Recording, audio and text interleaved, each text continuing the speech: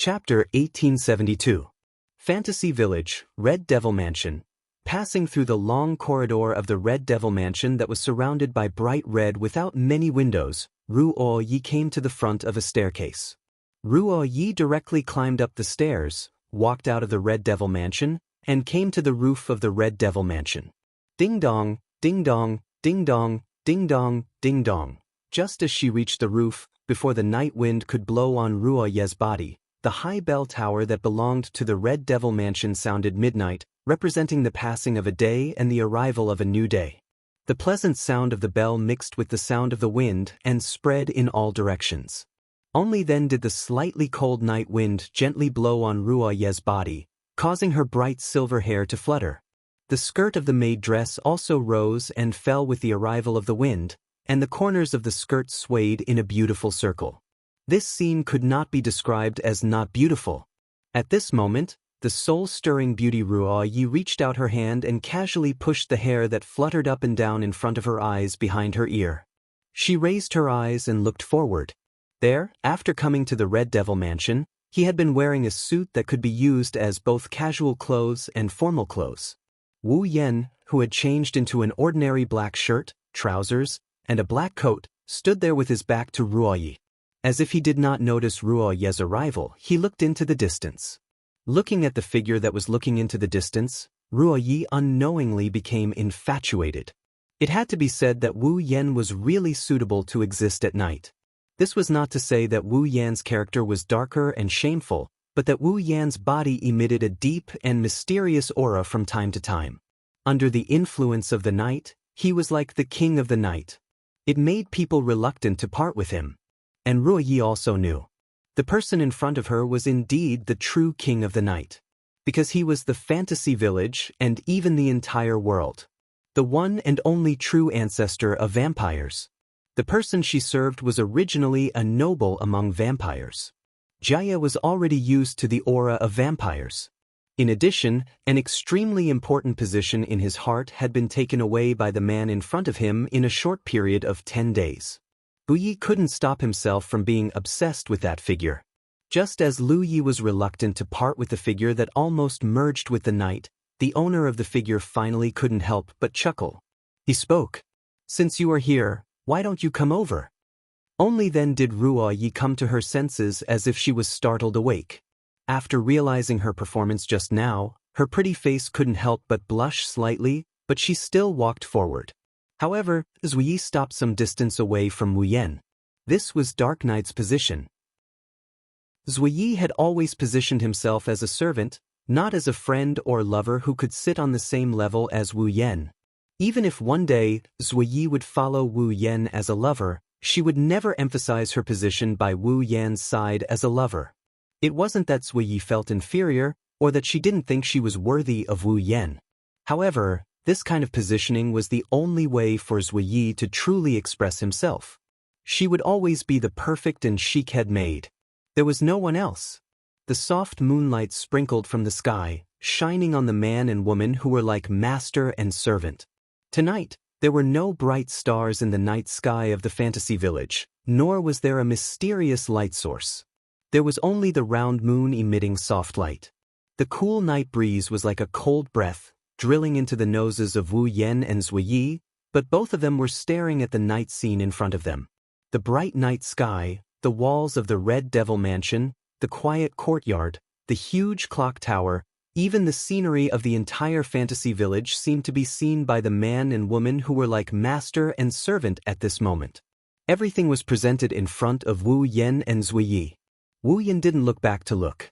Zui Yi didn't express all the words she wanted to say. It was as if thousands of words were no longer important. On this night of parting, Zui Yi spat out these words. "Don't you want to tell Miss and Miss?"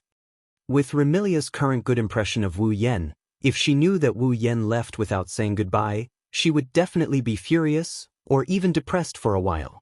According to Wu Yan himself, this time, he wouldn't take Fran with him. In other words, Wu Yan would let Fran stay by Remilia's side. Otherwise, if her most important brother and sister left at the same time, Remilia wouldn't be sitting in the Red Devil Mansion. It was more likely that she would cause a ruckus in the fantasy village and look for Wu Yan and Fran. In any case, Penglai Mountain's Hui Yi was also here and couldn't be taken away. Letting Fran stay might not be a bad choice. But at the same time, if she knew that Wu Yan left without saying goodbye, wouldn't Fran cause a huge ruckus? Those two girls definitely won't let me go so easily. Wu Yan sighed faintly. I will be back in a year. It's not like I won't come back. Before I leave, I don't want those two girls to be too sad. Shi Yi was silent for a short while before he spoke again. Then what about Miss Patrice and Miss Alice? Don't you want to say goodbye to them before leaving? What about Miss Ling Meng and Miss Marissa? What about Lord Bai's friends in Earth Spirit Hall? Don't you plan on informing them? Since I don't plan on telling those two girls, I naturally can't favor one and discriminate against the other. Otherwise, Remy and Fran will definitely feel unbalanced. Wu Yan couldn't help but smile. So, I'll have to trouble you to inform them, yes? Zui Yi thought for a while before nodding. Zui Yi understands. After saying this, there was another indescribable silence. It wasn't that Wu Yan had nothing to say to Zui Yi, nor that Zui Yi didn't want to say anything to Wu Yan. It was just that the two of them had the same thought. 1,000 words couldn't compare to a simple greeting at the moment of reunion. Since that was the case, it was better to not say anything and leave everything for the moment of reunion. Not long after, a pitch-black spatial crack filled with ferocious eyeballs appeared above the Scarlet Devil Mansion. 3 tall and petite figures walked out from it. They jumped up and lightly landed in front of Wu Yan and Zui Yi. Looking at the leader of the 3 figures, Zui Yi cried out in surprise. Devil Sage? The newcomers were Violet's Shikigami and Violet's Shikigami, blue and orange. Violet smiled and nodded at Zui Yi before looking at Wu Yan and shrugging. Looks like you're ready to leave. What about you? Wu Yan shrugged. You're not going to stay here? Back then, when Witch Boli borrowed the power of the dragon god to build the Great Barrier, I was also the one who assisted and witnessed everything. Even if someone else were to complete this job, I would still be responsible. Z replied vaguely. Besides, we're used to running around with you. Wu Yan couldn't help but laugh. Then let's set out. Yukari nodded nonchalantly. On the other hand, Lon stepped forward and bowed to Wu Yan. Lord White, I'll leave Lord Violet to you. Sorry to trouble you, Meow. Orange quickly bowed as well. Lord White. Zuiye's eyes flickered before he bowed as well. I wish you all the best. Wu Yan quietly looked at Sakuya. Both of them stared at each other for a while, neither of them looked away. Until a certain moment, Wu Yan closed his eyes and didn't say a word. He disappeared with the silent Violet. Zui Yi, blue, and orange stared in the direction the two disappeared in. They didn't react for a long time. No one noticed that at the entrance of the Scarlet Devil Mansion, several figures were standing in the corridor. They were Remilia, who was supposed to be drunk, Fran, who was sound asleep, Alice, and Patrice, who was in her library. Fran hugged Remilia tightly and held back her tears. She didn't cry, and only asked with a choked voice. Big brother will come back, right? Of course. Remilia nodded heavily and hugged Fran tightly. Her voice was firm. He'll definitely come back. Patrice and Alice looked at the pair of sisters who were tightly hugging each other and exchanged glances with the same expression in their eyes. Reluctance. But more than that, there was determination. Patrice and Alice also believed in him. Wu Yan will definitely do it again. Back to Fantasy Village. Chapter 1873. Behemoth Forest, capital of alternate generations. It's a bright and sunny morning. In such a cold morning with cold winds blowing from time to time, it was believed that everyone would subconsciously resist leaving their beds the moment they woke up. Although the temperature isn't that cold, it's only around 11 or 12 degrees Celsius. In such a temperature, ordinary people might have to wear some clothes to resist the cold before they could walk outside. However, for those cultivators with a certain level of cultivation, that is, those warriors and mages with combat chi and mana flowing in their bodies, even if they wore summer clothes, they wouldn't feel the slightest bit cold. After all, when fighting aura and magic power flowed through the body of the user to a certain extent, they would provide some protection to the body. Unfortunately, in this spalier world where only warriors and mages can cultivate, There are people who don't have impetus and mana flowing through their body. They aren't warriors or mages, but they have power that ordinary warriors and mages can't match. Thus, all of them gathered in the mystical capital of a different generation. The barrier of the capital of alternate generations would provide a certain level of protection to the city within. For example, the barrier allows the capital of alternate generations to maintain a relatively warm temperature. It allows the temperature in the capital of alternate generations to not fluctuate too much. If the sun is too strong, the light will be controlled to a suitable range. But 11 or 12 degrees Celsius isn't that cold. Therefore, the barrier covering the entire capital of otherworldly beings didn't undergo much adjustment, causing the entire capital of otherworldly beings to be filled with a chilly air. Under such circumstances, the Misaka sisters who came to the streets put on their autumn clothes and went out to continue their lives in the capital of otherworldly beings. Of course, in this relatively cold weather, the weather was very cold. In the morning, many of the Misaka sisters chose to lie in their beds and didn't want to come out. It's the same phenomenon. It's also happening in the heart of alternate generations. While the rest of the girls were still on the roof of the heart of alternate generations undergoing their transformations. In the heart of alternate generations, only a handful of 4 girls who had completed their transformation could move. The president of the student council of the White Emperor College from the world of the whirlwind butler, Gui Chuju. Hailing from the world of magical porn, Tokuwadai's electric princess, Misaka Mikoto. Came from the world of heavenly objects. The strongest strategic angel in history, Ikaros. There was also Astrea, the all-purpose angel who came from the world of heavenly object. It was these 4 girls who could be said to be famous to a certain extent, but at this time, their actions were quite shocking. A certain president, whose swordsmanship had already reached the level of a god, was half awake and half asleep. He wrapped himself in a blanket like a dumpling, vexed because he didn't know where to find autumn clothes to wear.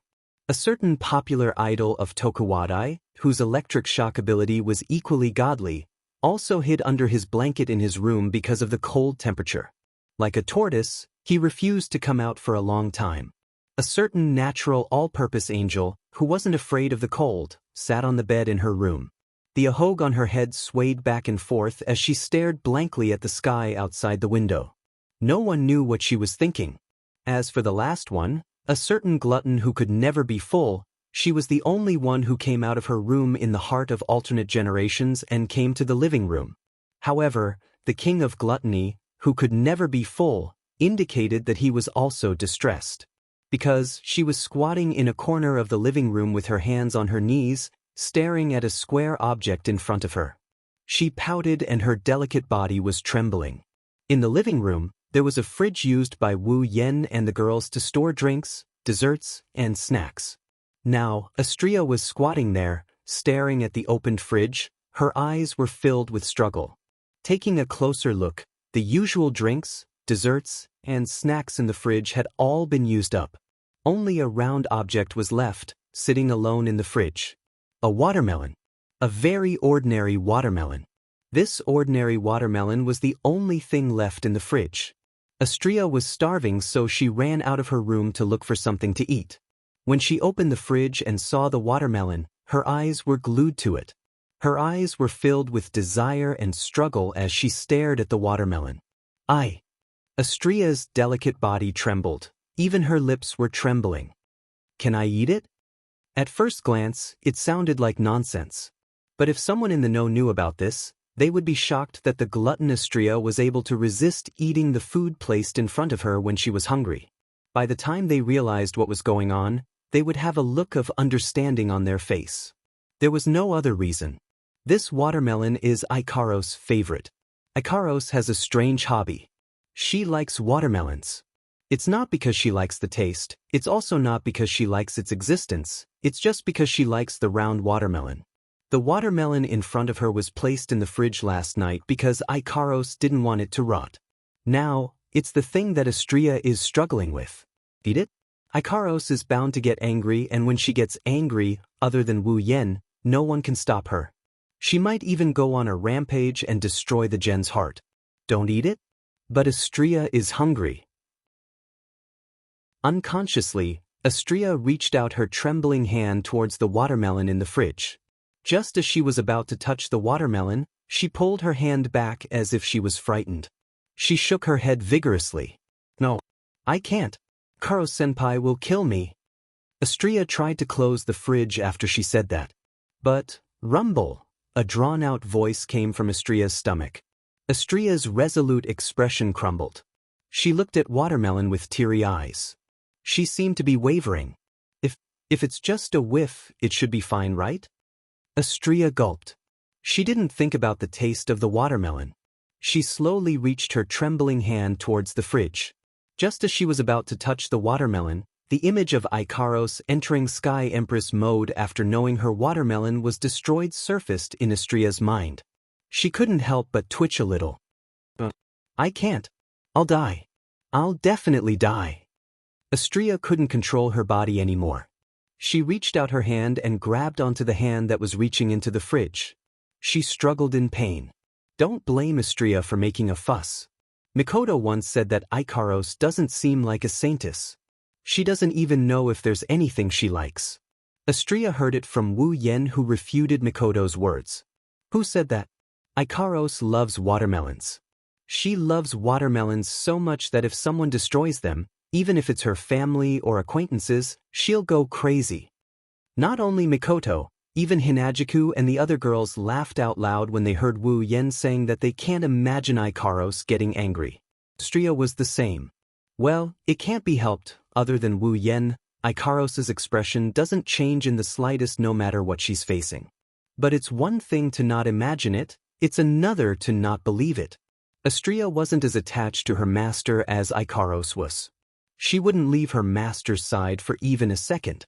Regardless of love, loyalty, or obedience, Astria was on the same level as Ikaros. That's why Astria didn't think she'd get lucky. She covered her mouth and whimpered as if she was afraid her mouth wouldn't listen to her. Translation: I have to leave this dangerous place. Astria was about to close the fridge when she heard a suspicious voice. What are you doing? Chapter 1874. What are you doing? The voice came from behind Astria. Astria's hand that was reaching for the fridge froze. Her face turned pale. As expected, Astria, who thought she was captured, let out a sorrowful cry. The pure white wings on her back flapped, and she fell to the ground like she was paralyzed. But before Astria could fall to the ground, a hand reached out from the side and wrapped around Astria's slender waist. After that, the voice that was filled with doubt earlier was now filled with helplessness. What the hell are you doing? Astria was shocked. Astria was familiar with the voice. Even the temperature of the hand around her waist was familiar.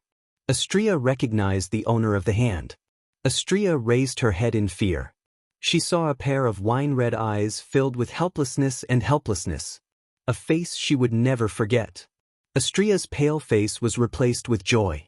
Master? Do you still remember that I am your master? Wu Yen said in an annoyed tone. You looked like you saw a ghost when you heard my voice. I thought you didn't recognize me anymore. Wu Yen helped Astria up so that she wouldn't fall down again. Then he let go of Astria. Only then did Astria notice that Wu Yen isn't the only one in the hall. There's also a girl with waist-length golden hair holding a paper fan. She's also looking at Astria with a helpless expression. Sister Yukari? Era, I thought Astria-chan didn't notice us. Yukari chuckled when she saw Astria's shocked expression. She didn't seem to be able to react to the situation. Thank goodness. I'm not completely invisible.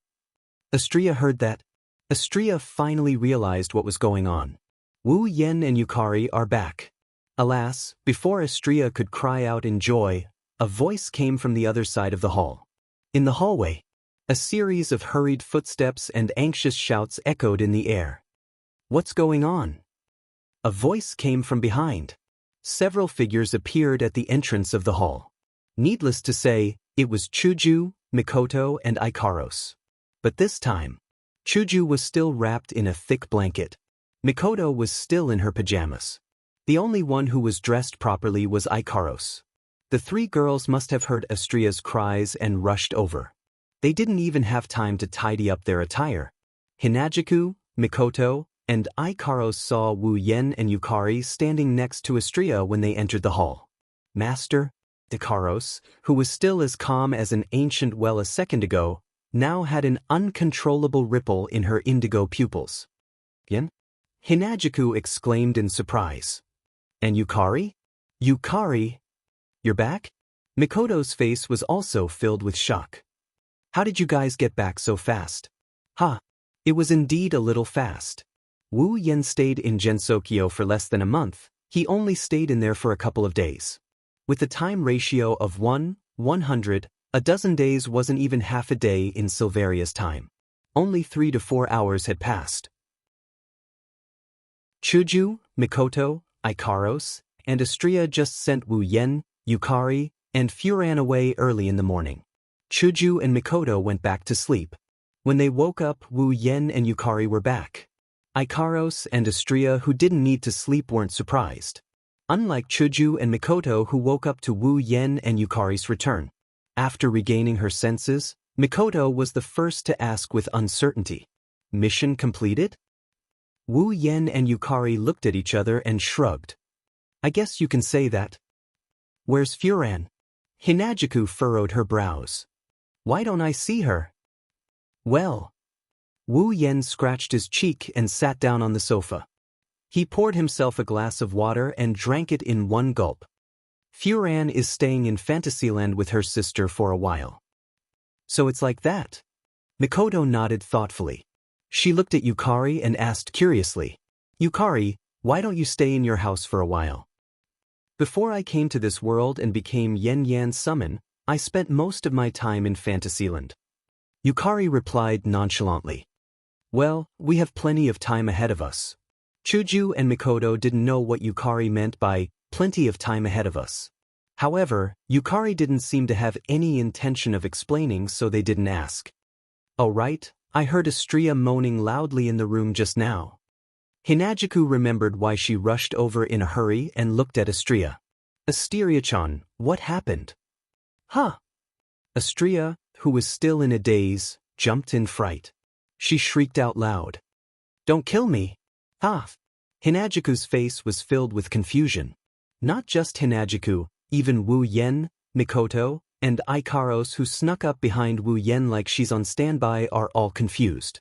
Even Yukari, who is known as the sage, doesn't know what's going on. Don't kill me? What do you mean by that? Astria shook her head like a rattledrum when she regained her senses. It's nothing. I didn't mean to eat the watermelon. Ugh. Everyone was speechless. Is that self-destruction? As expected of an idiot with an IQ lower than 9. That's great. Both Hinagiku and Mikoto rolled their eyes at the same time, yawned, waved their hands, and walked towards their rooms. Let's go back and change. Hinagiku and Mikoto disappeared into the hallway, leaving behind Astria, who was sweating profusely and looking at Ikaros with a terrified expression. Before Astria could turn around, a hand landed on her shoulder. Astria froze. Dua. Astria's sorrowful wail echoed throughout the heart of generations once more. Just like that, a lively and peaceful day passed by. Endless darkness covered the clear sky, enveloping the entire Spalier world in darkness. Today, the behemoth forest didn't give off any ominous aura. Logically speaking, a place like the behemoth forest is filled with vicious demonic beasts. No matter how one tries to disguise themselves, they shouldn't be able to hide the ominous aura.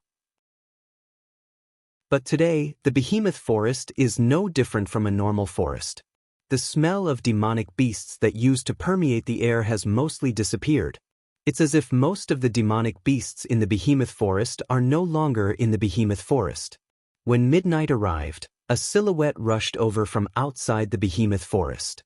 The silhouette seemed to be enchanted with some sort of magic that boosted her speed. She rushed towards the behemoth forest and stopped right in front of the behemoth forest.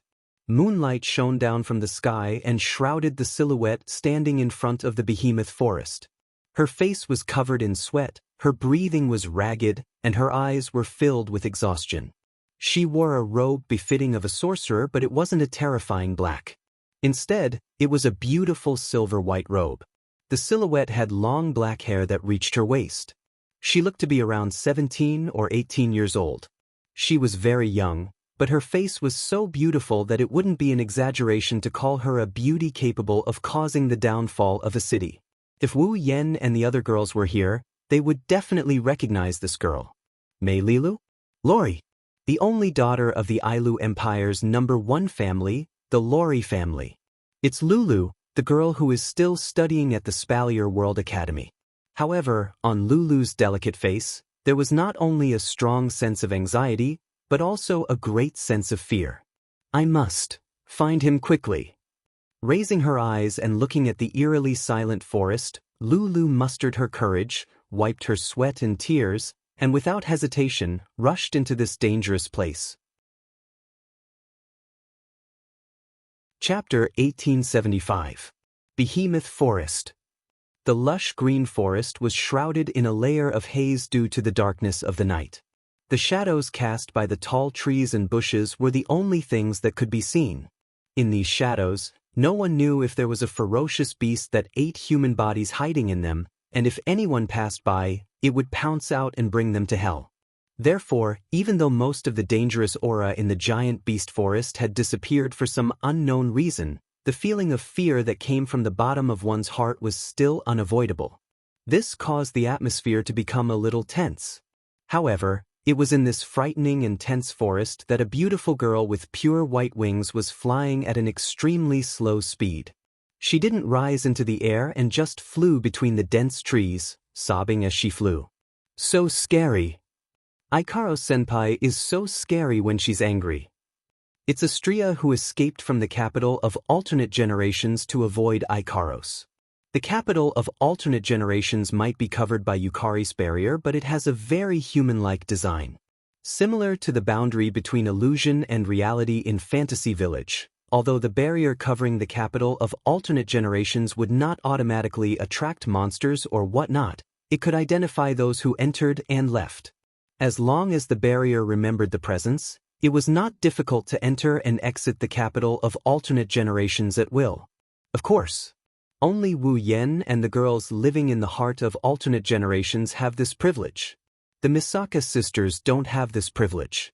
After all, with the number of Misaka sisters and their unpredictable personalities, it wouldn't be strange for one or two of them to go missing at any time. It would be troublesome if that happened. That's why only Wu Yen and his summons can enter and leave the capital of alternate generations as they please. He didn't know what kind of torture Ikaros inflicted on Astria.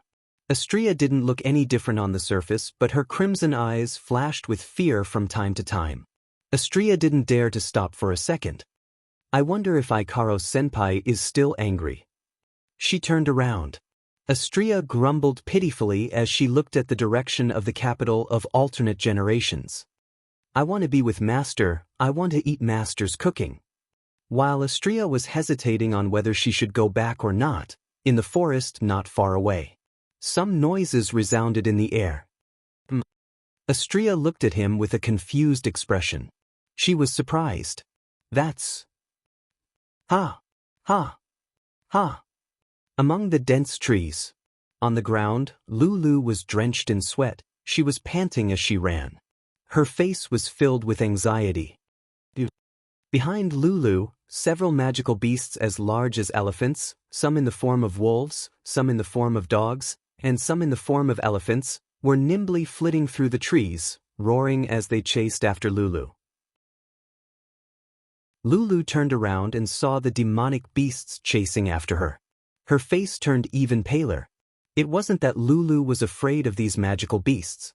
These magical beasts looked terrifying, but they were only around the 5th or 6th order.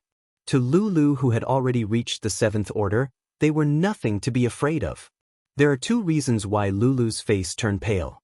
First, if these demonic beasts catch up to her, she might be able to defeat them, but she will waste a lot of time. As for Lulu, she didn't have much time to waste. As for the other reason, according to Lulu's knowledge, there shouldn't be many magic beasts left in the giant beasts forest. Most of the magic beasts that were left were rank 1, 2, and 3 magic beasts. Most of the magic beasts that were left were already gone. Rank 5 and 6 demonic beasts aren't that high, but there shouldn't be many left in the behemoth forest.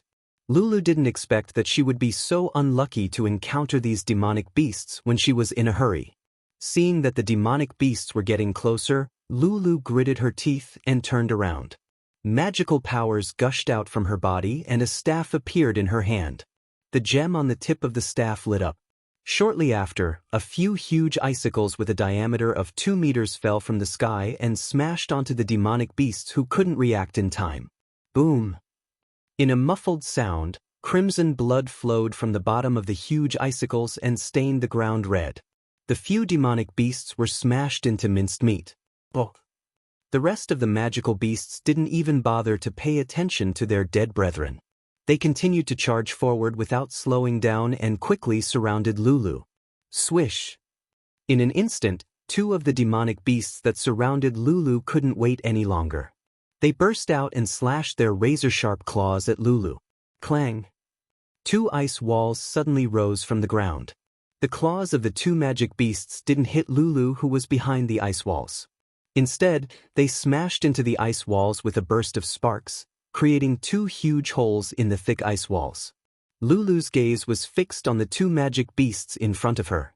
Her lips were still biting hard as she circulated the magic power in her body to the extreme. The ice blue magic power was like a mist that wrapped around Lulu's body. Roar! Just as Lulu was about to end the battle cleanly, a loud roar echoed in the forest. Upon hearing the roar, Lulu sulked and lifted her head abruptly. On top of a huge tree in front of them, a huge black shadow was standing there, roaring angrily. It was a tiger-shaped demonic beast. To be exact, it should be described as a tiger-shaped demonic beast that walked on 2 legs like a human. The tiger-shaped demonic beast stood on a branch of the tree. It exuded an aura that was much stronger than all the other demonic beasts on the scene. The surrounding air rippled and split apart like waves. Lulu's face finally revealed a look of shock. That was actually a Class 7 demonic beast. Even though Lulu had advanced to Class 7, Lulu had only just advanced. She was level 60 and was the weakest among Class 7 demonic beasts. Even though this Class 7 demonic beast was also at level 60, it was generally impossible for humans to defeat demonic beasts of the same level due to its powerful physical capabilities and magical powers that were much stronger than humans of the same level. Furthermore, Lulu clearly sensed the aura emanating from the tiger-shaped demonic beast. This tiger-shaped demonic beast definitely wasn't just Class 7. It was at least Class 7 intermediate. Roar! The tiger-shaped demonic beast abruptly roared and stomped its feet. The branches and trees under its feet were instantly crushed by the huge impact. The tiger-shaped demonic beast burst forward and stretched out its sharp claws, aiming for Lulu's heart without hesitation. Lulu didn't dare to be negligent. She hurriedly waved the staff in her hand and a gust of cold air gushed in from all directions and condensed into a tiger-shaped demonic beast that was exactly the same as the tiger-shaped demonic beast. The Ice Tiger Man bent his claws, and a rich white magical power emerged on the sharp claws. Finally, all of the white magical power gathered on the sharp claws, and with traces of ice-cold air, he directly attacked the Tiger Man. Clang! In the sound of metal clashing, Lulu's ice tiger-shaped demonic beast trembled. In less than a second, the ice tiger-shaped demonic beast's claws shattered into pieces. Boom! In the end, even the Ice Tiger Man exploded into ice shards under the attack of the Tiger Man magical beast. The tiger-shaped demonic beast's claws continued to reach for Lulu. Swish! Just when Lulu's face was filled with horror and despair, an ear-piercing sound suddenly resounded in the forest. A streak of light flitted past every demonic beast at the scene, including the tiger-shaped demonic beast. Poochie! Lulu only saw a blur in front of her eyes. Then, one by one, blood blossomed on the bodies of the demonic beasts. All the demonic beasts at the scene were slashed into 2 halves, including the Class 7 demonic beast that almost killed Lulu. Lulu didn't have time to react, and all the demonic beasts at the scene were slashed into two halves. Then, a young lady with a pair of pure white wings and a laser sword in her hand appeared in Lulu's vision. Although she couldn't understand what had happened, Lulu recognized this angelic girl. She immediately revealed a look of ecstasy, and the taut strings in her head loosened. Lulu's vision turned black, and she fell to the ground. "Sister Lulu." This was the last sound Lulu heard before she lost consciousness. Chapter 1876. In an empty room, Wu Yen, Yukari, Hinajiku, Mikoto, Ikaros, Astria, and the others gathered together. They didn't say a word. Lulu was lying on the bed in the room. Beside the bed was Kanon, who was wearing a white blouse with red trimmings and a red pleated skirt. Her slender hand was raised about 10 centimeters away from Lulu's body, and there was a gentle glow emanating from it. Aside from Kanon, Wu Yen and the other girls looked at Lulu. Lulu's pale face was covered in sweat, and she looked like she's having a nightmare. They couldn't help but feel an indescribable pain in their hearts. It must be noted that Lulu was a lively, cheerful, and playful girl. She could even play with Furan. She was naive, romantic, and a little natural. A girl like this, in the past, in front of Wu Yen and Co., she would always act like a clown, she would always giggle and throw a tantrum. When has she ever laid on the bed with a pained expression on her face? Hinajiku and Mikoto, who were the closest to Lulu, couldn't help but bite their lips so hard that they almost bled. Astria couldn't bear to look at Lulu anymore. Even Yukari furrowed her brows. Even the other girls were in such a state. Wu Yen didn't know what to feel. Lulu is the first person Wu Yen met and the first person he met in Silveria since he came to this world without any family or friends. Lulu's cheerful personality and the way she protected and cared for Wu Yen. Lulu's position in Wu Yan's heart was second only to the other girls. Wu Yen didn't say anything when he saw Lulu in such a state. His expression was as calm as an ancient well. She clenched her fists so tightly that her nails dug into her palms. Blood dripped out of her palms. In this heavy atmosphere, Kanon's treatment continued in an orderly manner. Until a certain moment, the gentle light on Kanon's palm dimmed. Kanon saw this. Chuju, Mikoto, and Astria perked up. Wu Yen asked in a hurry, "Kanon, how are you?" I'm fine now." Kanon smiled. She looked like a devout saint. She answered Wu Yan's question with a clear and gentle voice. "Actually, Wu-sen isn't injured at all." "Not injured?" Hinajiku, Mikoto, and Astria froze at the same time. "Not injured?" Wu Yen was also surprised by this. Then why did Lulu faint? "Huh." Lu-sen fainted due to exhaustion of mana. She wasn't injured. Kanon shook her head. "That's why she'll recover after resting for a while." Wu Yen and the others sighed in relief. Kanon was familiar with healing abilities. Apart from that, she also had a purifying ability. She didn't have any combat abilities at all. Vassal beasts were synonymous with destruction. It was hard to imagine a vassal beast without any fighting prowess. However, it was also because of this that Kanon's purification and healing abilities were extraordinarily powerful. In addition, due to her purification and healing abilities, Kanon also knew how to deal with foul energy such as curses and the physical condition of the target she needed to heal. Since Kanon said that Lulu was just exhausted and wasn't hurt, then that must be the case. There was no doubt about it. "Kanon, thank you." Wu Yen rubbed Kanon's head. "Thank goodness you're here.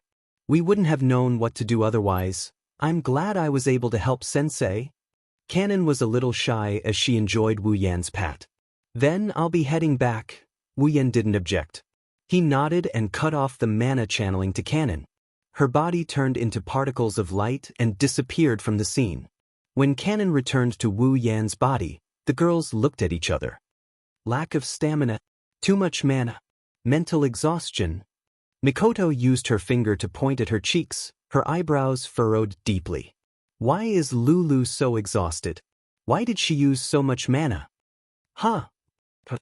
Hinajiku tilted her head and asked in confusion. Isn't it because of the battle with the demonic beasts? Lulu is a pure magus. Even if she used up a lot of mana fighting demonic beasts, there's no way she would use up all her stamina. Wu Yan said in a low voice. Besides, Canon also said that Lulu was too mentally exhausted. That's the main reason why she fainted. So, Lulu definitely didn't fall into a coma because she was fighting a magical beast. That's strange. Chuju seemed to have noticed the abnormality as well. Why did Lulu go to the Behemoth Forest? This is indeed a problem. Due to the existence of the Beast King, the Behemoth Forest is off-limits. Only the 3 empires have set up camps outside the Behemoth Forest are allowed to enter the Behemoth Forest to hunt. Lulu is a special student studying at the Spalier World Academy. Logically speaking, the camps wouldn't allow a talented student to hunt in the Behemoth Forest. It's too dangerous. Lulu is also the only daughter of the Ailu Empire's #1 family, the Lori family. Even if she wanted to enter the Behemoth Forest, there would be plenty of experts protecting her. Lulu's grandfather, the Thunder King, and father, Lars, might even be escorting her. At the very least, Feifei would be there. But this time, Feifei isn't by Lulu's side. Lulu even entered the dangerous Behemoth Forest alone. This doesn't make sense. Could it be because she encountered a high-level demonic beast? Mikoto pondered for a moment before saying, maybe because they encountered a high-level magic beast, the team that escorted Lulu was annihilated and only Lulu escaped. That's hard to say, right? I can't say that it's impossible. Wu Yan rubbed his forehead. But first, we have to figure out why Lulu came to the Behemoth Forest. Everyone fell silent. Yukari spoke up. Isn't the reason obvious? The group of people turned their heads and looked at Z. Yukari. Wu Yan turned his attention to her. Do you know why Lulu came to the Behemoth Forest? You're all too concerned, that's why you didn't think. Yukari laughed and shook her head. Isn't the most likely reason for this girl to come to the giant beast's forest to look for us? Find us. Realization dawned on everyone's faces. Find us? Only Wu Yan's frown deepened. Indeed, with the relationship between Lulu and Wu Yan's group, it's not surprising that she came here to look for them because she missed Wu Yan and the others. However, Wu Yan's intuition told him that Lulu didn't come here just because she wanted to see them. Yukari had her own considerations as well. She tapped her face with the paper fan in her hand and said thoughtfully, what we're more curious about is why this girl exhausted her stamina to the point that she fainted due to exhaustion. Because the team escorting him was wiped out, he exhausted all his stamina trying to escape. Also, because he was being chased by demonic beasts, his mental state was highly strained. In the end, when he saw Astria saving him, he let his guard down and fainted. Mikoto suggested. Isn't that the case? Is that so? Violet said with a smile. She didn't deny it. That's right. But I think something important must have happened to this girl. She rushed all the way to the Behemoth Forest to look for us. That's why she fainted due to exhaustion. Everyone present shuddered at the thought of this. Lulu, who was lying on the bed, suddenly moaned. Her eyelids trembled and she slowly opened her eyes. Lulu! Wu Yan and the others were overjoyed. They rushed forward. Lulu also saw Wu Yan and company. Her eyes, which were still a bit unfocused, focused, and then they turned red. Tears flowed down her cheeks as she stood up and threw herself at Wu Yan. Yan! What's wrong? Wu Yan and the others were shocked. What happened? Yan! Lulu hugged Wu Yan tightly. She cried as if she was hugging a life-saving straw. She shouted at the top of her lungs. The Ailu Empire is about to be destroyed. Chapter 1877. Time returned to the morning. In the Spalier world, there was an academy. It was the only academy in the Spalier world. It was founded by the Ailu, Baruba, and Fea empires. Since the academy was established by the 3 empires, it was located in the middle of the 3 empires. It was close to the giant beast forest, which occupied a corner of the 3 empires' borders. This academy was called the Spalier World Academy. Every youngster in the Spalier world yearned to enroll in the Spalier World Academy. It wasn't just because Silveria World Institute was the only institute in the entire Silveria world, nor was it because it was founded by the three empires. It was because the geniuses from all over the world were gathered in this institute and they grew together. In other words, as long as you entered the Spalier World Academy, you would be hailed as a genius no matter where you went, even if you were just a normal student. Everyone in the Spalier world knew that no matter if you were born in one of the three empires or one of the 9 great houses, you couldn't be called a true genius no matter how talented you were. Only the students of the Spalier World Academy could be called a true genius. In addition, the Spalier World Academy was provided with cultivation resources by the three empires. It was the cradle of geniuses in the world. It was a holy land for cultivation. No one didn't yearn to enroll in the Spalier World Academy. Unfortunately, only the true geniuses could enroll in the Spalier World Academy. Mediocre people didn't even have the right to step through the gates. Looking down from the sky, the Spalier World Academy looked like a city. It was surrounded by tall walls. The entire Spalier World Academy was surrounded. At the center of the academy, the arena tower towered into the clouds. It was a magnificent sight. In the academy, the students were only responsible for cultivation. The teachers were responsible for teaching and cooperating with the academy's enforcement team.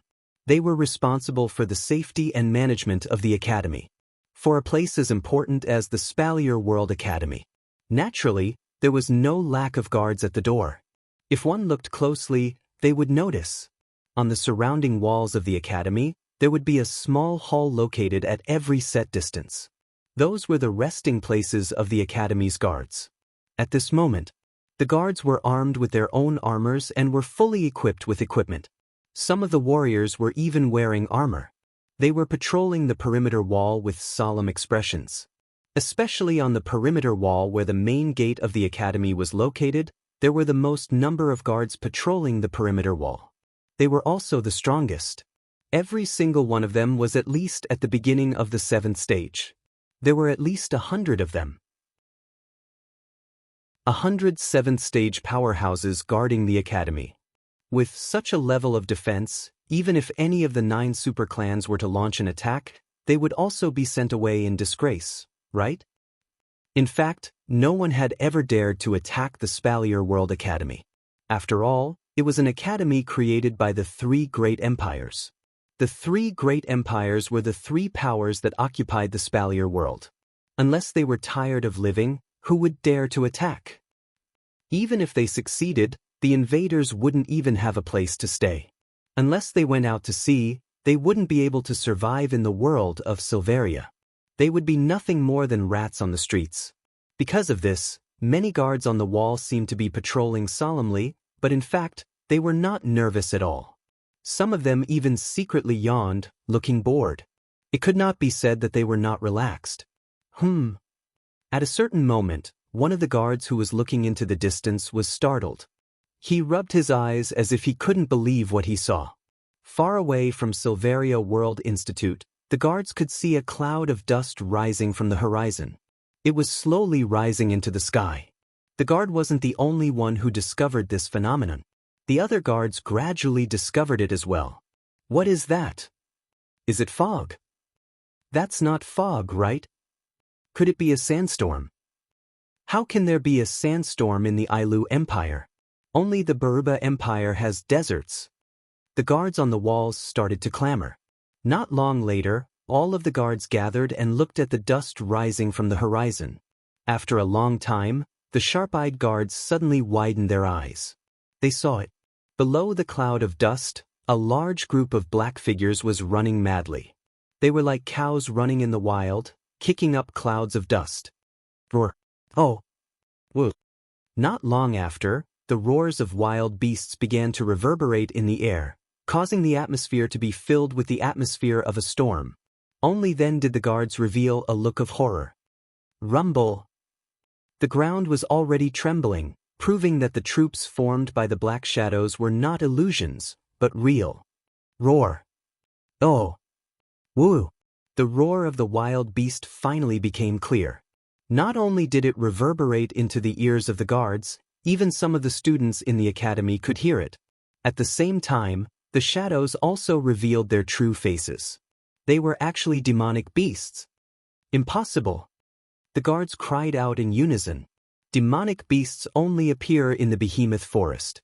They only move around in the behemoth forest. Why would they appear outside the behemoth forest? Why would they come to the Spalier World Academy? This was absolutely impossible.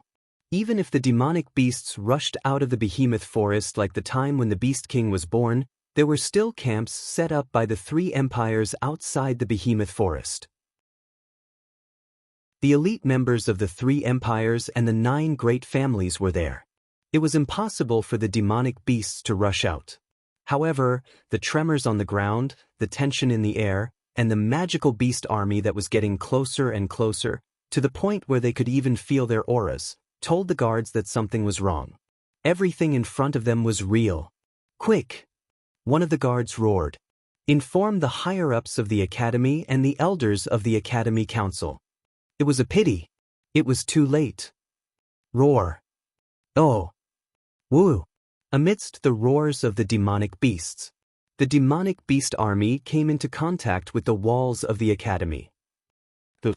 An earth-shattering sound reverberated through the sky of the academy, causing the ground and buildings of the entire academy to tremble.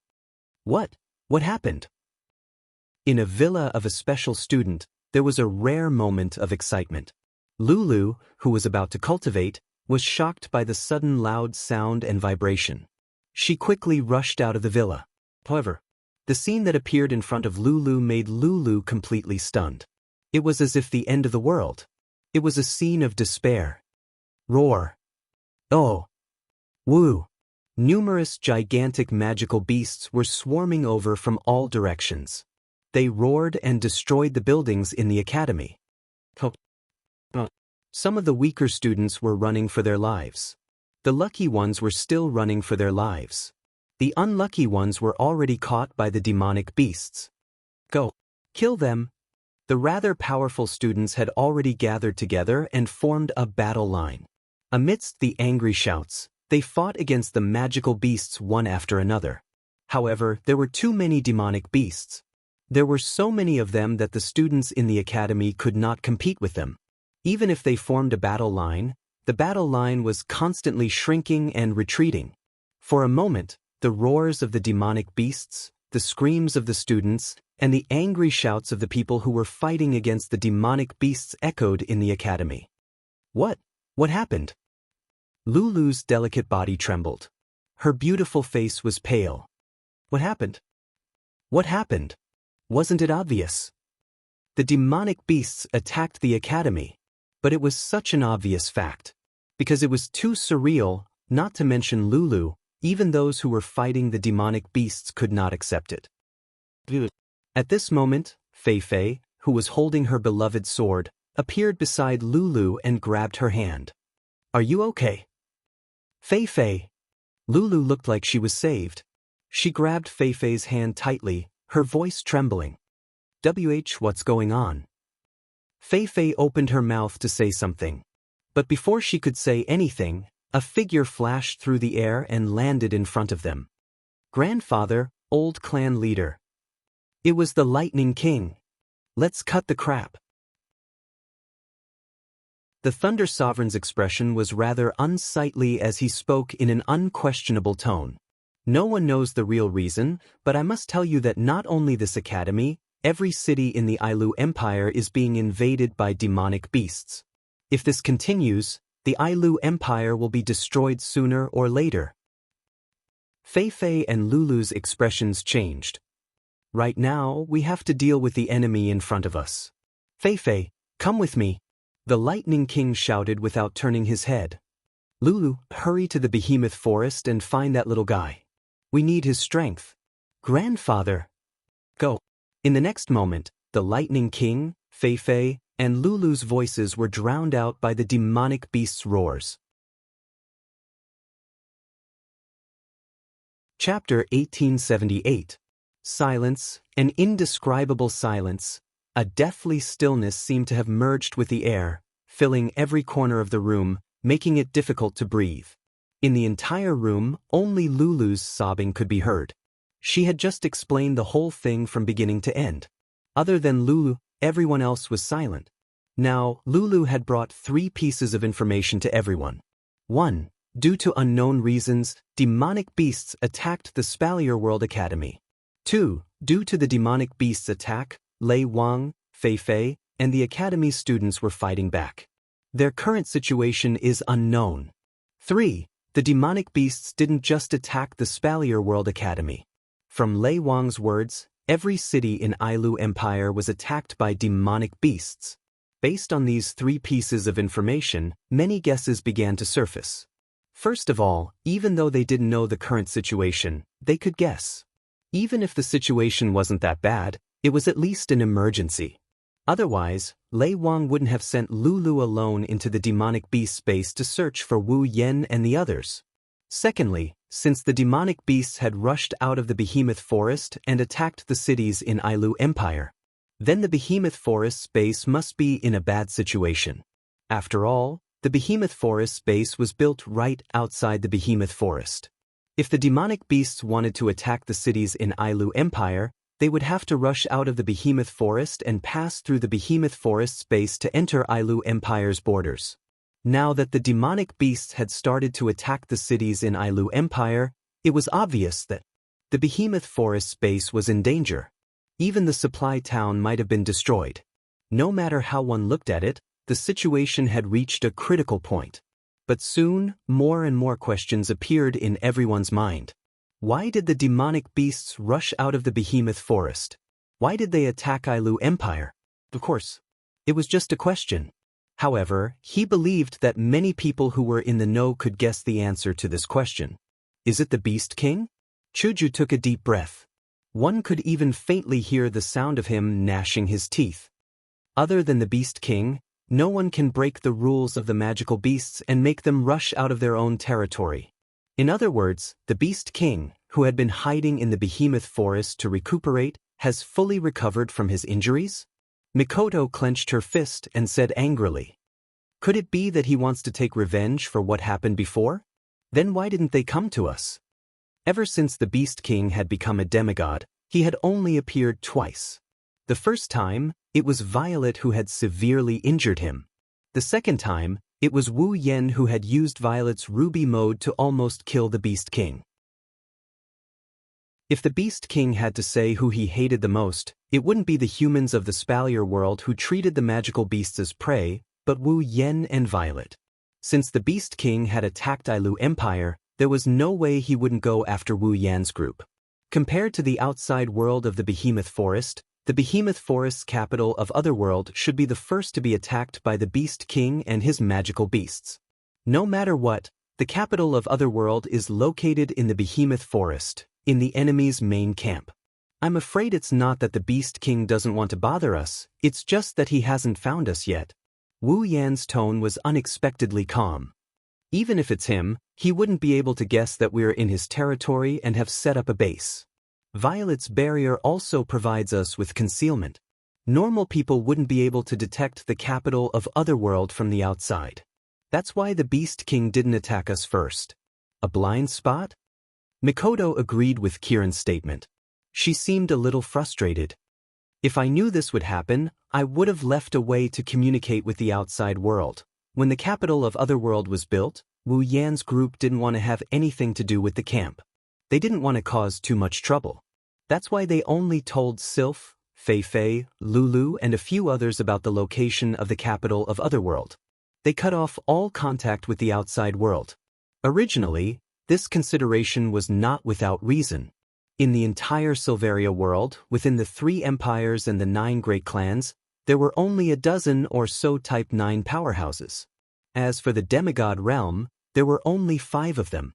On Wu Yan's side, Chuju, Mikoto, Ikaros, and Astria are all Tier 9 powerhouses. Ikaros and Astria, who can use Pandora mode, are considered rare even among Tier 9 powerhouses. Wu Yan, who's at the pinnacle of Tier 9, and Violet, who's at the demigod level, they have enough power to rival any of the 3 empires. Not to mention the 20,000 Misaka sisters who are at least tier 7 and the girls who are still in the process of transforming. If Wu Yen wants to gain a foothold in the Spalier world, they're more than enough. It's a pity that Wu Yen doesn't have the ambition to conquer the world. He just wants to live a peaceful life with his summons. Even the capital of Otherworldly was built to give his sisters a place to settle down. Even if Wu Yen doesn't have any ambition, there are bound to be people in the Spalier world who are on tenterhooks because of Wu Yan's group. In order to avoid causing too much trouble and disputes, it wasn't entirely unnecessary for them to conceal themselves. But now, there's a drawback. It's hard for news from the outside world to reach the capital of Otherworldly. Otherwise, there's no way Wu Yan's group wouldn't be in the dark. Yen, what should we do now? Lulu's eyes revealed a hint of excitement. Grandpa and Feifei are fighting against the demonic beasts at the academy. I don't know how Dad is doing. Everyone must be in danger. We have to save them. There's no need to call for help anymore. Violet shook her head and said, according to what you said, the demonic beasts' attack started in the morning. You only arrived at the behemoth forest at night. In addition to the time you were unconscious, it's almost dawn now. One whole day is enough for them to successfully resist the demonic beasts, retreat, or die. In other words, the Thunder Lord and Feifei have either repelled the demonic beasts and are safe and sound, or they were defeated by the demonic beasts and have retreated. Otherwise, they died in the academy. No matter how you look at it, there's no need to rescue them now. Then what should we do? Lulu waved her hands helplessly. Grandpa said that he needs your strength now. Lu, calm down first. Wu Yen patted Lulu's shoulder and looked at Violet. Violet, what do you think we should do? You should be asking, what do you think we should do? Yukari asked Wu Yen back with a question. The behemoth forest is in the middle of the 3 empires. If the demonic beasts attacked the Ailu Empire, the Baruba Empire and Fea Empire would be attacked as well. In other words, the entire world is under attack by the demonic beasts. Do you only want to save the people you know? Or save the entire Ailu Empire? Or save the entire Spalier world? Wu Yen was speechless. He admitted that he wasn't so noble as to save the entire world. However, he still wanted to save the people he knew. However, the people Wu Yen wanted to save would definitely not allow the Spalier world to fall into the hands of the demonic beasts. They would definitely fight back. When that happens, Wu Yan's group would be dragged into the mess. That's why Violet was asking Wu Yen if he wanted to be dragged into this mess or take the initiative to solve this crisis. Or he could just stay out of this mess. The girls seemed to understand Violet's meaning. They all looked at Wu Yen. Other than Lulu, who was looking forward to it, Chuju, Mikoto, Ikaros, and Astria all expressed one thing. That is, no matter what Wu Yen chooses, the girls will stay by his side. Wu Yen felt warmth in his heart. He looked at Violet. When Wu Yen was about to make a decision, Violet's calm expression froze for a moment before a smile appeared on her face. It seems like they don't intend to give us a choice. Chapter 1879. At the same time, in one of the open spaces in the behemoth forest, a scene like this was playing out. Around this desolate open space, in the trees and bushes, pairs of scarlet and green eyes suddenly flashed one after another. They were like wild wolves lying in ambush in the bushes, waiting for an opportunity to strike, causing the air to be filled with a dangerous aura. Hoo! In the sky, the sound of wings flapping could be heard. Along with the sound of the wind, it reverberated in the area. Following that, huge black shadows approached from all directions, as if they were surrounding something. They gradually attacked the empty space. Looking carefully, it was actually a huge wild bird flying in the sky.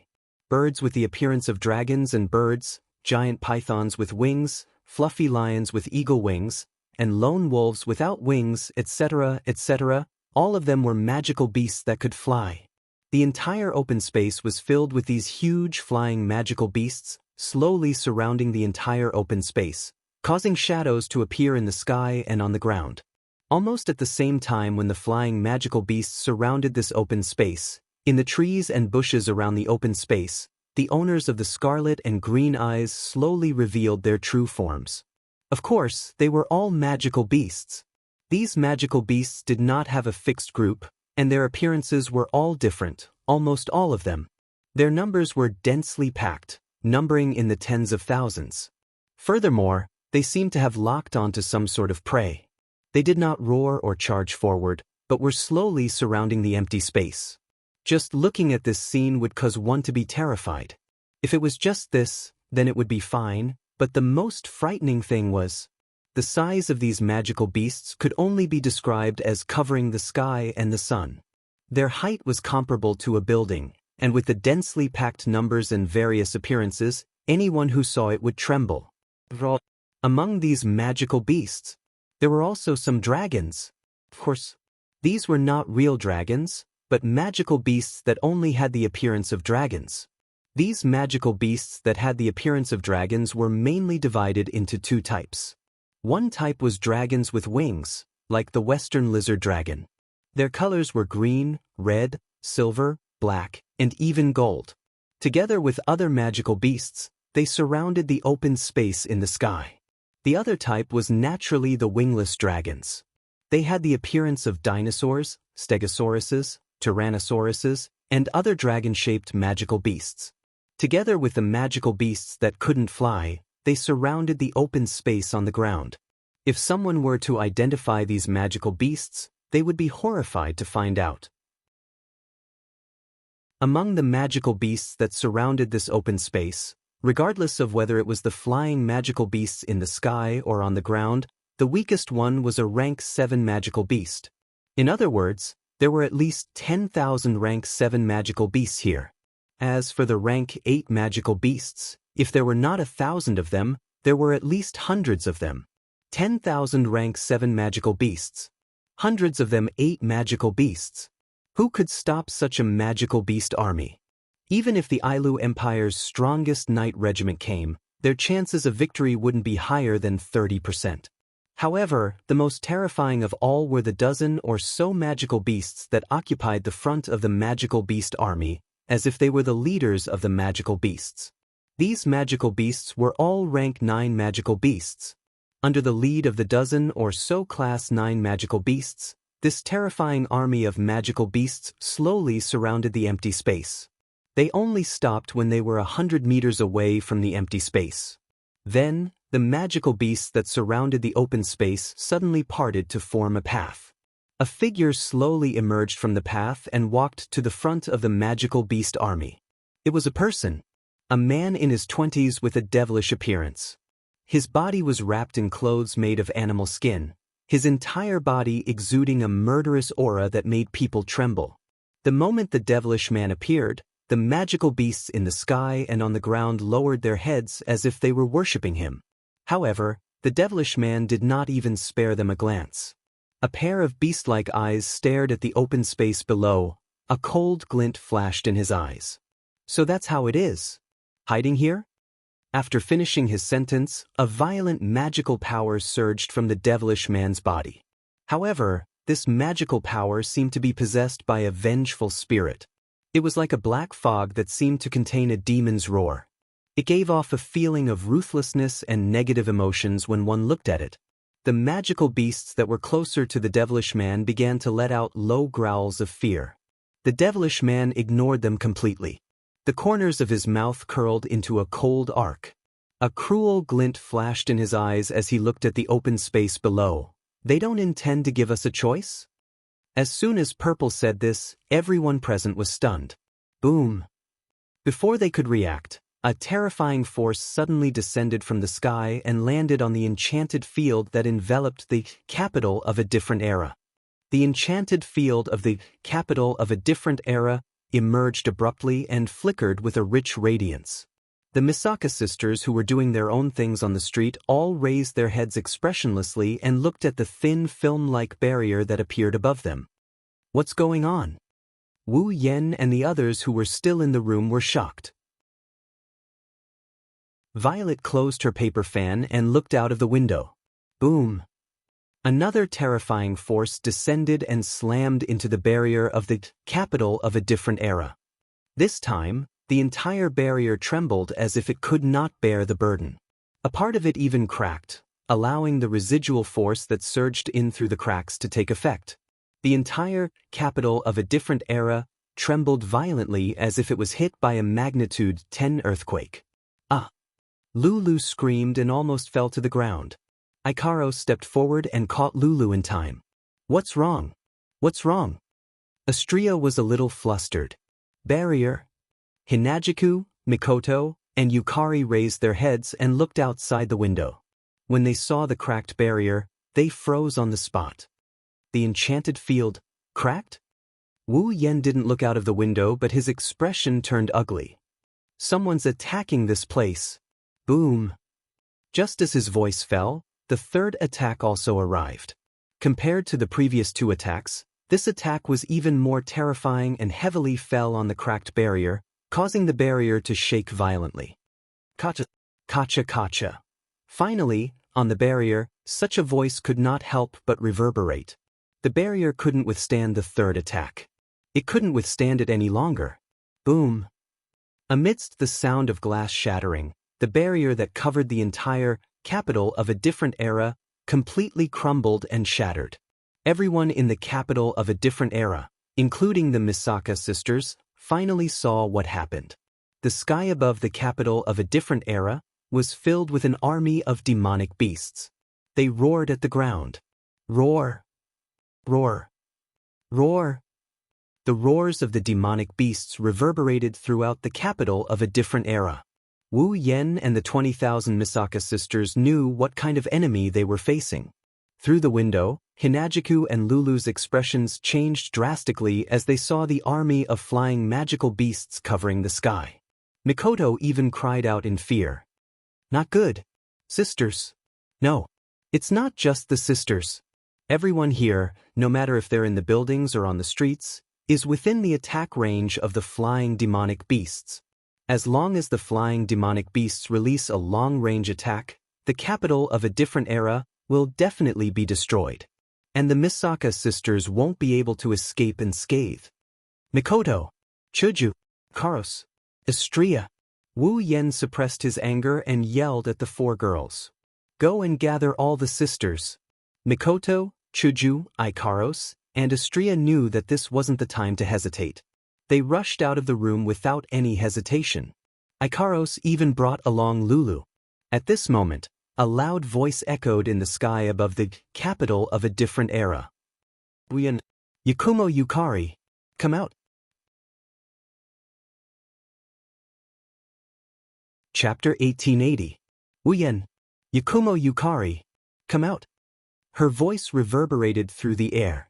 Not only did it reach Wu Yen and Yukari's ears, it also reached Hinagiku, Mikoto, Ikaros, Astria, and Lulu, who rushed into the street to gather the Misaka sisters. Chuju, Mikoto, Ikaros, and Astria have heard this voice before. It's the Beast King's voice. I knew it. Chuju gritted her teeth. It's the Beast King. He's looking for Master and Yukari Nei-san? Astria started to get anxious.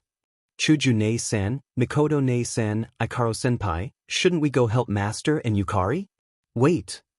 Wait a little longer. Mikoto's face was full of struggle, but in the end she still chose to look at the bigger picture. Let's gather the sisters first.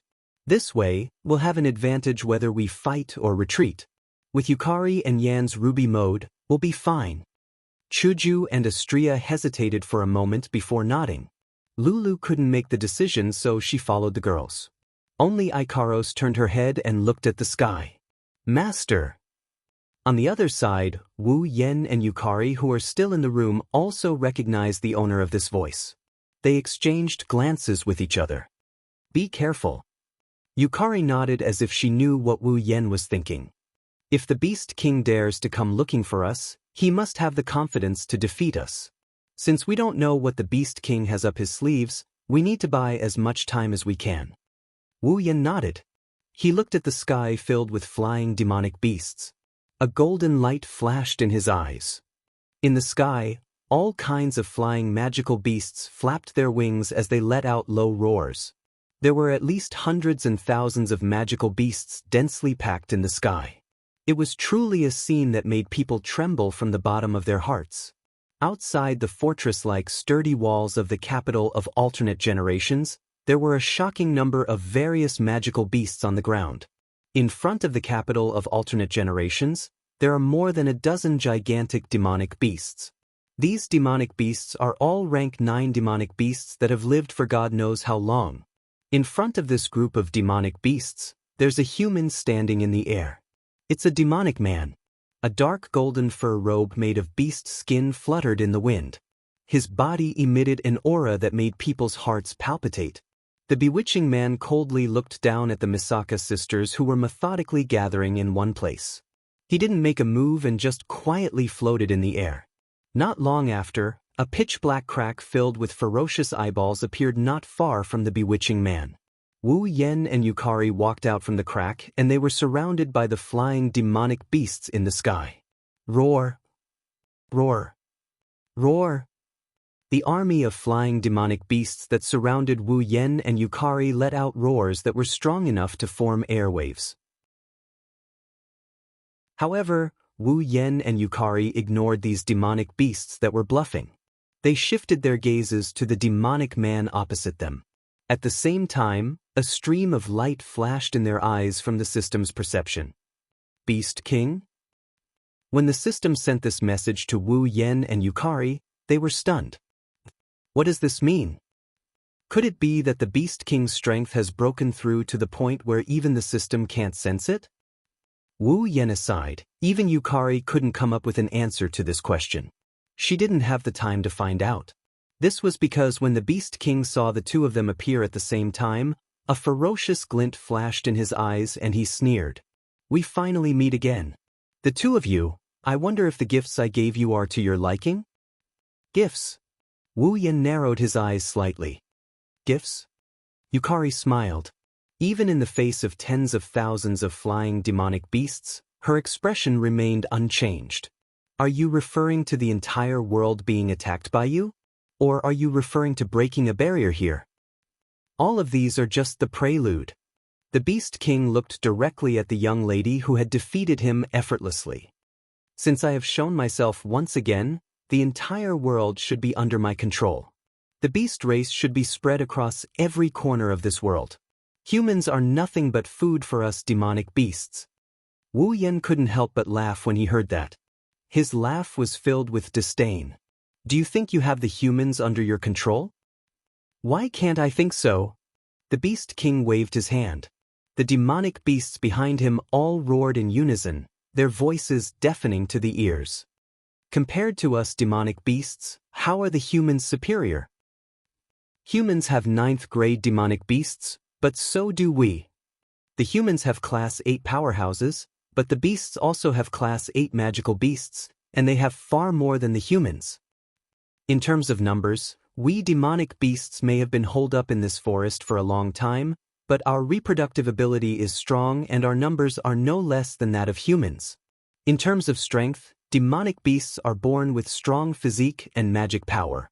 Compared to humans of the same level, demonic beasts have an absolute advantage. That is why I can attack all 3 empires of the Spalier world at the same time. In just one day, we demonic beasts have conquered 1/3 of the Ailu Empire, 1/3 of the Baruba Empire, and 1/3 of the Fea Empire. It won't be long before the human world, the continent of Silveria, falls under the control of us magical beasts. The Beast King clenched his fist, a victorious smile appeared on his face. Tell me, why wouldn't I think I have the humans under my control? Yes. Demonic beasts are generally stronger than humans in terms of both numbers and strength. The 3 empires and the 9 great clans only have a dozen 9th grade demonic beasts. Even if the other 9th grade demonic beasts are included, the total number won't exceed 30. Demonic beasts have a long lifespan. Those that have lived for a very long time are all 9th grade demonic beasts. Disregarding the others, when the Beast King was born, there were a dozen 9th grade demonic beasts guarding him. In addition to the other demonic beasts scattered around, there are at least 50 9th grade demonic beasts. Demonic beasts can't even compare to 9th grade demonic beasts, let alone 7th and 8th grade demonic beasts. With their reproductive ability, there are definitely more demonic beasts than humans. As for the 1st, 2nd, and 3rd grade demonic beasts, there are so many of them that it's impossible to count them all. Thus, if one were to compare the demonic beasts with the humans, the demonic beasts would generally win. But you've forgotten, a true omnipotent can control everything. Wu Yan continued. Humans have 5 demigods, but the demonic beasts only have you. As long as you are defeated, no matter how much advantage the demonic beasts have, they will all be chased back to the behemoth forest. Hearing this, the Beast King lowered his head. Just when Wu Yan thought he was going to get angry, he laughed like a madman. Ha! Ha! Wu Yan's expression turned cold. What are you laughing at? What am I laughing at? The Beast King laughed heartily as he clapped his hands. I'm laughing at the fact that you're absolutely right. As soon as he finished speaking, the Beast King's aura suddenly surged like a violent volcano, stirring up a storm. Boom! The ferocious shockwave swept out in all directions, pushing the flying magical beasts around the Beast King a distance away. The flying magical beasts all bowed down to the Beast King as they let out low growls.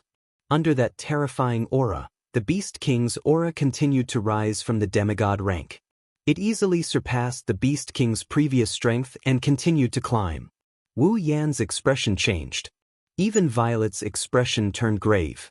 There was no other reason. The Beast King's aura continued to surpass Violet's.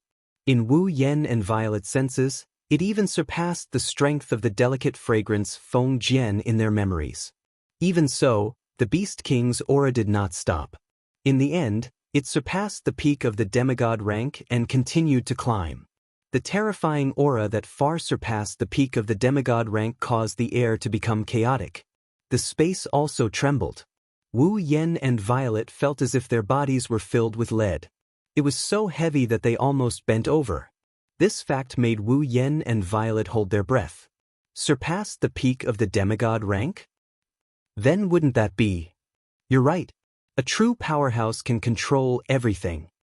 The Beast King's voice reverberated in the sky. And I, who have become a god-rank powerhouse, will be the only powerhouse in this world.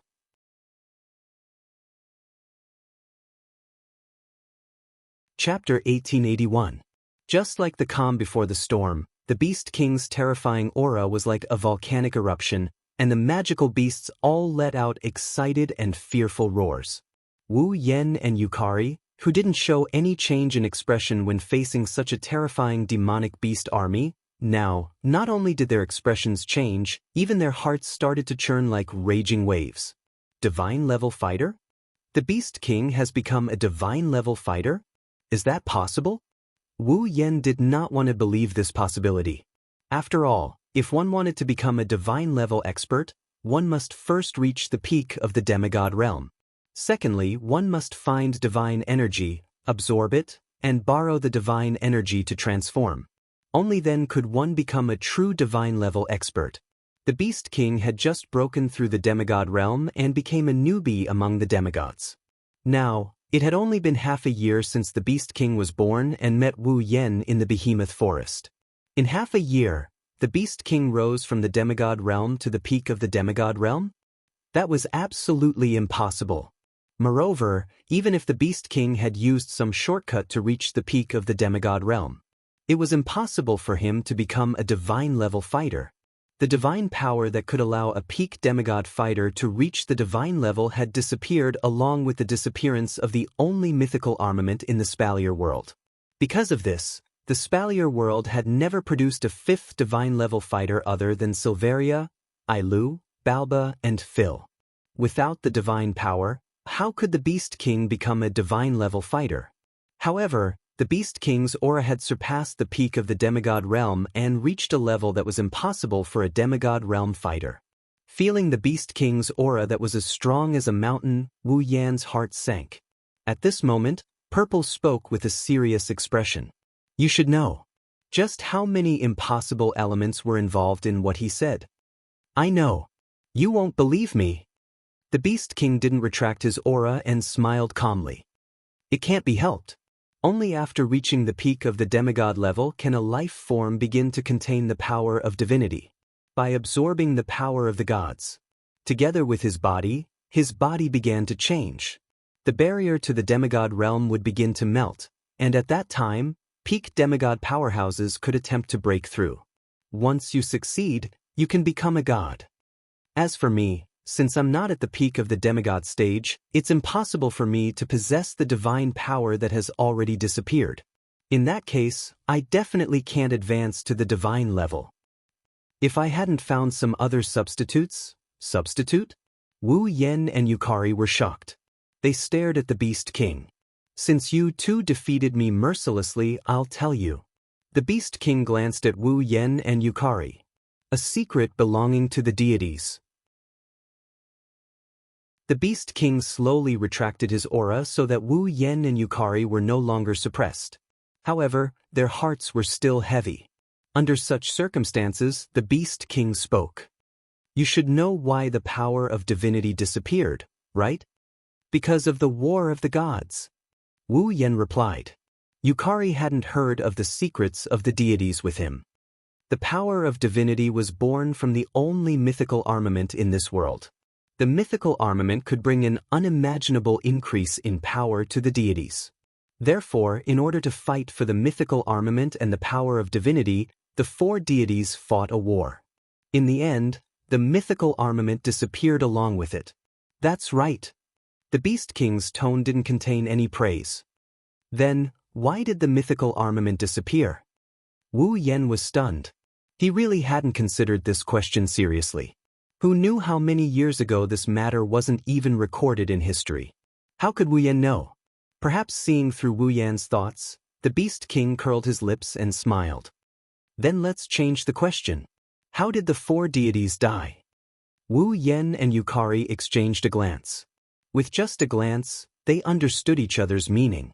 Wu Yen was talking to the Beast King while Yukari tried to find some flaws in the conversation.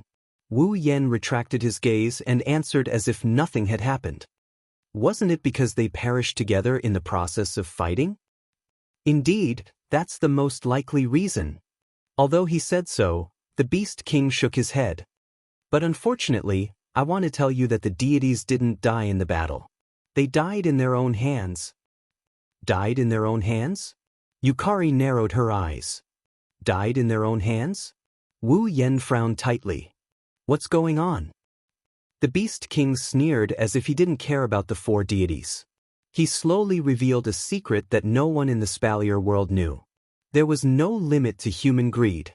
The battle of the gods between the four divine-level experts had started because of greed. Since the power of God could allow experts at the peak of the demigod level to obtain the opportunity to break through to the divine level, one of the four divine spirits became greedy and attempted to seize the power of God to cultivate a divine-level expert for his own faction. Because of this, the other three deities couldn't stand by and watch all the deities being born in other factions. Naturally, they couldn't avoid conflict. In the end, the conflict even involved the only deity without a faction. In order to fight for the ownership of the divine power, the four deities broke out into a battle. Thus, the existence and secret of the mythical armament were dug out. From Kite, Wu Yen learned that the battle lasted for an unknown period of time. In the end, after it ended, all four deities fell and the only mythical armament disappeared. However, how did they fall and how did they disappear? Even the five demigods didn't know, let alone Kite. However, at this moment, the Beast King revealed this secret. Actually, in that War of the Gods, the only mythical armament was destroyed during the chaotic battle of the four gods. Destroyed? Yukari was stunned. Wu Yen was even more shocked. The mythical armament was destroyed? Is it strange? The Beast King sneered. After all, the mythical armament is just a natural weapon. If it was attacked by four deities at the same time, it's not impossible for it to be destroyed, right? How could the four deities fall? Wu Yen refuted. If the source of the dispute, the mythical armament, was destroyed, then the four deities didn't have to continue fighting, right? That's why I said that the four deities didn't die in the battle at all. The Beast King threw out such a sentence impatiently. However, humans are indeed despicable creatures, and so are the deities. Their crazy ambition is the reason for the fall of the four deities. Ambition? That's right. That's right. The Beast King sneered. Unwilling to accept the destruction of the mythical armament, unwilling to accept the disappearance of the power of God and the fact that Silveria could no longer produce a divine-level expert, the four gods brought back the fragments of the destroyed mythical armament in an attempt to research the power of God and the manufacturing method of the mythical armament. In the end, the Beast King smiled disdainfully. It's this kind of ambition that brought them to the end of the mythical armament. You mean? Wu Yan said uncertainly. They failed? No. No, to a certain extent, they succeeded. The Beast King denied it. However, what they studied was not the divine power and the manufacturing method of the mythical armament. Instead, it was a byproduct that could help people break through the current level and improve their strength by chance. It's also because of this byproduct. The Beast King slowly raised his hand. That's why I am now. As these words came out of the Beast King's mouth, an indescribable aura suddenly rose from the Beast King's body. What kind of aura was that? Cold. Decay. Insidious. Corrosion. All the negative words that could be used to describe bad things could be used to describe it. Under the influence of this dark aura, the Beast King slowly raised his hand, and a black clump-like object actually rose up into the air. It was a black fog. And in the black fog, there were traces of disgusting black light that looked like rotten insects twisting their bodies. Looking at the black fog and black light, Wu Yan and Yukari's face suddenly changed. Weren't the black fog and black light the things that could turn people into monsters?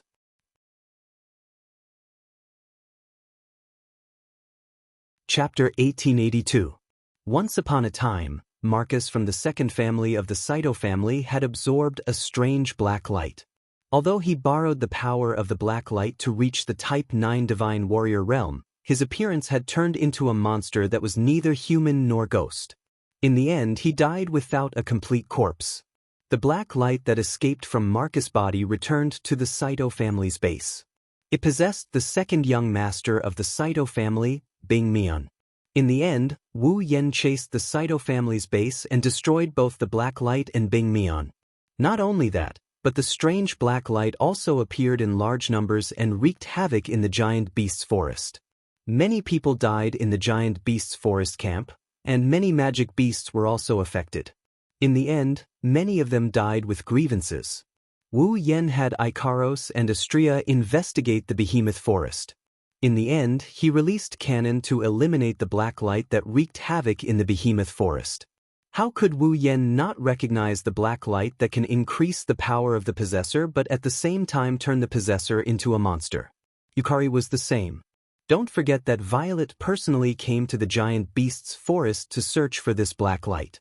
She even met up with 5 demigods from Silveria. It's impossible for her not to recognize this black light. I thought you two forgot about this. The Beast King revealed a sinister smile when he saw Wu Yan and Yukari's expressions change. You forgot about the power of a false god. False god? Wu Yan's expression darkened. Disgusting thing. Is this the power of a god created by the 4 great gods by researching the fragments of mythical armaments? Is this the substitute you speak of? That's right. The Beast King fiercely clenched his fist, and the black light and black fog were immediately absorbed into the Beast King's body. This is the byproduct of the power of divinity that the 4 great gods developed by chance. I think all of you have already seen its effects. This pseudo-god power can unconditionally increase the power of the user, and its effects are even more pleasing than the power of divinity that can only give a peak demigod a chance to advance to the divine level. Better? Unconditionally? Wu Yan couldn't help but mock him. Indeed, it can increase the power of the possessed. However, it can also turn the possessed into a monster. From the looks of it, it can also affect the possessed's emotions. You call this unconditionally? Compared to the increase in power, what's the big deal about the body turning into a monster? The Beast King laughed mockingly. Let's talk about it later. Demonic beasts are monsters in your hearts as well? Wu Yan didn't know what to say. The Beast King was right. For humans, this was the case. Demonic beasts are monsters. However, compared to the monsters possessed by the black light, demonic beasts are more adorable.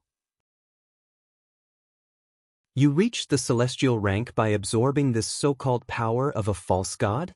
Yukari looked at the Beast King and finally spoke. Is this so-called power of a false god really that powerful? Could it allow someone who had just entered the demigod level to skip a level and directly advance to the divine level? 1 or 2 is naturally impossible. The Beast King laughed out loud. His laughter was filled with madness. But I absorbed hundreds of billions of rays of the power of a false god. I finally achieved this impossible miracle and became a celestial. Go! Wu Yan inhaled a breath of cold air.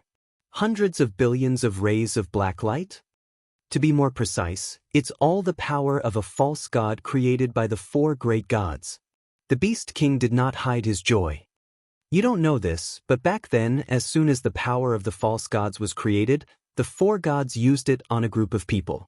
As a result, those people all turned into monsters. Some of them even lost their minds and attacked their own people. When the 4 gods discovered this drawback, more than half of the people in the 3 forces established by the 3 gods, which are the 3 empires today, had already been devoured by the black light of the fake gods' power, turning them into complete monsters that only know how to kill. The 4 great gods realized that if this continued, let alone the 3 great empires, even the entire Spalier world would be harmed by the power of a false god. It would become a world of monsters. Therefore, the 4 great gods could only kill those who had become monsters. In order to prevent the power of a false god from harming the entire Spalier world, the 4 great gods chose to seal all the power of a false god into their own bodies. They used their own divine power to suppress the power of a false god. At this point, the Beast King's tone became regretful. In the end, the bodies of the 4 great gods were corroded by the false god's power, and their vitality was completely devoured. The god-level powerhouses who should have lived as long as heaven and earth died because of the disaster and ambition that they created. They used up their last bit of strength and turned their bodies into a seal, suppressing the false god's power in their bodies in a sealed place. And the place where the power of a false god was sealed is the behemoth forest. The Beast King spread his hands, as if he was very lucky. Very lucky, I found a small part of the power of a false god in the bodies of some of my kin who had turned into monsters. By absorbing the power of a false god, I was able to obtain this secret memory. From there, I found the place where the power of a false god was sealed. I absorbed all the power of a false god and became a celestial. Listening to the Beast King's loud shout, as if he was announcing his own birth to the entire world, Wu Yan and Yukari both fell silent. Wu Yan finally understood why the Ailu Empire's god left behind an image in the land of gods that said he was the cause of the calamity. He also understood why the god said he was lying to himself and the people around him. It was because the power of a false god that caused the disaster was created by the 4 great gods themselves. In other words, it was the 4 great gods who brought the disaster to the entire Spalier world. They were unwilling to accept the disappearance of the mythical armament, unwilling to accept the disappearance of the power of a celestial, unwilling to accept the fact that a celestial could never be born again, unwilling to accept the fact that they had fought until the end and gained nothing. In the end, the 4 great gods could only use their own lives to make up for the disaster they brought upon themselves. They also left behind a seed of disaster for their descendants. It was really sad. Yukari also seemed to be a little sad that the 4 great gods of the Spalier world had disappeared in this way. She shook her head. Since the 4 great gods used their lives to create the seal, why did the power of a false god break out of the seal? Although there is no record of this secret in history, the power of a false god did endanger the entire Spalier world. It almost caused the destruction of the entire Spalier world. Even if the 4 great gods tried to hide the truth, it was impossible for them to hide everything. The Beast King sneered. Back then, some of the survivors of the disaster tried their best to find the truth. Finally, they found a clue and found the location of the seal. They spent a lot of effort and energy to find a way to tear a hole in the seal. I don't know why, but Marcus managed to get his hands on this method. The Beast King laughed joyfully. What happened next, you should have guessed. Of course. With Marcus' sinister personality, he must have used this method to tear open the seal and obtain the power of a false god in order to take revenge on Wu Yan. As a result, the power of a false god leaked out and was obtained by the Beast King. The Beast King, who obtained this secret memory from the power of the false god, found the place where it was sealed. He completely shattered the seal that had been torn apart and absorbed all the power of the false god. With the endless power of the false god, he broke through the level of his own power. In the end, the Beast King became a god. To you, the power of the false god is a disaster, but to me, the power of the false god is the best tonic. The Beast King laughed out loud again.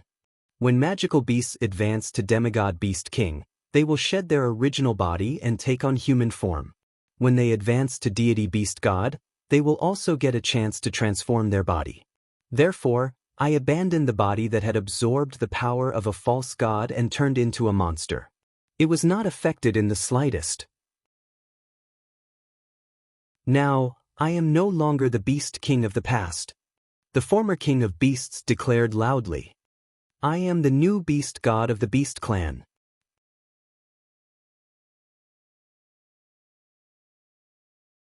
Chapter 1883. Beast God. That was a title only beasts who had ascended to the celestial rank. In the past, there had been a demigod beast king in the behemoth forest who had obtained the power of a god and broken through to become a beast god. However, because the beast god had ruled over the beasts to resist the human gods had joined forces to kill the beast god and beast king who had the power to rule over the beasts.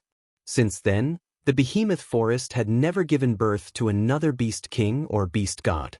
It was only now that the Beast King, a demigod, had been born. Now, this newly born Beast King had become the new beast deity? In terms of numbers, we beasts outnumber the humans by leaps and bounds. In terms of strength, none of us beasts lose to the humans. Now, in terms of combat power, we have me. The Beast King's eyes burned with a cruel light. In front of me, who has become the beast god, even if all 5 of the human demigods were to stand in front of me, it would not take much effort to kill them. This world is destined to fall into my hands. The Beast King raised his eyes and looked at Wu Yan and Violet who were floating in front of him. He extended his hand to them. So, do you want to come with me? Hearing this, Wu Yan and Violet were stunned. Together? Wu Yan looked at the Beast King in shock. Are you trying to recruit us? Don't doubt it. The Beast King's tone was neither sincere nor fake. It was completely calm. Both of you defeated me effortlessly. I can honestly say that among the 5 demigod rank powerhouses in the human world, not a single one of them could do that, but both of you did. No one knows your abilities better than I do. The Beast King's lips slowly curved into a smile. Of course, the most important thing is that neither of you are human, right?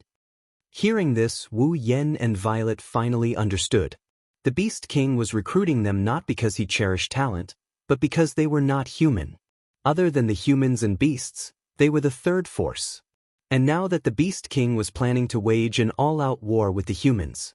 In order to not increase the strength of the humans, the Beast King wanted to recruit them as a third force. One had to admit that the Beast King was not only very thoughtful, but also very rational. After all, Wu Yan and Violet had almost sent the Beast King to hell.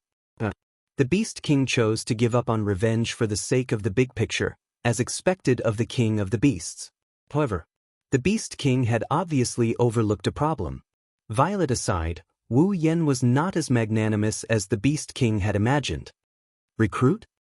Wu Yan sighed and cast his cold eyes on the Beast King. You surrounded my capital of alternate generations with your magical beast army, and even brazenly attacked the barrier, almost injuring my people. Now, you actually want to recruit me. You also know that my magical beast army has surrounded your so-called capital of a different era? The Beast King's expression remained unchanged as he continued to extend his arm. Then, you should also know that if you refuse to stand on the same side as me, I won't mind letting them attack directly, right? Coercion and bribery? Wu Yan let out a sarcastic laugh. Unfortunately, I can't stand being threatened. The Beast King fell silent. I see. The Beast King retracted his arm and nodded. In that case, I don't need to keep you any longer. However, as soon as the Beast King finished his sentence and before he could make his next move, a pitch-black crack filled with eyeballs appeared behind him. Swish.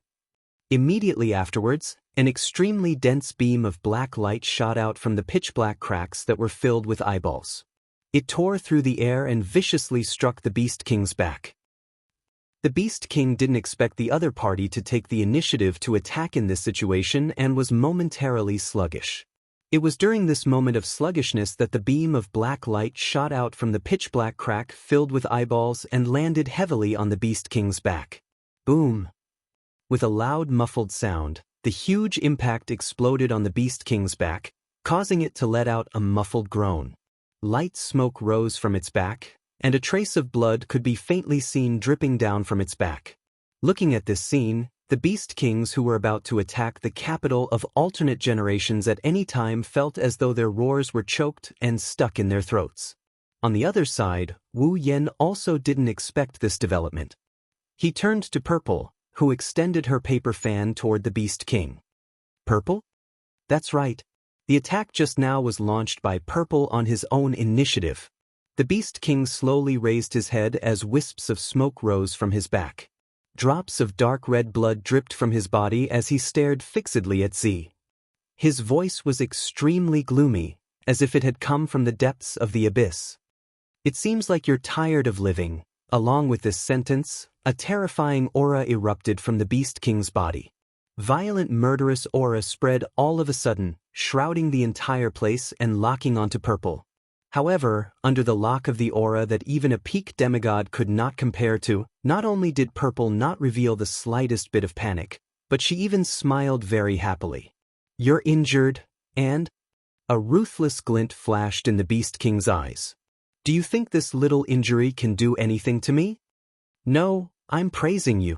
I used all my strength in that attack just now. Coupled with a sneak attack, you only suffered a little injury. As expected of someone who surpassed the peak of the demigod realm. Purple's gaze seemed to be able to see through all disguises and fixed on the Beast King. But I'm finally certain that you're definitely not a god-level expert, Beast King. When these words came out of Purple's mouth, all the sounds in the world disappeared. Not a god-level expert? Wu Yan's eyes lit up. Although he didn't know why Violet said this, it wasn't impossible since Violet said so. Haha. The Beast King's lips curled into a smile, and it grew bigger and bigger until it was so big that it made him laugh wildly. I thought you were going to say something. Is this all you want to say? That's right. In the face of the Beast King's terrifying laughter, Purple's expression was surprisingly calm. I'm thinking, if a god-level expert were to receive an all-out attack from me, would he be injured? The Beast King's laughter came to an abrupt halt, and his expression darkened. Just because I was injured by your attack, I'm not a god-level expert? You don't have to continue bluffing. Purple ignored the Beast King's gloomy expression, and a smile slowly appeared on his face. To tell you the truth, both Little Yen and I have an ability that allows us to sense the strength of others. The ability to sense the strength of others? Purple must be talking about the system's perception, right? This perception ability can determine a person's current strength in detail, and it can differentiate them by 10 levels per level. Purple met the Beast King's gaze. Level 0 to 9 is the first level, level 10 to 19 is the second level, level 20 to 29 is the third level, and so on. Level 80 to 89 is the 9th level, level 90 to 99 is the demigod realm, and level 100 is the demigod realm. But with this perception ability, your level is a series of question marks, and you don't even have a specific level. Don't you think that's strange? Purple raised the paper fan in his hand and pointed it at the Beast King. After all, if you were a divine level expert, then my sensory ability should have shown your level, which is level 100, but the result was a series of question marks. Then, you claimed that you were a divine-level expert, so from then on, I started to suspect that you weren't a divine-level expert. Hearing Purple's words, Wu Yan came to a realization. Isn't that right? Since the Beast King is a god-level expert, then the system's perception should show him a level of 100. Why is there a series of question marks? You said that the four gods used the fragments of the mythical armament to research and create a substitute for the power of the gods, which is the black light, the power of the false gods. Purple smiled confidently. So, I wondered if you're actually a false divine, surpassing the peak of demigod, but not a god-level expert.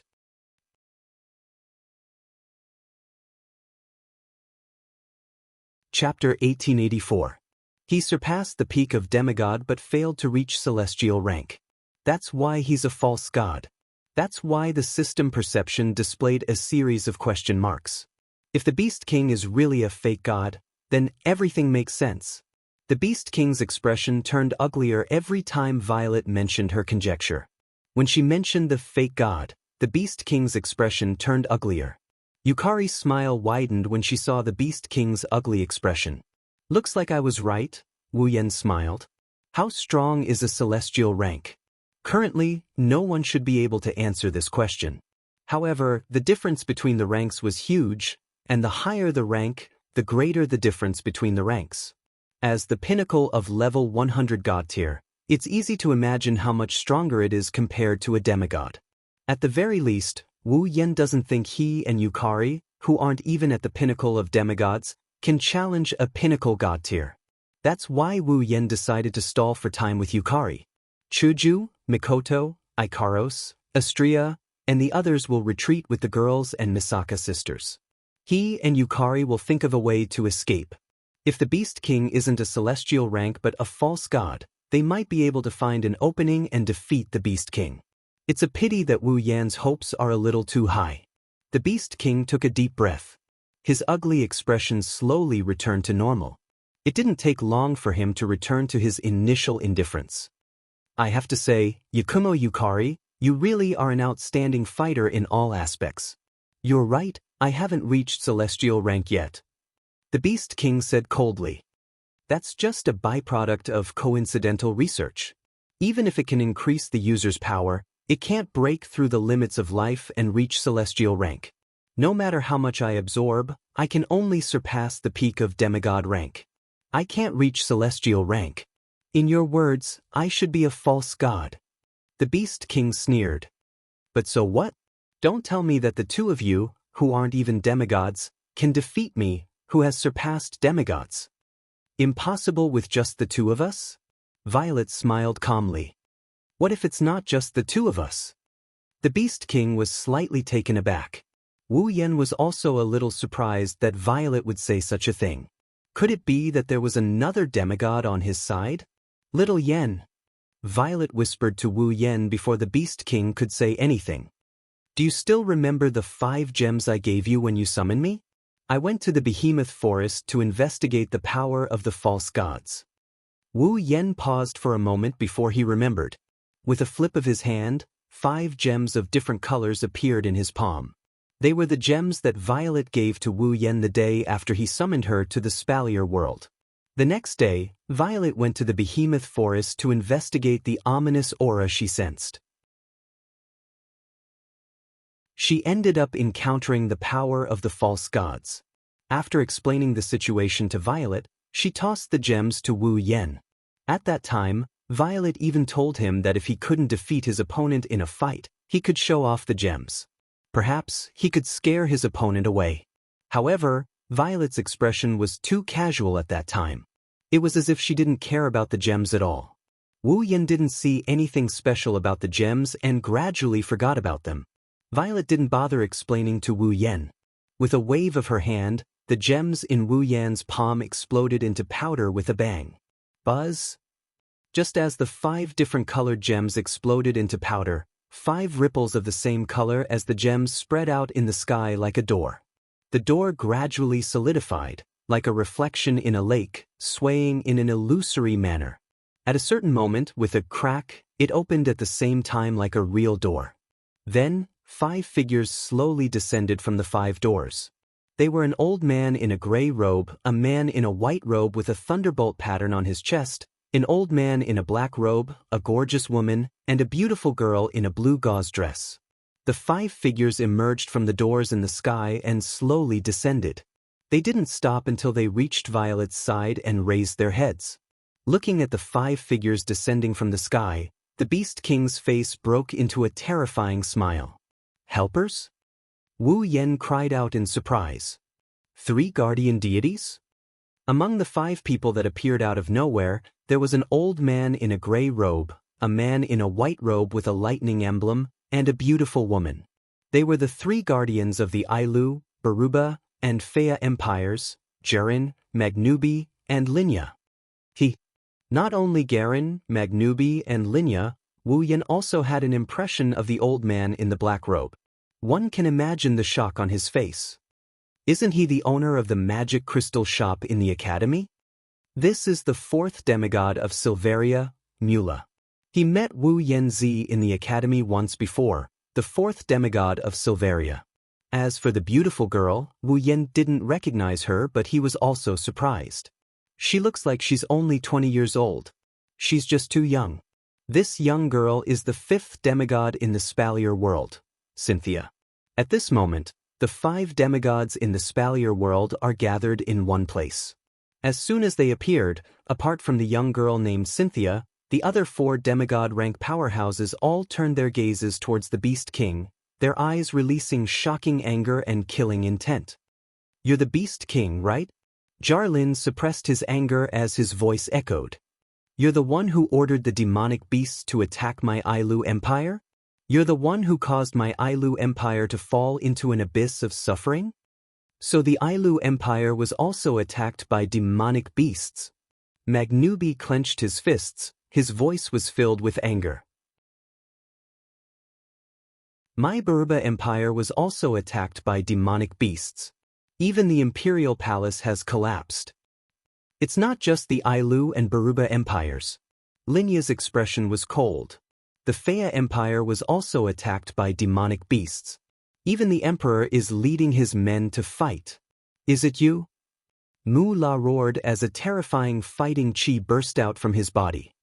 Are you the one who ordered the beasts to attack the Spalier World Academy and almost destroyed it? Xianxia wasn't as furious as the other 4 demigods, but her eyes were cold as she looked at the Beast King. Ha. The Beast King was neither afraid nor panicked in the face of the 5 demigods attacking him at the same time. Instead, he burst into unbridled laughter. 5 human demigod rank powerhouses, you've come at the right time. Saves me the trouble of finding you all personally and killing all of you. What did you say? Not to mention the 4 demigod rank experts, even Xianxia had a trace of anger on her face when she heard that. Dealing with 5 demigod rank powerhouses? Alone? No matter how one looked at it, it seemed like he was spouting nonsense. However, Violet knew that the Beast King wasn't just boasting. All of you better be careful, Violet said calmly. He's no longer the Beast King who just entered demigod rank. He's now beyond peak demigod rank and has touched the divine rank. He's an unprecedented false god rank powerhouse. False god rank powerhouse? Even the 5 demigods hadn't heard of this term before. Of course, not knowing what a false god rank powerhouse was didn't mean that they didn't know what it meant to surpass peak demigod rank. The 5 demigods sucked in a breath of cold air at the same time. Surpass peak demigod rank? Xianxia looked at the Beast King in shock. He surpassed peak demigod rank? Impossible! Mu La exclaimed. He was just a demigod rank Beast King not long ago. How can he surpass peak demigod rank now? But Linya looked at the Beast King with a serious expression. His aura has indeed surpassed peak demigod rank. False god rank? Magnubi's face was filled with bewilderment. What rank is that? Does such a rank exist? Everyone in the Spalier world knew that beyond peak demigod rank was the divine rank. There was no such thing as a false god rank powerhouse. If the Beast King didn't use the power of a false god, the false god rank wouldn't have appeared. Therefore, The Beast King was the only one who had reached the false god realm since ancient times. It was no wonder that the 5 demigod powerhouses were so surprised and bewildered. It's a bit troublesome to explain it. I'll explain it to you later. Violet looked at the 5 demigods. The 5 of you, do you still remember our agreement? Of course. Jarlin nodded. That time in the Behemoth Forest, we promised that as long as you give us the black light, we'll do one thing for you as long as it's within our power. We'll use the gemstone that can summon us from a distance as proof. All right, Violet said loudly. Then the 5 of you, join forces with me to fight the Beast King. Hearing this, the 5 demigods nodded without hesitation. Fight the Beast King? Even without the agreement with Violet, the 5 demigods wouldn't let the Beast King go. R1152.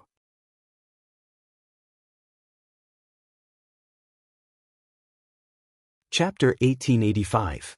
Level 96, Level 95, Level 95. Mura, Level 94. Cynthia, Level 94. Wu Yan looked at the 5 demigods who were standing in a row against the Beast King. He exhaled a breath of hot air. Why was the boss of the magic crystal shop in the Spalier World Academy a demigod?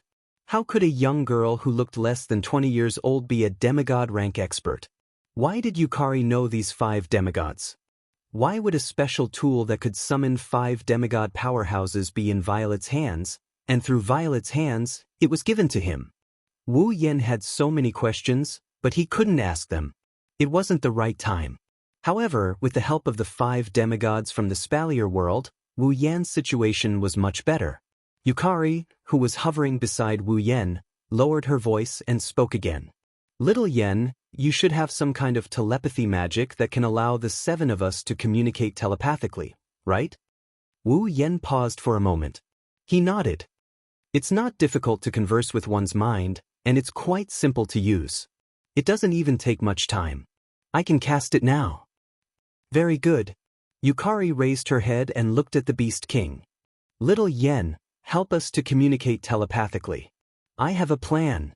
After a while, under the Beast King's gaze, Wu Yan turned around and landed in the capital of alternate generations. Seeing this, the Beast King frowned. The 5 demigods from the Spalier world didn't know that Wu Yan could use the power of a demigod. However, the Beast King knew.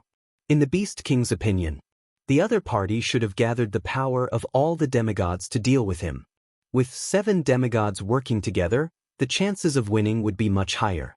If there was one less demigod, if that happened, their chances of winning would drop by a few percentage points. Why did you ask one of them to leave? While the Beast King frowned in confusion, Wu Yan stopped above the capital of a different era and didn't continue to descend. However, they didn't charge forward. Instead, they remained where they were, surveying the surrounding flying magical beasts. Seeing this, the Beast King understood. It turned out that those demigod powerhouses were worried that the surrounding magical beasts would suddenly launch a sneak attack while they were fighting, which would affect the battle. That was why they had one of them stay on guard at the side. Are you worried that I'll let the magical beasts around me attack you? The Beast King smiled disdainfully. Don't worry, I alone am enough to deal with all of you. Upon hearing the Beast King's words, the 5 demigod powerhouses of the Spalier world didn't respond. Instead, they gazed at the Beast King coldly. Dense battle aura and magical powers rose from their bodies, stirring up turbulent winds that swept in all directions. The disdain on the Beast King's face intensified. Around him, twisted magical powers that were violent, cold, and filled with rich negative energy surged wildly like a rotten aura. Upon sensing the dark and powerful magical powers from the Beast King, the 5 demigod powerhouses of the Spalier world grimaced. Then, they exchanged looks and nodded in unison. Swish. At the next moment, apart from Z, Linya, and Cynthia, Garen, Magnubi, and Mura transformed into razor-sharp arrows that shot toward the Beast King at their maximum speed. The Beast King swept a glance at the 3 demigod powerhouses from the corner of his eyes and let out a sneer. He extended his palm gradually, and the dark magical powers around him gathered and coalesced into an enormous black blade. The Beast King suddenly opened his eyes as he gripped the black blade. A vicious look that only magical beasts would possess flashed through his eyes. Soon after, the black blade in the Beast King's hand turned into a black blur. With a sonic boom, it cut through the air like a black windmill. With the Beast King as the center, it viciously slashed through the surroundings.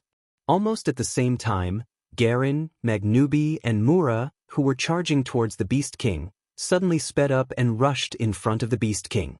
However, before they could attack, they were met with a windmill slash. Immediately, Garen, Magnubi, and Mura were shocked. The Beast King had actually seen through the trio's intention to speed up midway, and had taken the initiative to attack them. In this situation, it seemed as though Garen, Magnubi, and Mura were the ones who collided with the Beast King's attack. How could they not be astonished? But now wasn't the time to be astonished. Sensing the powerful wind coming towards them, Garen, Magnubi, and Mura hurriedly raised their hands. An ancient night sword appeared in Garen's hand, a pair of razor-sharp claws appeared in Magnubi's hand, and a pitch-black stick appeared in Mura's hand. The three unknown weapons stood before Garen, Magnubi, and Mura and welcomed the Beast King's attack. Clink! The black blade that the Beast King had turned into a black windmill swung in front of the Beast King. Wherever it passed, sparks flew in all directions like fireworks, and a crisp sound of collision rang out. Garen, Magnubi, and Mura felt a great, violent force coming from their weapons, which hurt their perlicues and almost knocked their weapons out of their hands.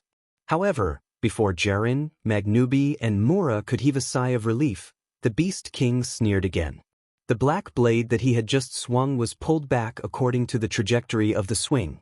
Once again, the wind wheel spun in the opposite direction and slashed the weapons in Garen, Magnubi, and Mura's hands. Clang!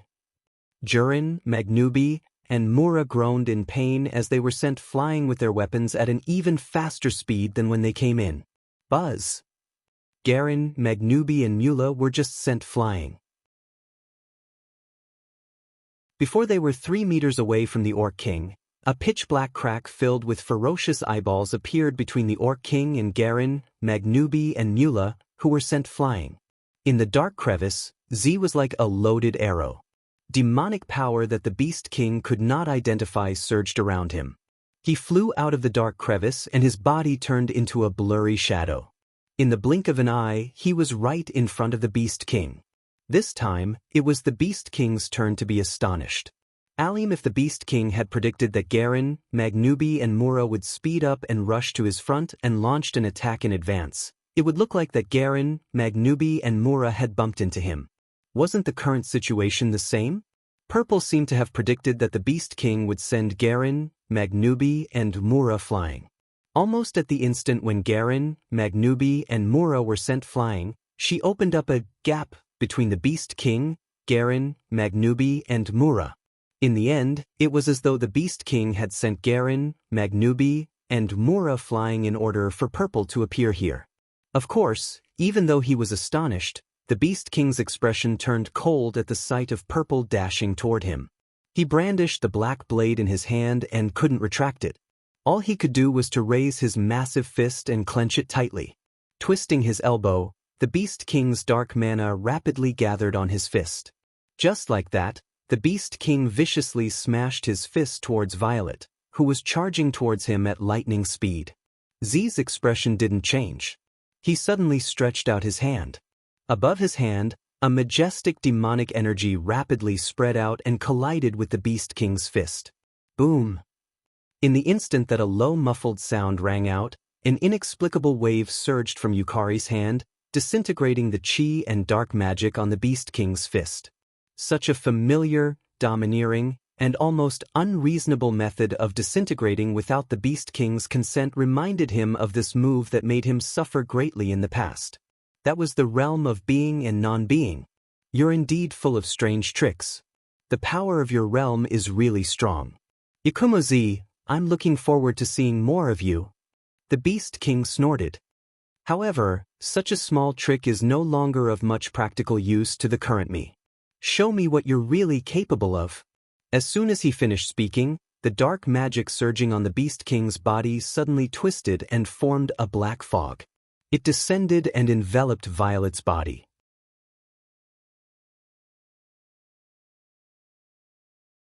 Chapter 1886. Whoosh! The black fog that suddenly descended from the sky caused Z to be slightly surprised.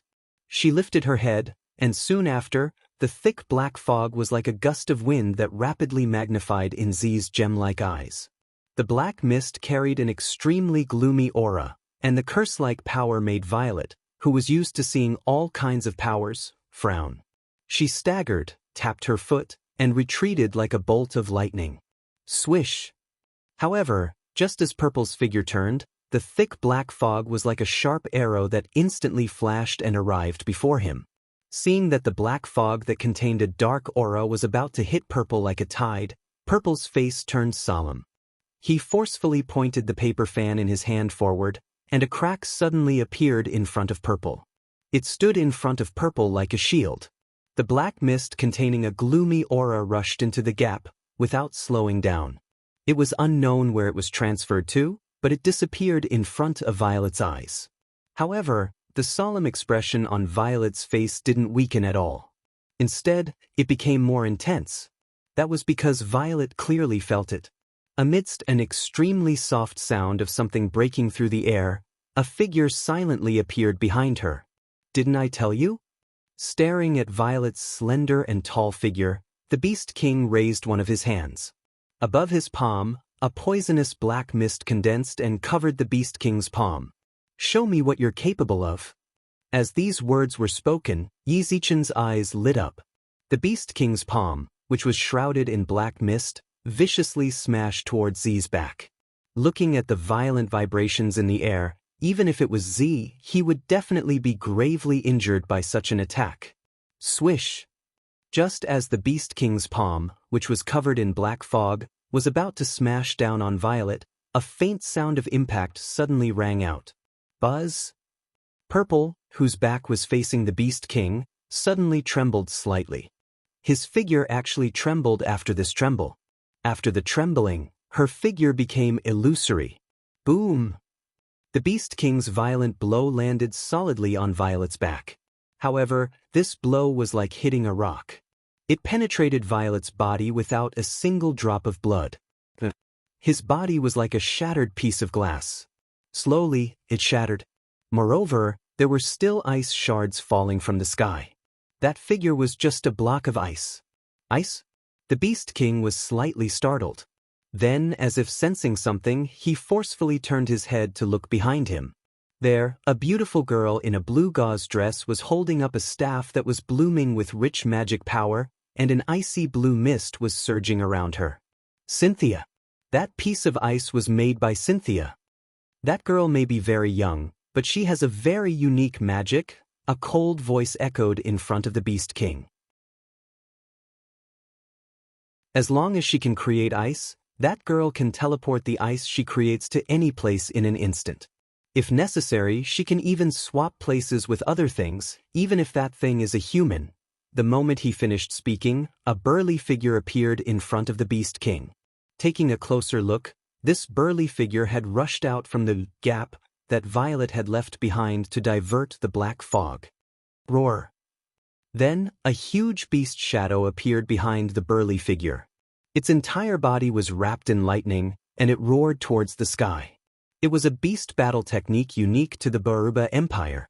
As for Magnubi's beast battle skill, it was even more special. It was a beast battle skill that contained the power of lightning. Magnubi rushed to the front of the Beast King and bent one of his hands into the shape of a claw. The claw-like armament in his hand surged with a majestic aura. Magnubi fiercely swung the claw and compressed the air in front of him into a ball, blasting the Beast King. Boom! Amidst the low muffled explosion, the ripples of air waves rapidly spread out, causing the space to tremble slightly. However, such a violent attack did not directly land on the Beast King. Instead, it smashed into a bone wall that had appeared in front of the Beast King out of nowhere and smashed the bone wall into pieces. Playing tricks all you want. Behind the bone wall, the Beast King shook his palm abruptly. In an instant, black fog surged out and transformed into 3 arm-thick black snakes. They circled around the bone wall and darted out abruptly. Their hideous mouths snarled silently, filling the air with a foul stench. The black snake instantly shot forward and circled around the bone wall.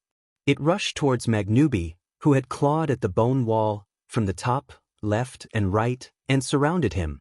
Magnubi's expression became incomparably solemn when he sensed the faint dark demonic energy being transmitted from the 3 black snakes. He slowly spread out his claws and violently swung them at the black snakes that were shooting over. Roar! As Magnubi swung his claws, the beast shadow behind Magnubi roared violently. It raised its huge claws and crushed the space in front of it as if it was squeezing it into a ball, then smashed it down heavily. Boom! Just as he passed by, the 3 black snakes that were circling around him were immediately crushed into a cloud of black mist under this earth-shattering claw, just like the space around him. Buzz! At the same time, after Magnubi dealt with the 3 black snakes, the space around the Beast King trembled abruptly.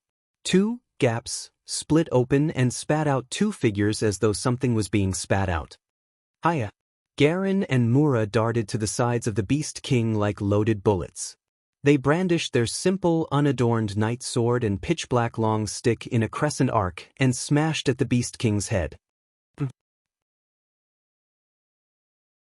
Facing the merciless attack, the Beast King snorted in disdain. With a move of his palm, a surge of black mist gushed out from his body. After a wave of rolling, it actually condensed into a sticky barrier around the Beast King like a swamp.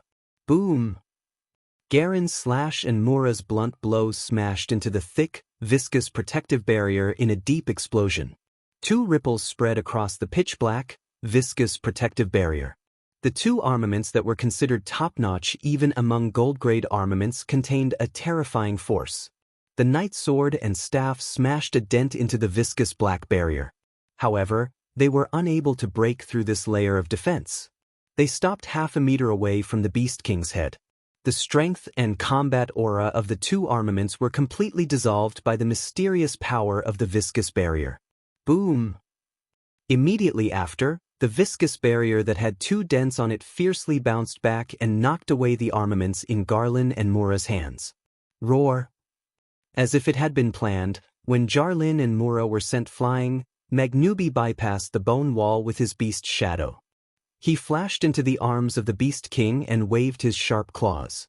Streaks of claw shadows appeared and smashed towards the chest of the Beast King with violent electric arcs. Facing this attack, the Beast King remained disdainful, but he didn't completely ignore it. Got to say, the strength of lightning was indeed a kind of strength that contained righteousness and had a certain restraining effect on some evil beings. Coincidentally, the pseudo-god strength in the Beast King's body was one of such evil beings. Therefore, the Beast King couldn't ignore the claws that were wrapped in electric arcs. Bone armor. Immediately after, the dark magic power around the Beast Monarch surged like lightning. As the black chi surged, the Beast Monarch's body also trembled, and a suit of armor completely made of bones was formed around the Beast Monarch's body. Clang, clang, clang. The claw shadows that carried traces of electric arcs all smashed onto the thick and heavy bone armor.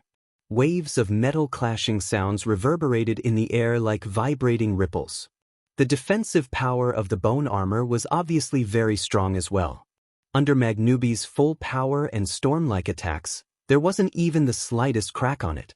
Of course, there wasn't a single crack on the bone armor. However, even though the bone armor had absorbed most of the impact, the remaining force from Magnubi's claws still forced the Beast King back. As a result, everyone could see that the Beast King's body was pushed back by the force exerted by Magnubi's claw attack. Clang, clang, clang. On the other hand, Magnubi continued to drive the Do Chi in his body. Along with the huge beast shadow, he continuously swung his claws, causing the clear sound of metal clashing to reverberate in the sky.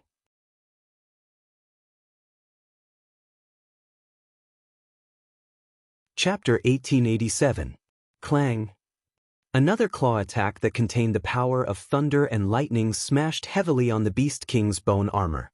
Gotcha! Finally, after blocking an unknown number of claws, the Beast King's bone armor finally cracked with a crisp cracking sound. A huge crack appeared on the surface of the armor. Originally, the Beast King had only used this bone armor because he thought that his power of the pseudo-god would be slightly restrained by the power of the lightning. However, one must not forget that the lightning power contained in Magnubi's beast battle skill was just a bonus. After all, it was a beast battle skill that was famous for its strength. After receiving so many attacks, even if the Beast King was a pseudo-god who had surpassed the peak of the demigod stage, it was impossible for his bone armor to not shatter. Judging from this situation, the bone armor would shatter completely after another 2 or 3 claw attacks. But it was a pity that even if Magnubi was aware of this, as the creator of the bone armor, the Beast King would definitely be aware of it. Boom! Before Magnubi could rejoice over the cracking of the bone armor, a surge of dense, dark magical power erupted from the Beast King's body. The dark magical power erupted like a violent storm and instantly transformed into a substantial impact that forced Magnubi back a few steps. Go to hell! Before Magnubi could react, the Beast King's deep and cold voice rang in his ears.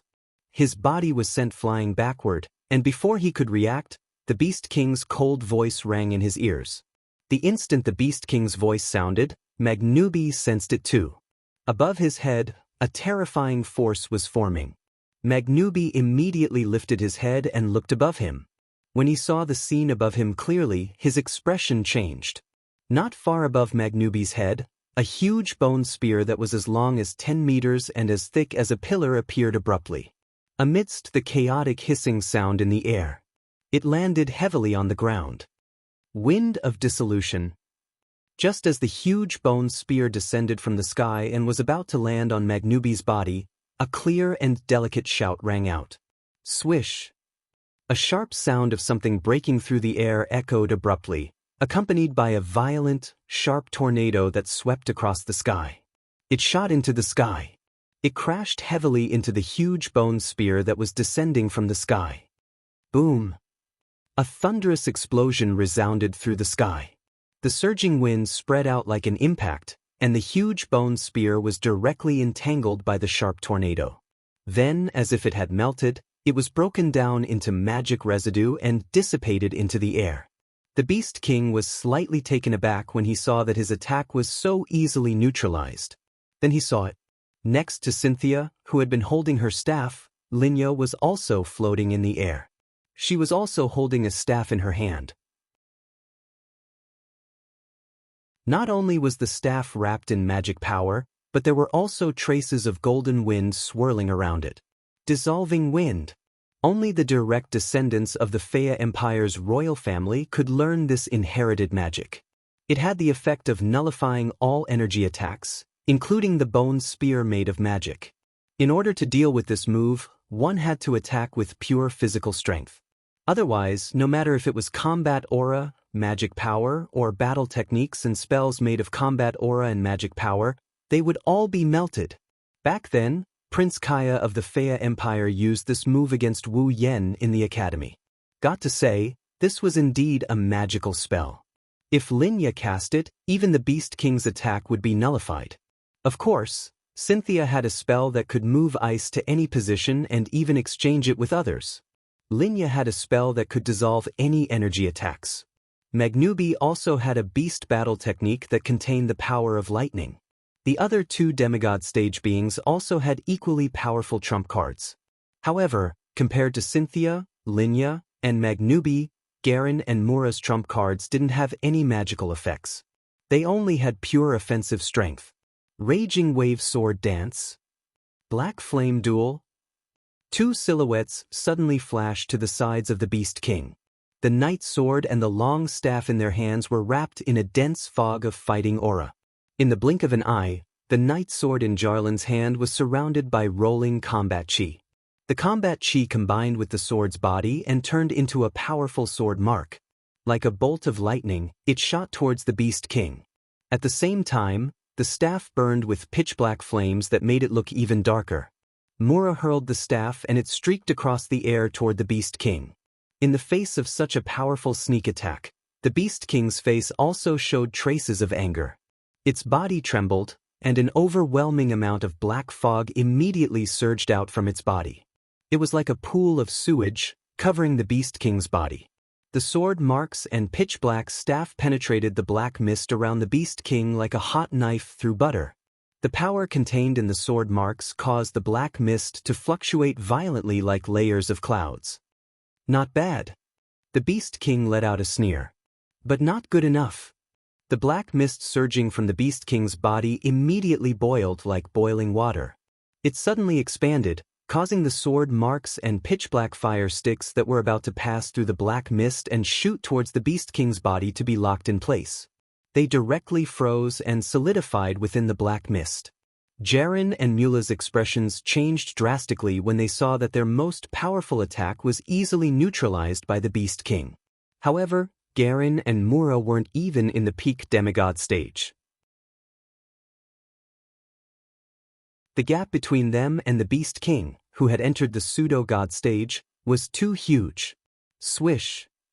Suddenly, a sound that sounded like a wild gust of wind was emitted from the black fog while Jaren and Mu-La's expressions changed drastically.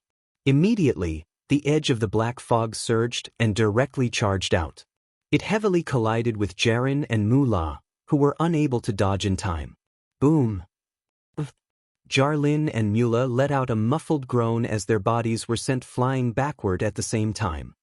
The Beast King didn't show any mercy at all. Ignoring the fact that Jaren and Mura were still flying backward, he formed two pitch-black bone spears with his dark magic power and shot them toward Jaren and Mura. The bone spears were terrifyingly fast. Garen and Mura had just been struck, and they could only watch helplessly as the bone spears flew toward them. Wind of dissolution. Heavenly chill. At this moment, two similarly cold and crisp cries resounded. As the two bone spears were about to hit Garen and Mura, a rotating tornado and a faint, invisible impact swept across from afar. One of the tornadoes wrapped around the bone spear that was launched at Garen while the other struck Mura. Chi. Then, in the sound of something being corroded, the bone spear that was wrapped around by the tornado melted instantly. On the other hand, Mura, who was struck by the invisible impact, vanished and was replaced by a huge block of dry ice. Boom! The remaining bone spear directly smashed the huge dry ice into pieces, exploding into ice shards that filled the sky. On the other hand, Mura appeared beside the Beast King abruptly. She disregarded the pain in her body and grabbed one of the Beast King's hands. Caught you.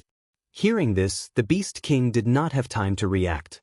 Garland, who had stopped his flying backwards, dashed to the other side of the Beast King and reached out his hand, grabbing the other hand of the Beast King tightly.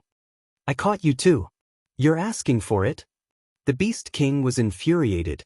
Just as he was about to deal a heavy blow to Garen and Mura, another burly figure appeared behind him along with an enormous beast shadow. It was none other than Magnubi.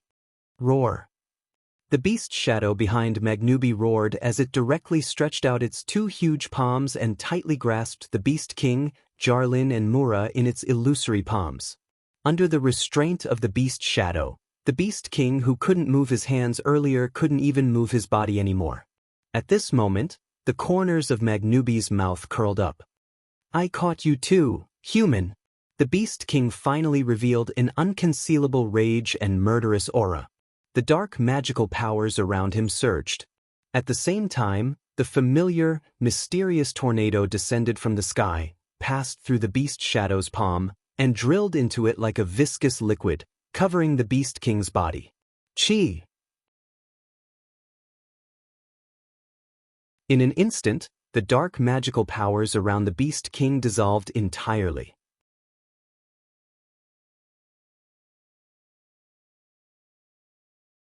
Chapter 1888.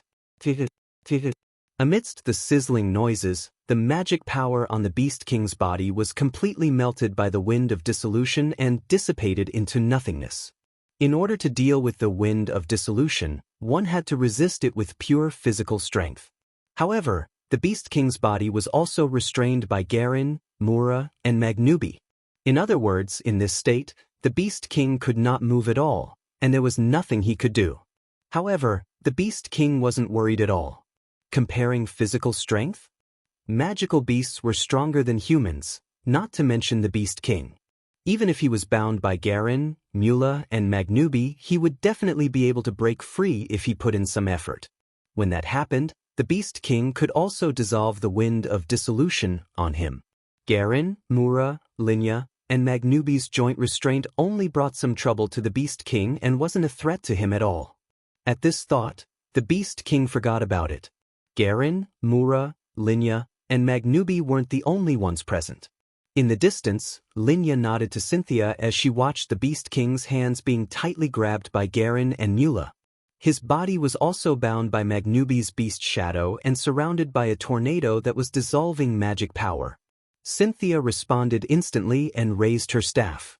At the next moment, everyone on the scene, including the Beast King, was replaced by blocks of ice and vanished from the scene. The Beast King felt his vision blurring. When his vision recovered, the scene that appeared before him left him dumbfounded. This was a platform at the edge of the capital of alternate generations. Above the platform stood an ancient tree that was 10 meters tall and had an extremely thick canopy that covered the entire platform. It emanated an aura of vicissitudes and emanated a gentle, green radiance all over its body. If the guardians of the Emperor Island were here, they would definitely be astonished to see this ancient tree. This was because apart from its size, this ancient tree was identical to the guardian tree on the Emperor Island. Not only that, but its aura, energy waves, and appearance were also exactly the same. It was none other than the sapling of the guardian divine tree that Wu Yen had brought back from the land of God. Next to the guardian tree sapling, Wu Yen placed his hand on it and injected traces of mana into it. Seeing Wu Yen here, the Beast King's expression changed slightly. Wasn't Wu Yen on guard against his magical beast army? Why was he here? Of course, there wasn't enough time to answer the Beast King's question. Under the infusion of Wu Yan's mana, the guardian tree sapling kept blooming with a soft green light. The green light distorted the space in front of the guardian tree sapling and tore it apart, forming a huge spatial vortex. Looking at the spatial vortex, the Beast King was shocked. Opening up space? Yes. The sapling of the guardian tree itself had the ability to open up space. And now Wu Yen was using this ability of the guardian tree to open up a huge space. However, as the guardian tree was still young and not as powerful as the guardian tree on the Emperor Island, it could only open up a small space the size of a room. However, this space was more than enough for him. Ha! Magnubi yelled. The beast figure behind him roared and lifted the Beast King's hand above its head. Then, it threw the Beast King forcefully into the huge space opened up by the guardian tree sapling. Immediately, the Beast King, Jarlin, and Mura were thrown into the space vortex in front of the sapling as if they were pebbles. Subconsciously, the Beast King had an ominous premonition, which made him want to get away from the space vortex.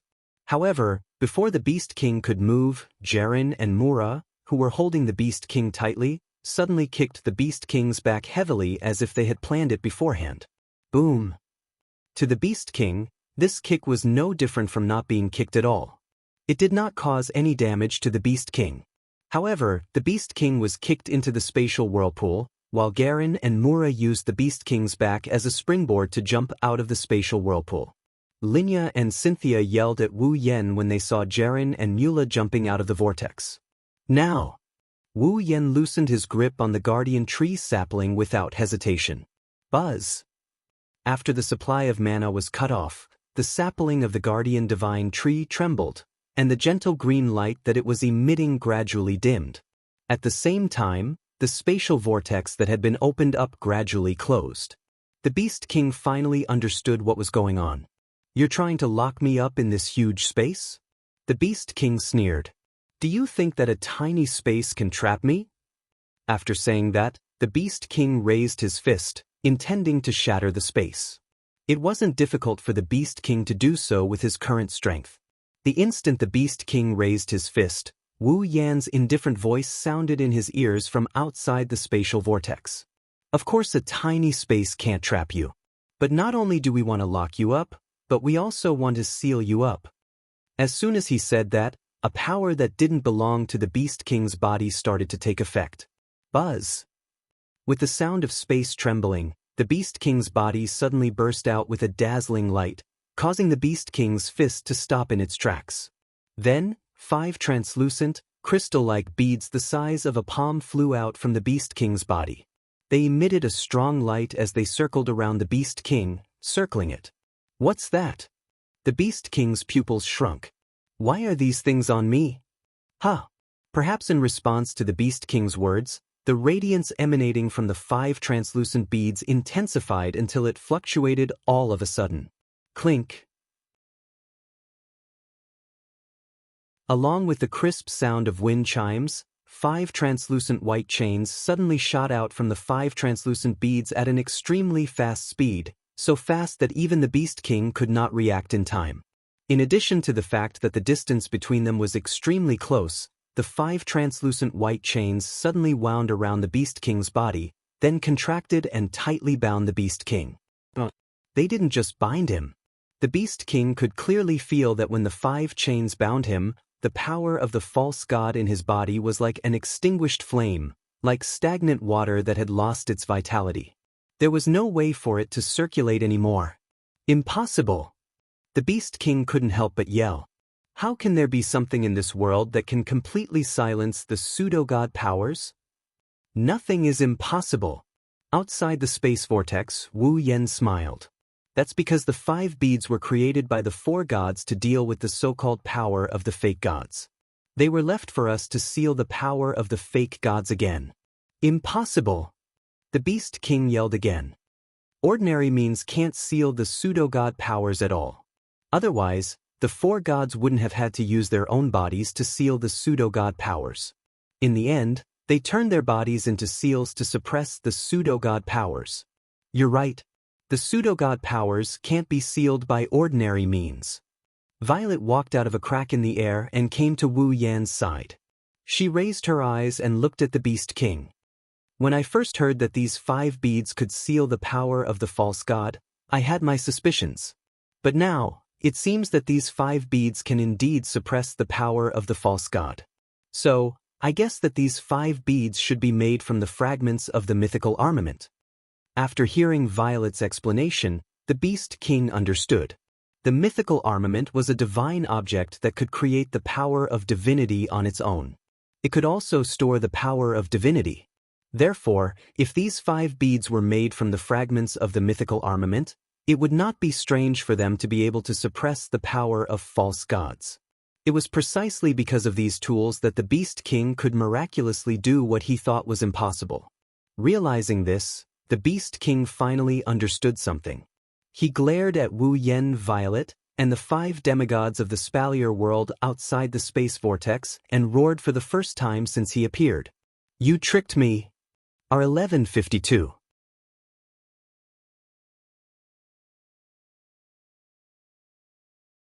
Chapter 1889. A scheme? That's right. This was a scheme. From the looks of it, only the Beast King, who had obtained this secret memory from the pseudo-god's power, knew the secrets of the pseudo-god's power. However, back then, the 4 deities had also realized that the seal they had formed with their bodies could be broken. Therefore, they had formulated a precautionary measure before they died. In order to prevent the false god's power from turning the spalier world into a world of monsters, the 4 gods could only seal the false god's power in their bodies. Then, before their life force was completely devoured by the false god's power, they used all their strength to make 5 pearls from the fragments of the mythical armament. These 5 pearls made from the fragments of the mythical armament had the effect of sealing the false god's power. The 4 gods gave these pearls to Ailu, who locked them in the Ring of Power. He also left the key to unlock the Ring of Power, the sapling of the guardian tree, in the land of gods, leaving a clue for future generations.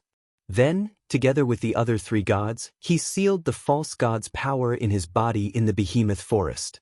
Wu Yen and the others didn't know this secret, but since they already knew that the false god's power was the so-called disaster, they naturally knew that the 5 pearls they got from the Ring of Power were tools that could deal with the false god's power.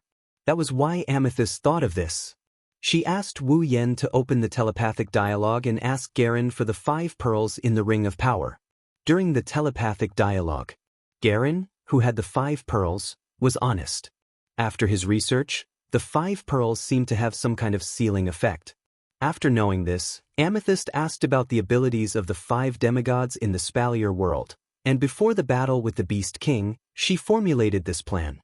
First, she asked Wu Yen to retreat to the side.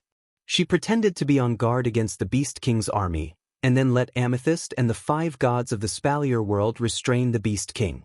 To distract the Beast King.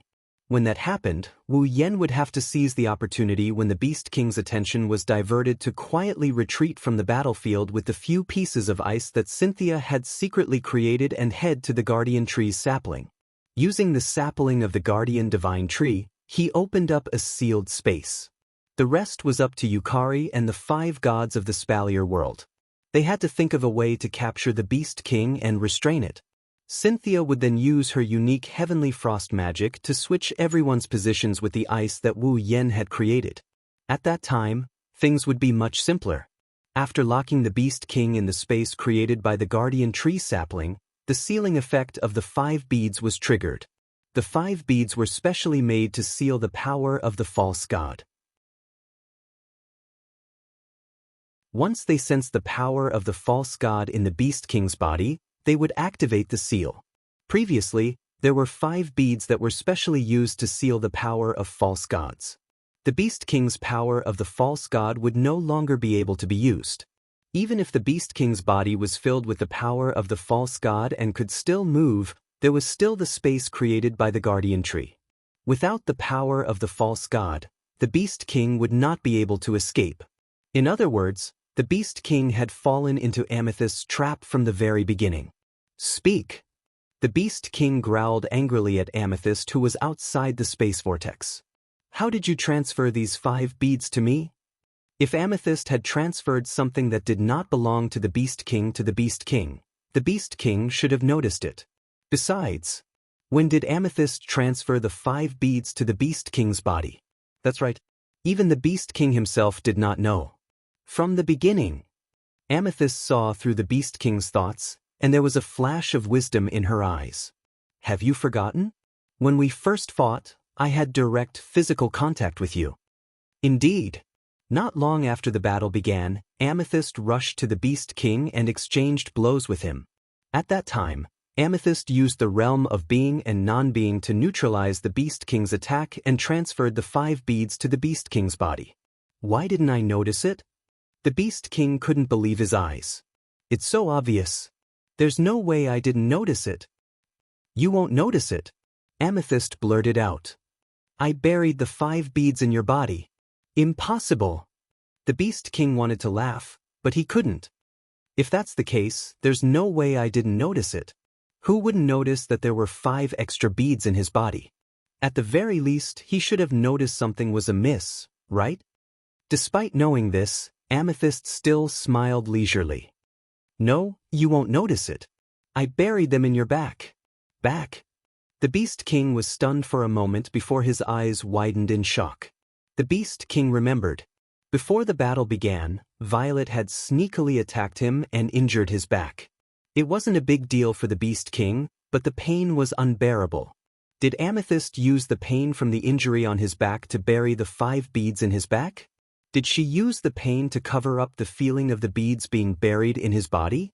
But at that time, the 5 gods of the Spalier world hadn't shown up yet. Amethyst didn't know that the 5 beads that the gods left behind to deal with the cataclysm were the 5 beads that could seal the power of the gods.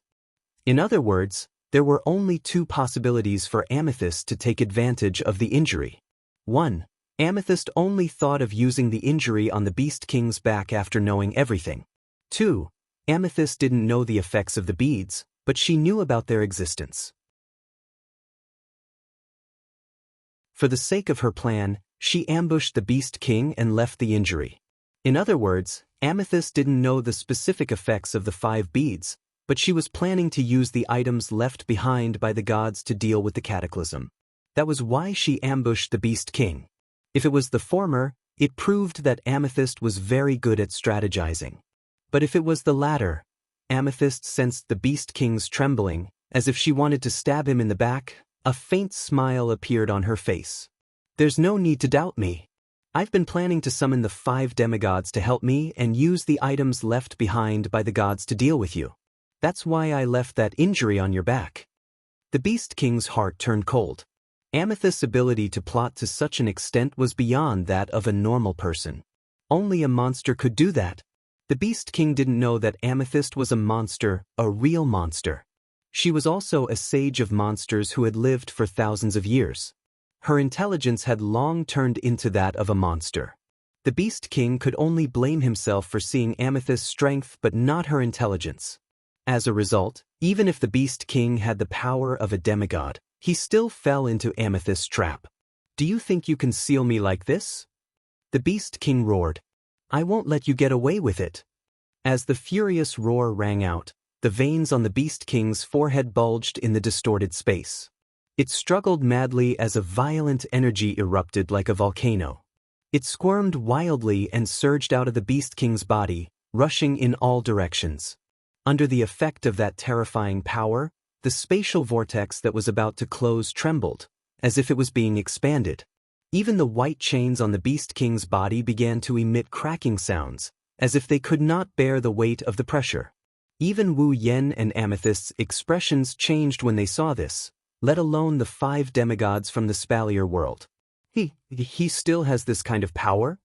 Under the pressure of the 5 pearls, the Beast King couldn't use his power of a demigod. Coupled with the suppression of the space vortex created by the Guardian Tree's sapling, the Beast King felt as if he had fallen into a swamp. But even so, the Beast King still had some strength left. Not only did he manage to open the entrance of the sealed space, but even the white chains that had the effect of sealing the power of the false god were trembling along with the body of the bead, as if they could break free at any time. It was only now that everyone realized what was going on. The Beast King hadn't used his full strength in the previous battle. So what if these 5 pearls can seal the demigod's power? The Beast King's low roar echoed throughout the space vortex. "My demigod's power alone might not be able to escape the seal of these 5 pearls, but did the 4 demigods expect me to absorb all the demigod's power? With me as the vessel for the demigod's power, it won't be easy to seal me as long as I have the strength to do so."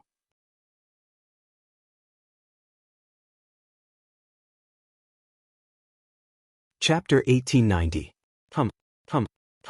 As the Beast King struggled violently, an invisible force kept attacking the space created by the Guardian Tree's sapling. The space created by the Guardian Tree's sapling trembled, and the spatial vortex at the entrance kept expanding. Everyone finally realized what was going on. The item left behind by the 4 gods was indeed used to seal the pseudo-god's power. Although it had the ability to suppress the pseudo-god's power, the pseudo-god's power wasn't just moving around. It already had a carrier. For example, it was like an item that could dispel spirits and souls. This item naturally had these effects, but the human body had souls to begin with. Could it be that this item could dispel the spirits and souls of people who were still alive? By the same logic, the pseudo-god's power was now like a soul that had a body. With a carrier, the effect was obviously much weaker. This was also the reason why Wu Yen didn't call for Canon to purify the pseudo-god's power when facing the Beast King. With Canon's omnipotent purification ability, she could purify the pseudo-god's power in a matter of minutes. However, the pseudo-god's power already had the Beast King as its carrier. Even Canon couldn't use her purification ability on the Beast King's body.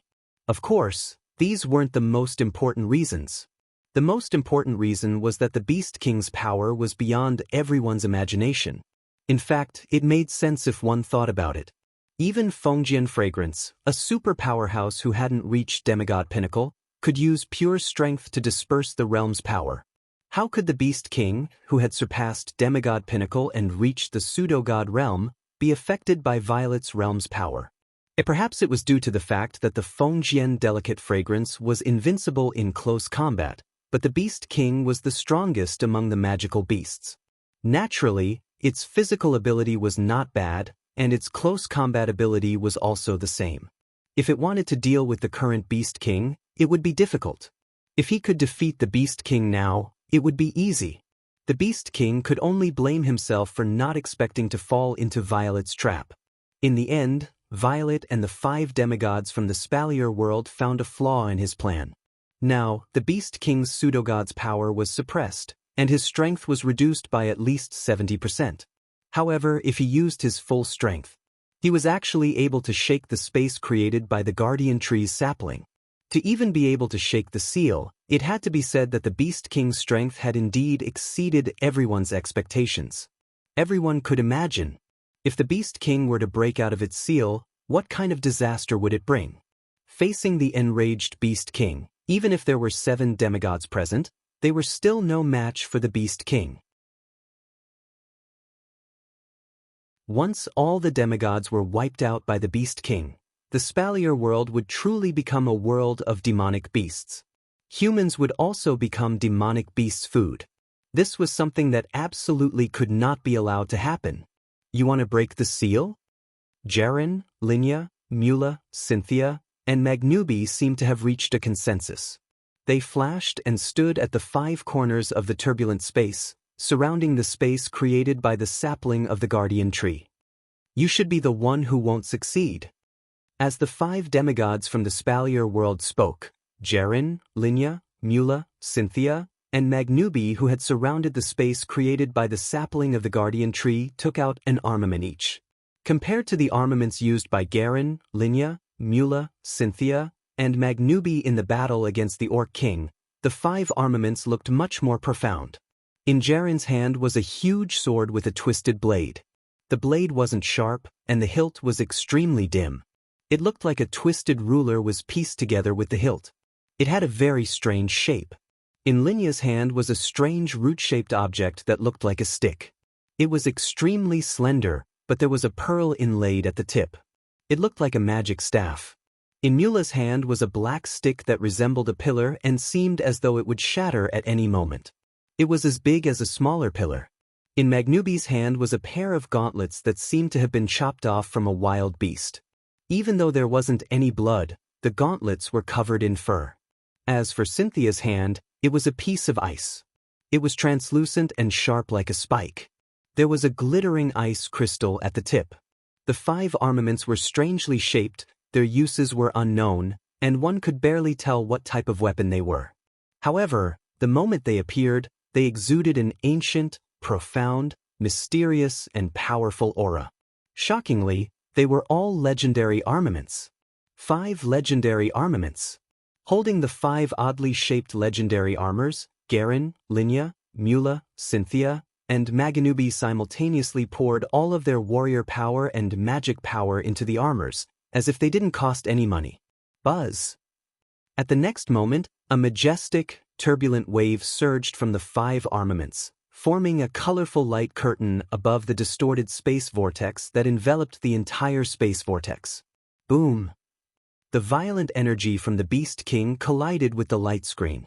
Both sides shook violently, and ripples of energy that could kill a Type 8 powerhouse spread out. Finally, they turned into a gust of wind that blew in all directions, smashing onto the platform and slowly dissipating.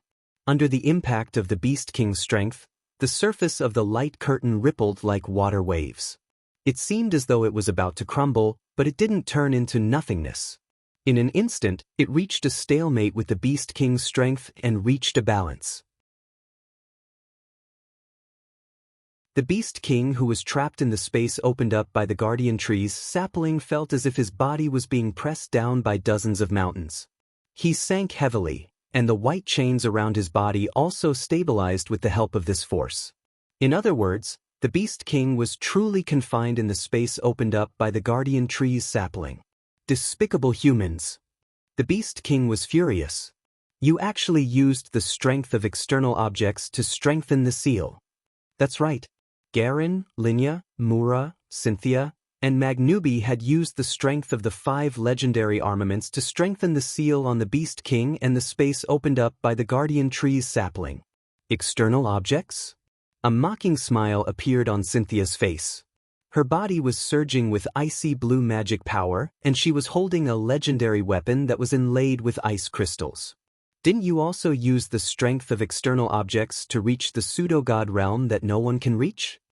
Do you think you can seal me like this? The Beast King's expression turned terrifyingly grim.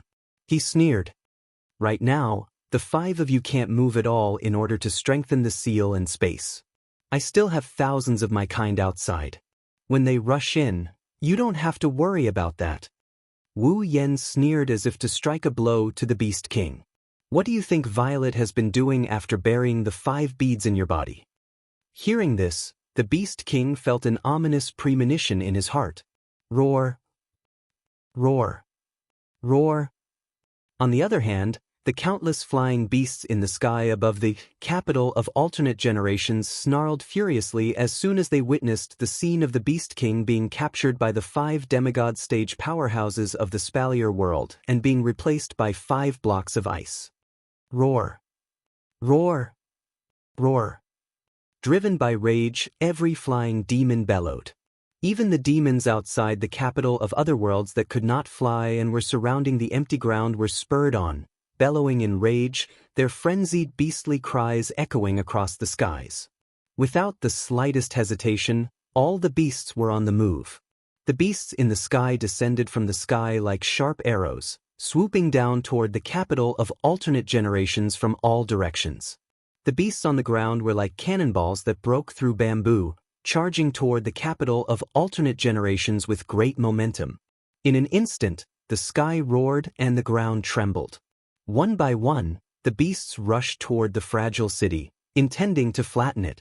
And yet, just as the magical beasts were about to charge into the capital of alternate generations, all of them vanished amidst a formless ripple as if they had sunk into water.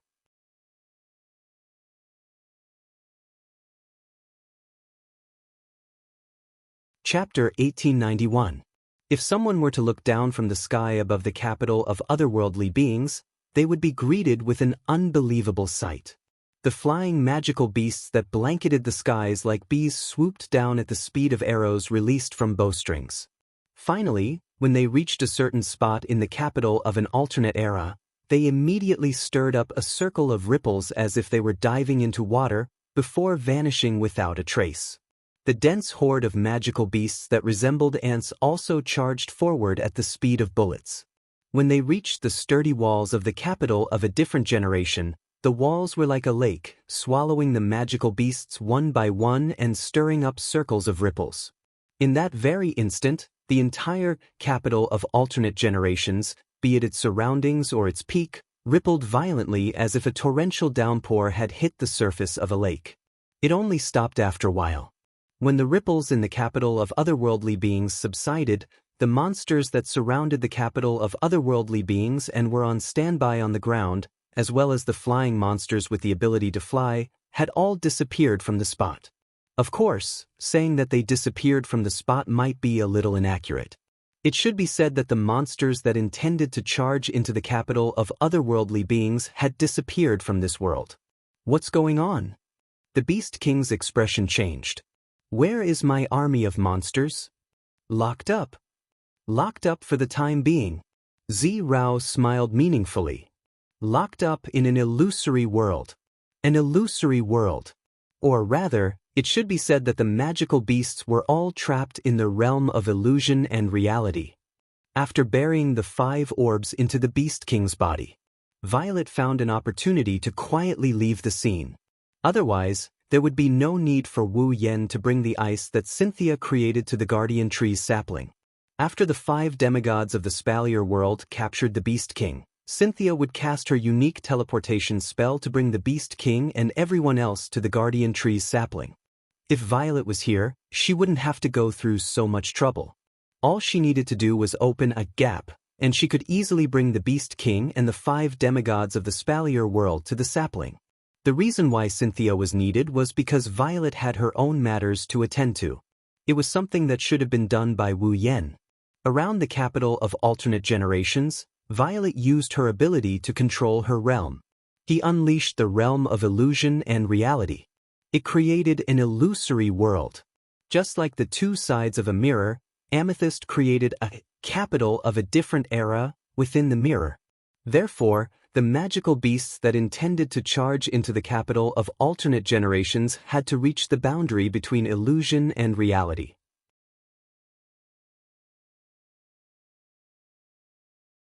They were all sucked into another illusory capital of a different era. These magical beasts should be in the otherworldly capital inside the mirror. In order to find the Beast King, they were wantonly destroying everything, right? It seemed like the one who was truly wary of the magical beast army brought by the Beast King was not Wu Yan. It was Violet. From the beginning to the end, Violet had planned everything out. Before the battle even began, when she left a wound on the Beast King's back, she had already planned it all out. It was a pity that the Beast King, who had finally entered the realm of false divinity and become the strongest expert in the world, had fallen into Violet's trap before he had the chance to show off his true strength. He was completely suppressed by Violet. In the space vortex, the Beast King, who was surrounded by 5 pearls and bound by white chains, lowered his head and took a deep breath, as if trying to suppress the endless anger and murderous intent in his heart.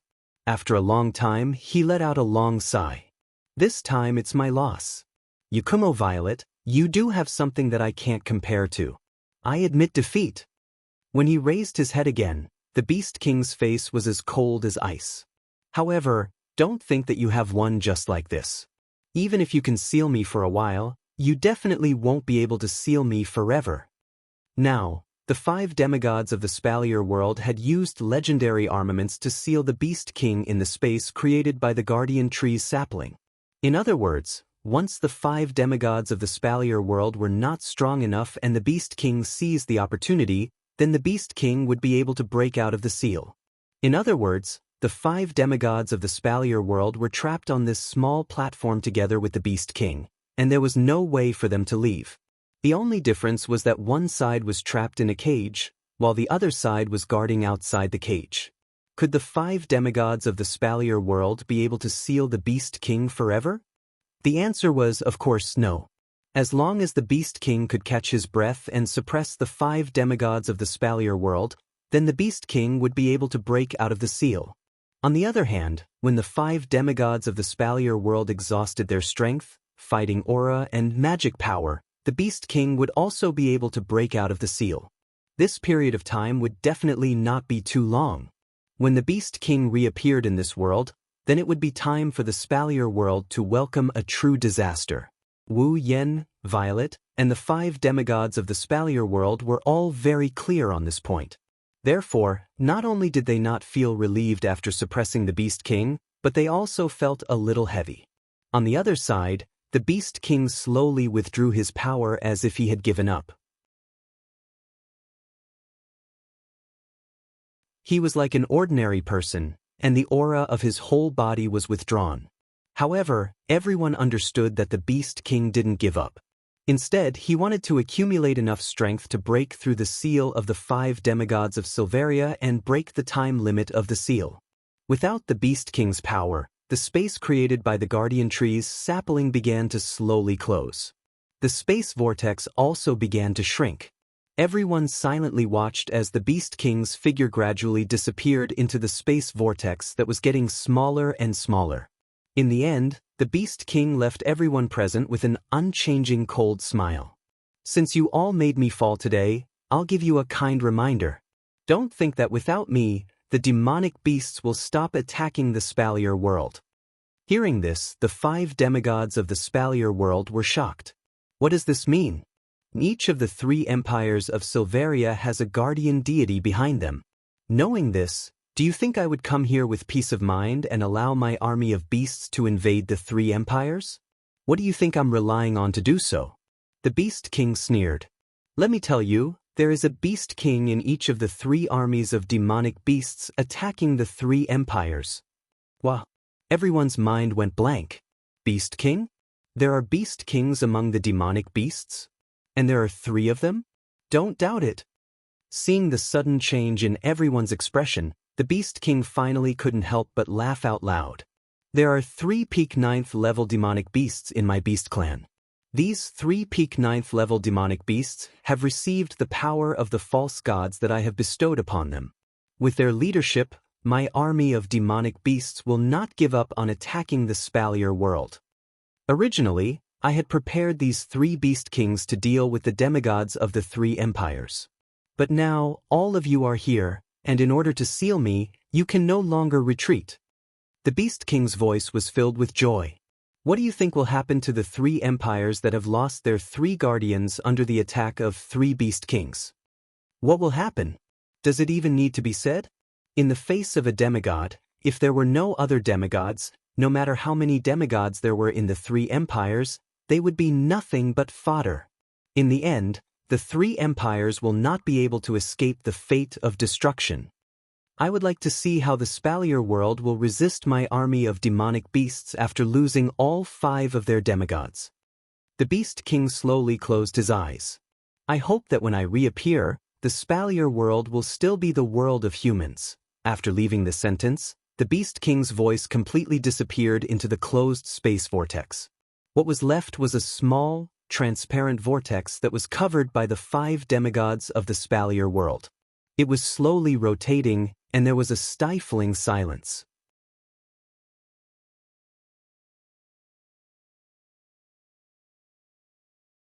Chapter 1892.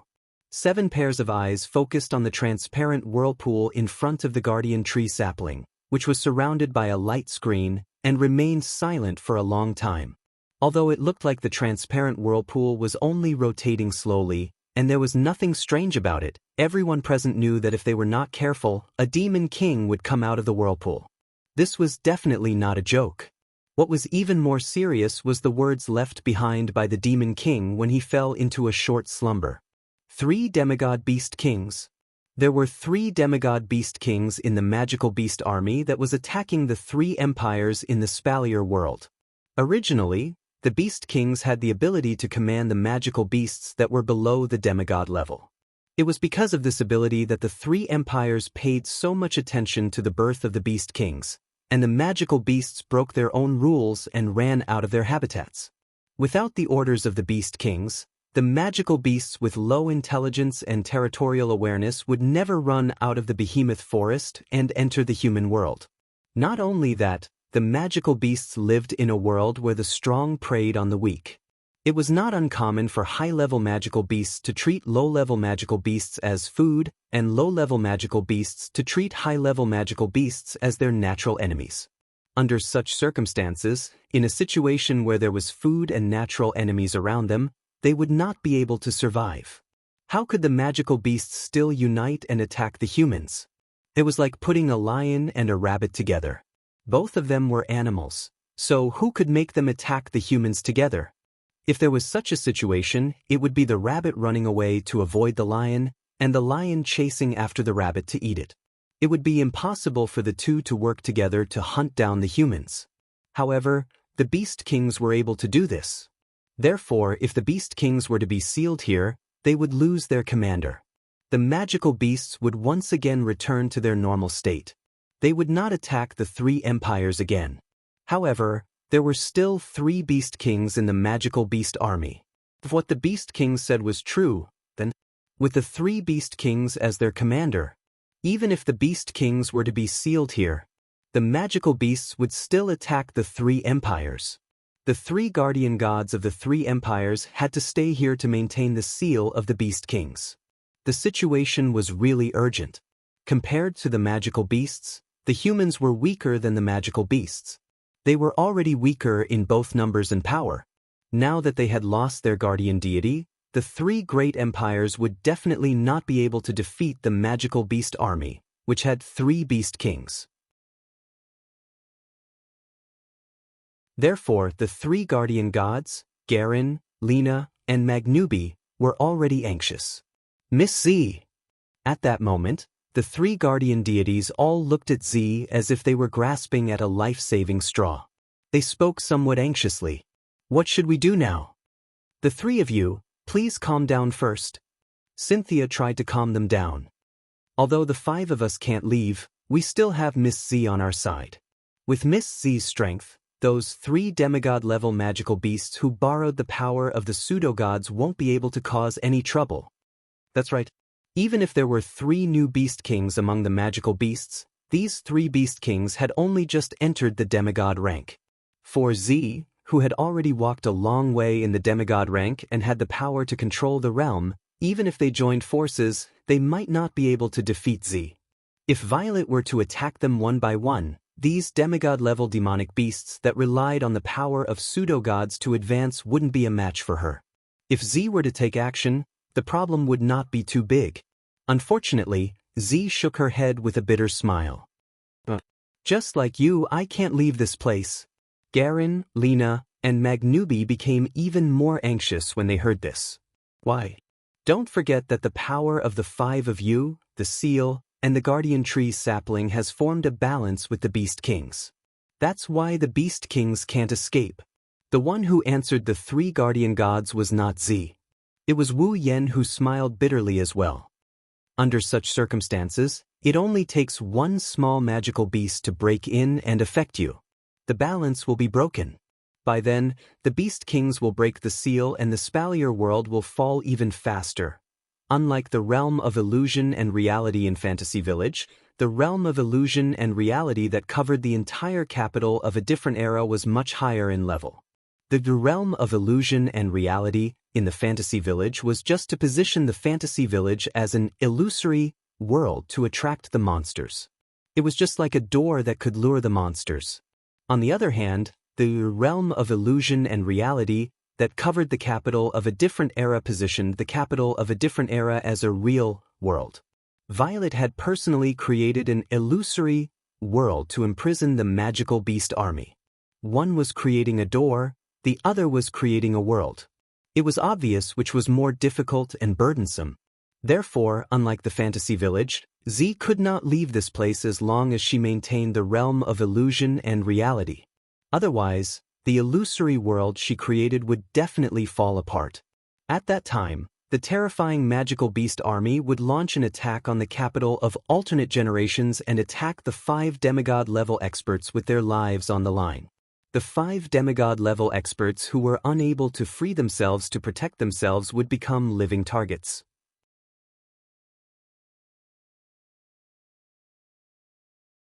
Once they were attacked, the balance would be broken. The Beast Kings would break the seal and return. Furthermore, they did not know if other magical beasts would attack again. In order to prevent the Beast Kings from breaking the seal, Z had to stay in the capital of alternate generations and maintain the realm of illusion and reality. Similarly, she could not leave. In other words, it was not just the 5 demigod-level powerhouses of the Spalier world. Even Z could not leave this place to deal with the 3 half-baked Beast Kings.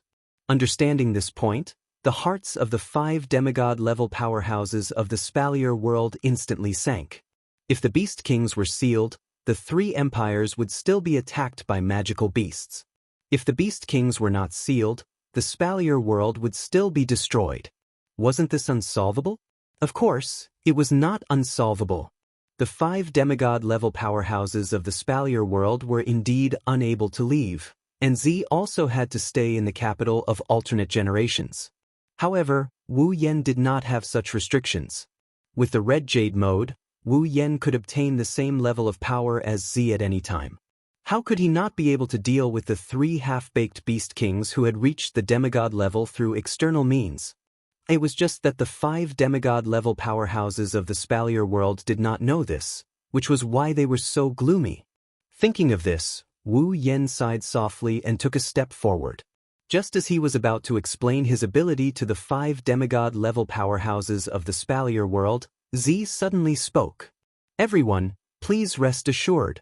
The 5 demigod-level powerhouses of the Spalier world were startled at the same time, then their faces lit up with joy. "Miss Z." Mura, who was the most impatient of them all, spoke impatiently. "Do you have any way to deal with the 3 Beast Kings and save the 3 empires?" Garen, Lena, Xianxia, and Magnubi also looked at Z expectantly. Z did not disappoint the 5 demigod-level powerhouses of the Spalier world. Z's gem-like eyes flashed with wisdom as if she had thought of something and nodded. "Not only do I have to deal with the 3 Beast Kings and save the 3 empires of the Spalier world, I also have a way to deal with the Beast Kings who have reached the demigod level." This time, Not to mention the 5 demigod-level powerhouses of the Spalier world, even Wu Yen was pleasantly surprised. Everyone understood that even if the 3 beast kings and the demonic beast armies' attack on the human world were dealt with, the real problem was not solved. This was because the beast kings who had reached the demigod level were the real threat. As long as the beast kings broke out of their seal, no one would be their match. At that time, the Spalier world would still be faced with a great disaster. However, the beast kings breaking out of their seal was something that could not be avoided. If Z really had a way to deal with the beast kings who had reached the demigod level, then the real problem would be solved. Z looked at the 5 demigod-level powerhouses of the Spalier world and said solemnly, "However, we still need time to deal with them. So, I hope you can buy as much time as you can." Garen, Linya, Mura, Cynthia, Magnubi, and the other demigod-level powerhouses of the Spalier world looked at each other and said in a determined tone in unison, "Please rest assured, Miss Z. We will do our best." Only then did Z smile in relief.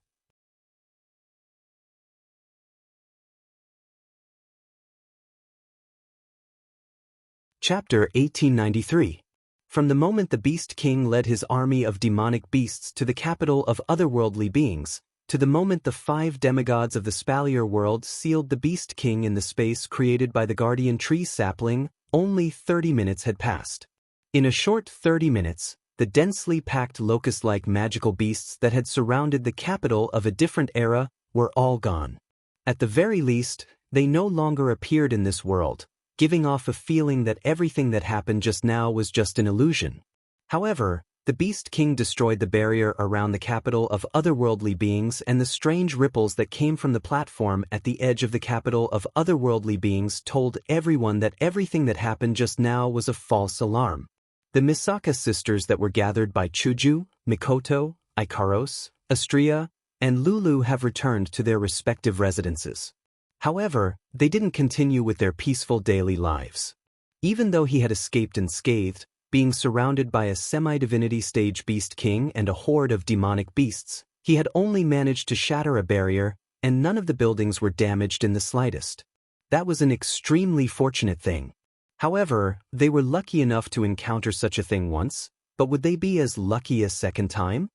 At the very least, for the Misaka sisters who were more rational than emotional, they would rather rely on themselves than place their hopes on an illusory fortune. Thus, after returning to their own residence, the group of Misaka sisters all chose some clothes that were more suitable for battle as if they had agreed beforehand. They also brought some weapons along with them. Of course, these weapons weren't armaments or machine guns like the ones the Misaka sisters used in the Magic Catalog world. They were the display device that Wu Yen brought back from the date battle. I have to admit that the Misaka sisters are pretty good.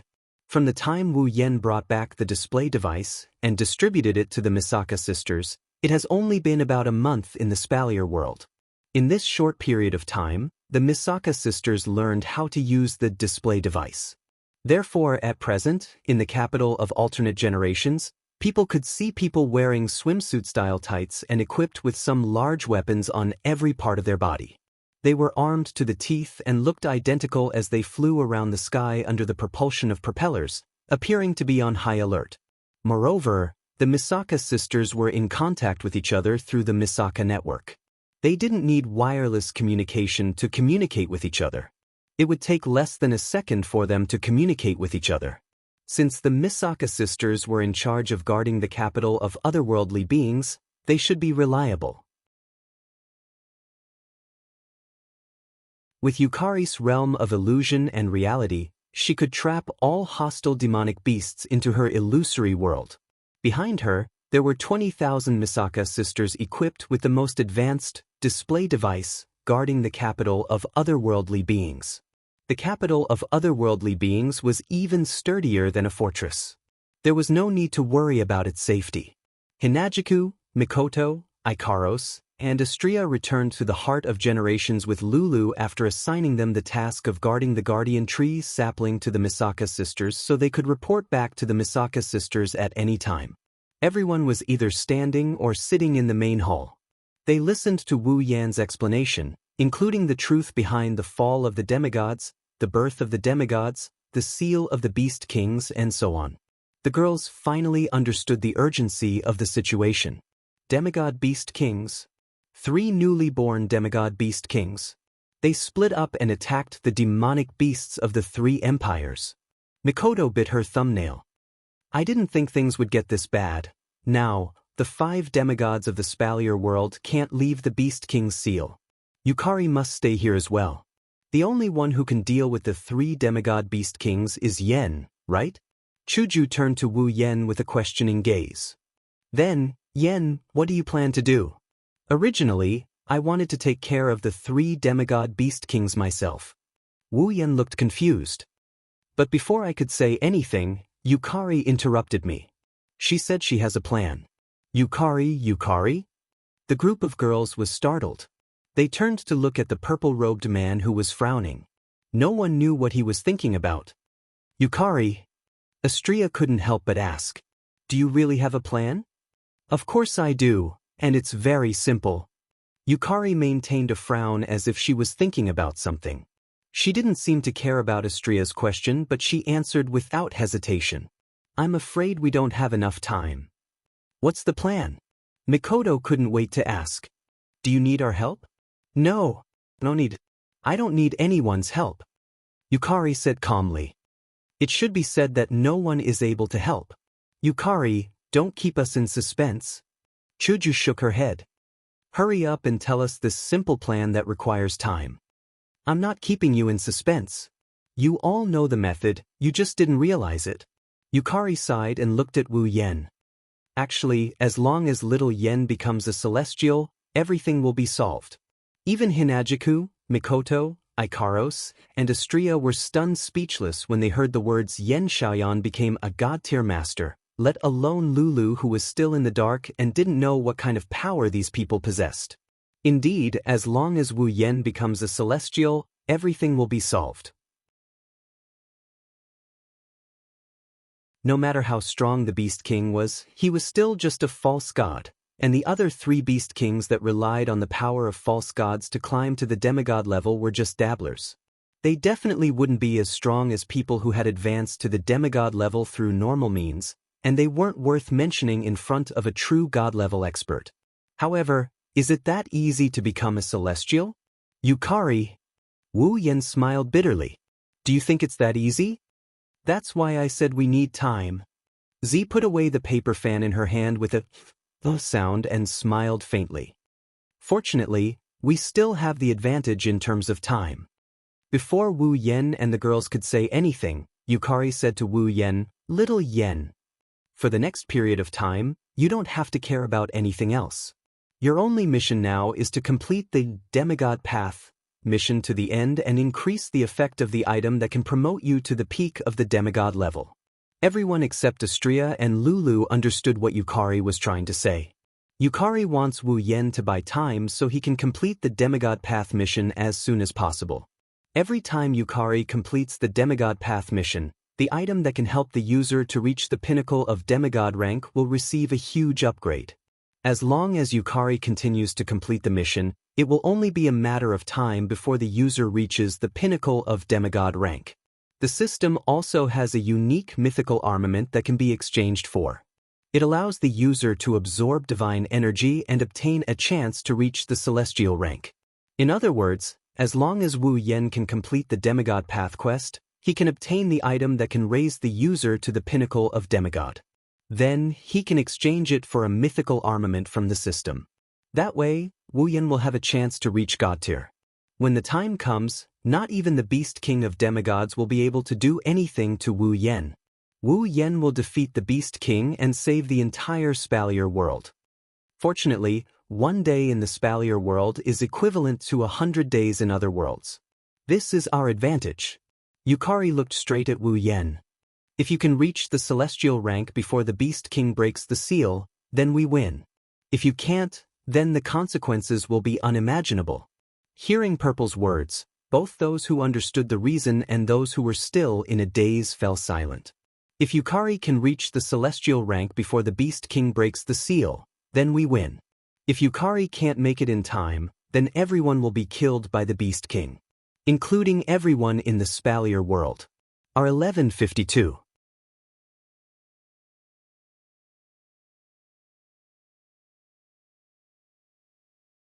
Chapter 1894. Behemoth Forest, capital of alternate generations. In the sky, the Misaka sisters, who were equipped with personal display devices for combat, were on high alert as they flew. On the streets, the Misaka sisters, who were armed with heavy weapons, formed groups of 2s and 3s as they patrolled the area. In the houses, many of the Misaka sisters were like snipers, hiding in ambush between the buildings. They used binoculars and sniper rifles to observe their surroundings. On top of the city walls, the Misaka sisters stood guard like sentinels. They looked identical and had the same expression. Their delicate faces were devoid of any emotions.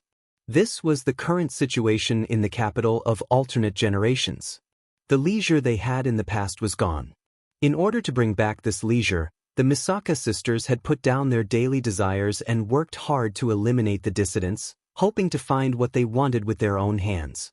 Since hard work was necessary, the Misaka sisters would not be stingy with their efforts.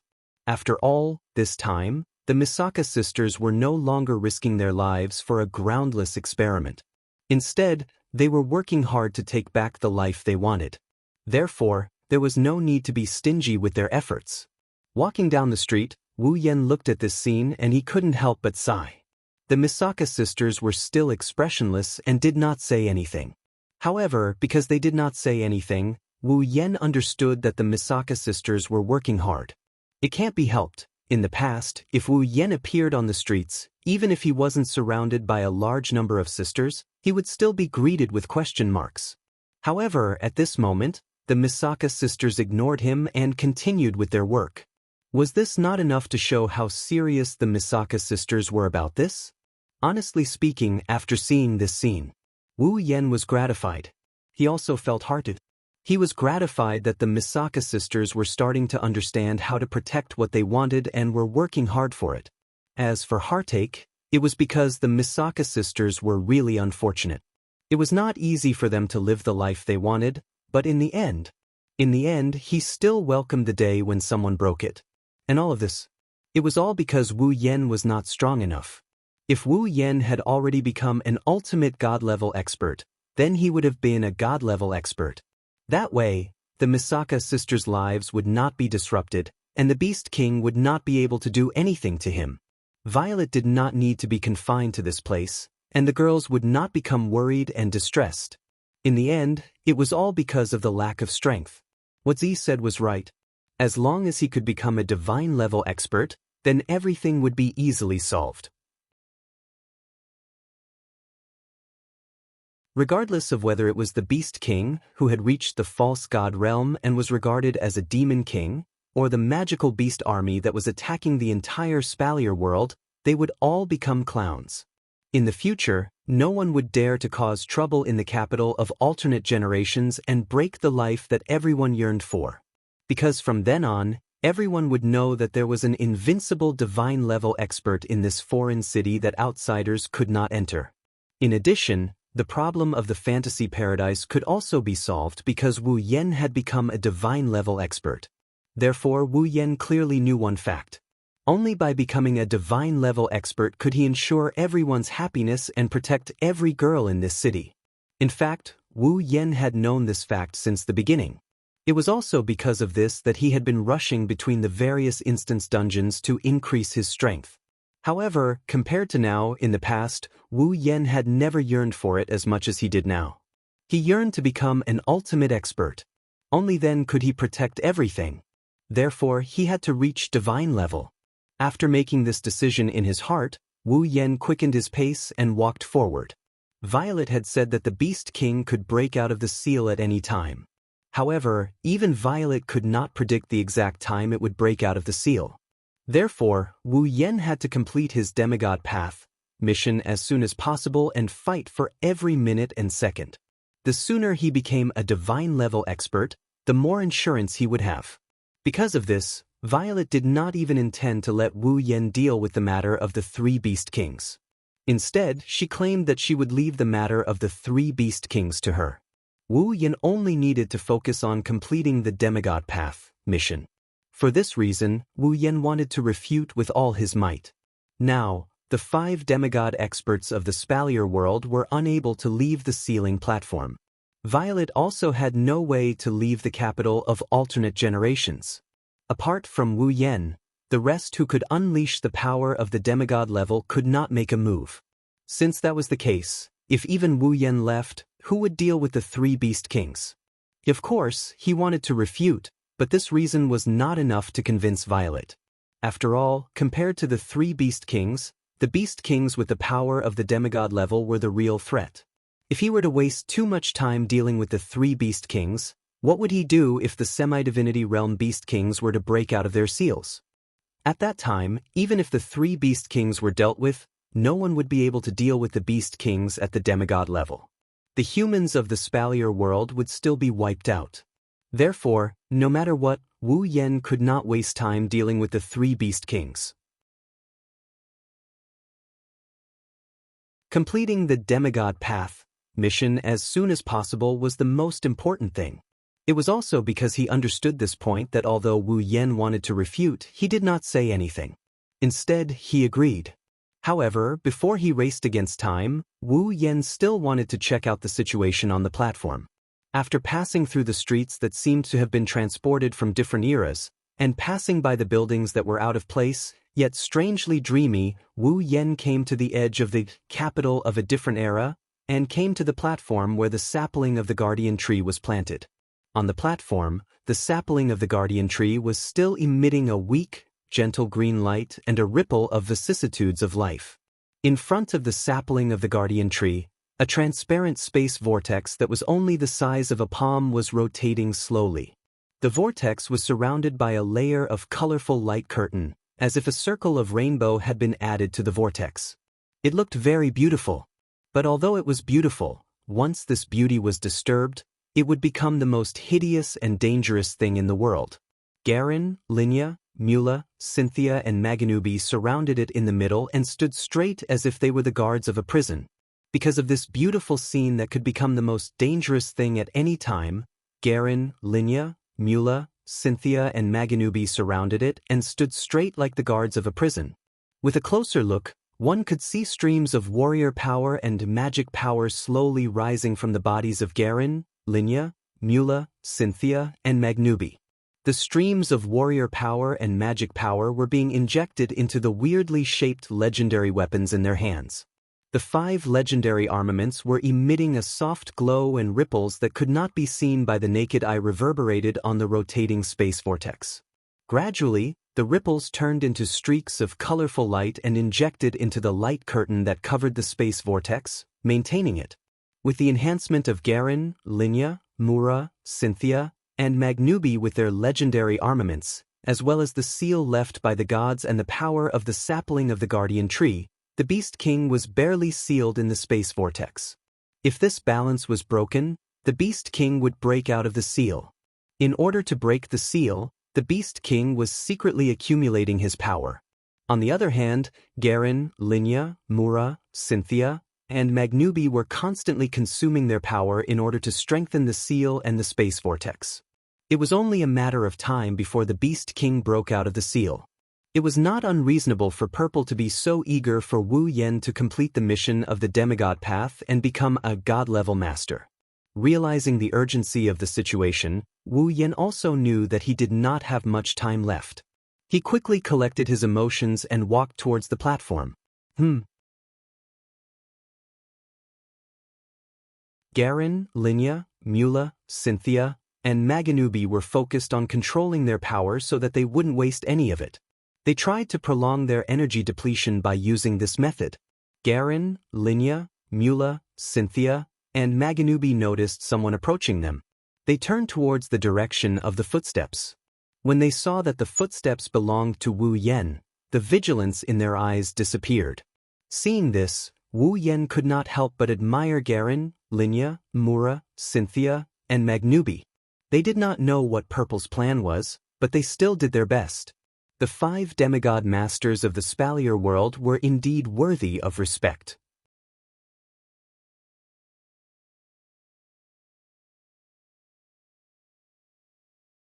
Chapter 1895. Gazing at the figure walking towards them, Garen, Linya, Mula, Cynthia and Maganubi didn't realize until this moment that he was walking towards them. This young man who looked like he was in his 20s had already reached the peak of the 9th stage. A peak of the 9th stage in his 20s? Was there ever such a young peak of the 9th stage in the history of the Spalier world? Of course, only Cynthia, who had never met Wu Yen, had this thought. Garen, Linya, and Magnubi were even more shocked. After all, they had only met Wu Yen once on the Emperor Island. However, Wu Yen had only just reached the 9th stage and had only reached the intermediate 9th stage after coming out of the place of God spirits. How long had it been since he came back from the Emperor Island? Was it a month? It didn't seem so. Was it possible for someone to reach the peak of the 9th stage from the intermediate 9th stage in less than a month? If it really did exist, wouldn't the patriarch of the Guardian clan have to find a thick wall and kill himself? After all, the patriarch of the Guardian clan had been at the peak of the 9th stage for many years and had entered the place of God's spirits countless times before finally obtaining the opportunity to rise to the peak of the 9th stage in the last trip to the place of God's spirits.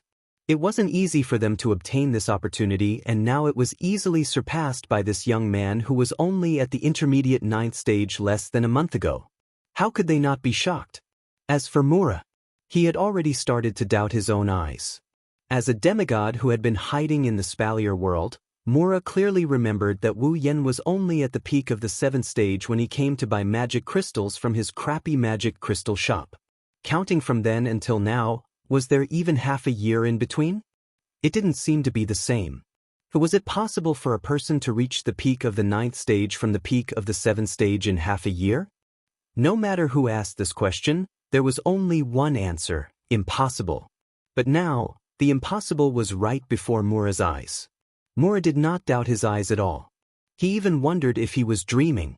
In this silent situation, Wu Yen walked up to the platform, the 5 demigods, and the palm-sized spatial vortex. Just as he was about to greet them, the 5 demigod powerhouses looked at him strangely, curiously, shockingly, or in disbelief. He was confused. What's wrong? After hearing Wu Yan's voice, only then did the 5 demigod experts come back to their senses. They looked at each other and laughed bitterly in unison. "Brat, how did you cultivate?" Mura said in his unique hoarse voice. He couldn't help but ask. How did he improve so quickly? Fast? Wu Yen paused for a second before he understood what Mura meant. He shook his head and glanced at Cynthia. Is this really fast? Sensing Wu Yan's gaze, the 5 demigod experts understood why Wu Yen said that. If she's young, then isn't Cynthia younger than Wu Yen? If Cynthia, who was younger than Wu Yen, could reach the demigod rank, then was Wu Yan's peak of the 9th stage considered fast? That was what Wu Yen wanted to express. The 5 demigod experts laughed when they understood what Wu Yen meant. I'm different from you. Cynthia didn't take her demigod rank identity seriously at all. Just like an ordinary girl, she playfully blinked her eyes. I didn't rely on my own cultivation to reach this stage, so you can't compare with me. You didn't cultivate by yourself. Wu Yen paused for a second. What do you mean by that? It's not strange that you don't know. Only us old fellows and the 3 princes of the 3 empires know about this. Jarlin explained. I'm sure you know why the royal families of the 3 empires are always guaranteed to have a demigod as their guardian god, right? It's because of the existence of the land of gods. Wu Yen answered directly. Because there are many opportunities in the land of gods that can transform people, the royal families of the 3 empires are always guaranteed to have a guardian god protecting the 3 empires, right? That's right. Magnubi nodded heavily. But other than the 3 empires, there is another faction in the Spalier world, or rather, a tribe that has their own method of ensuring the birth of a demigod. Tribe? Wu Yen gasped. There was a faction in the Spalier world that could guarantee the birth of a demigod? Since there was such a faction, Why hadn't he heard of it? It's not that I haven't heard of it, but I can't even if I wanted to. Linya shook her head. She seemed to have seen through Wu Yan's surprise. That's because, to put it nicely, there are only about 20 people in this clan. It's already a little difficult to form a clan, let alone form a force. That's why it's been hidden all this time and not known to outsiders. Then, Wu Yan turned to Cynthia. Then, Miss Cynthia, are you from that tribe? I am the saintess of the Iceland tribe. Cynthia didn't intend to hide it and smiled politely. The Iceland tribe is a tribe that lives on an island. A long time ago, a demigod was born in our tribe. Now, we call him the Divine Ancestor. The Iceland tribe was overjoyed at the birth of the Divine Ancestor. However, the Divine Ancestor was only able to become a demigod due to luck. By the time the Divine Ancestor became a demigod, his lifespan was already nearing its end. He would pass away soon. Cynthia seemed to have a lot of yearning for the Divine Ancestor. Her playful tone turned respectful. In order to prevent the demigod power that he had spent his entire life to successfully break through to become a demigod by chance, the Divine Ancestor did everything he could to create an inheritance method before his lifespan ran out. Based on the special bloodline of the Iceland clan, he could pass on all of his power to his descendants. This inheritance method could only be used by the Iceland clan with the purest bloodline in order to obtain the Divine Ancestor's demigod power. The Iceland tribe calls the person who obtains the Divine Ancestor's power the Saintess. I am the current Saintess of the Iceland tribe. Cynthia looked directly at Wu Yan and said in a playful tone, even though I managed to obtain the power of the Divine Ancestor through the inheritance and become a demigod, the power that I possess right now is the power of the Divine Ancestor. I didn't cultivate it myself, so I can't compare to you. Boy, don't listen to this girl's nonsense. If anyone could use the inheritance method that could give all the power of the predecessors, the three empires wouldn't need to enter the land of deities. They might as well learn this secret method. Mura shouted rudely.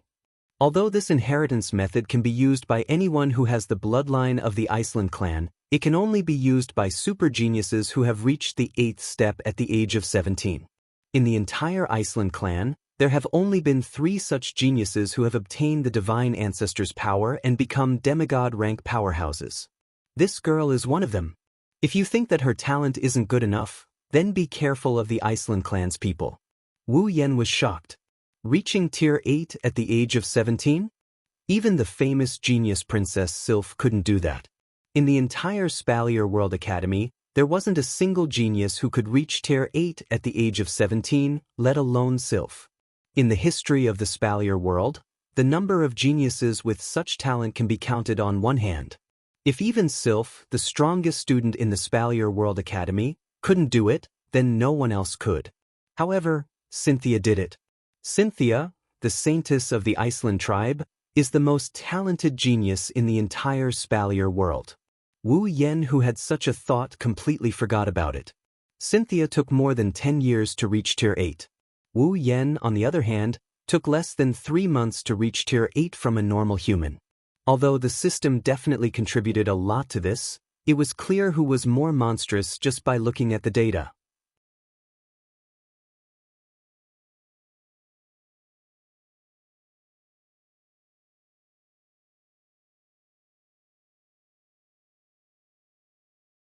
Then, what was up with this demigod powerhouse who had been hiding in the Spalier World Academy and was the boss of a magic crystal store?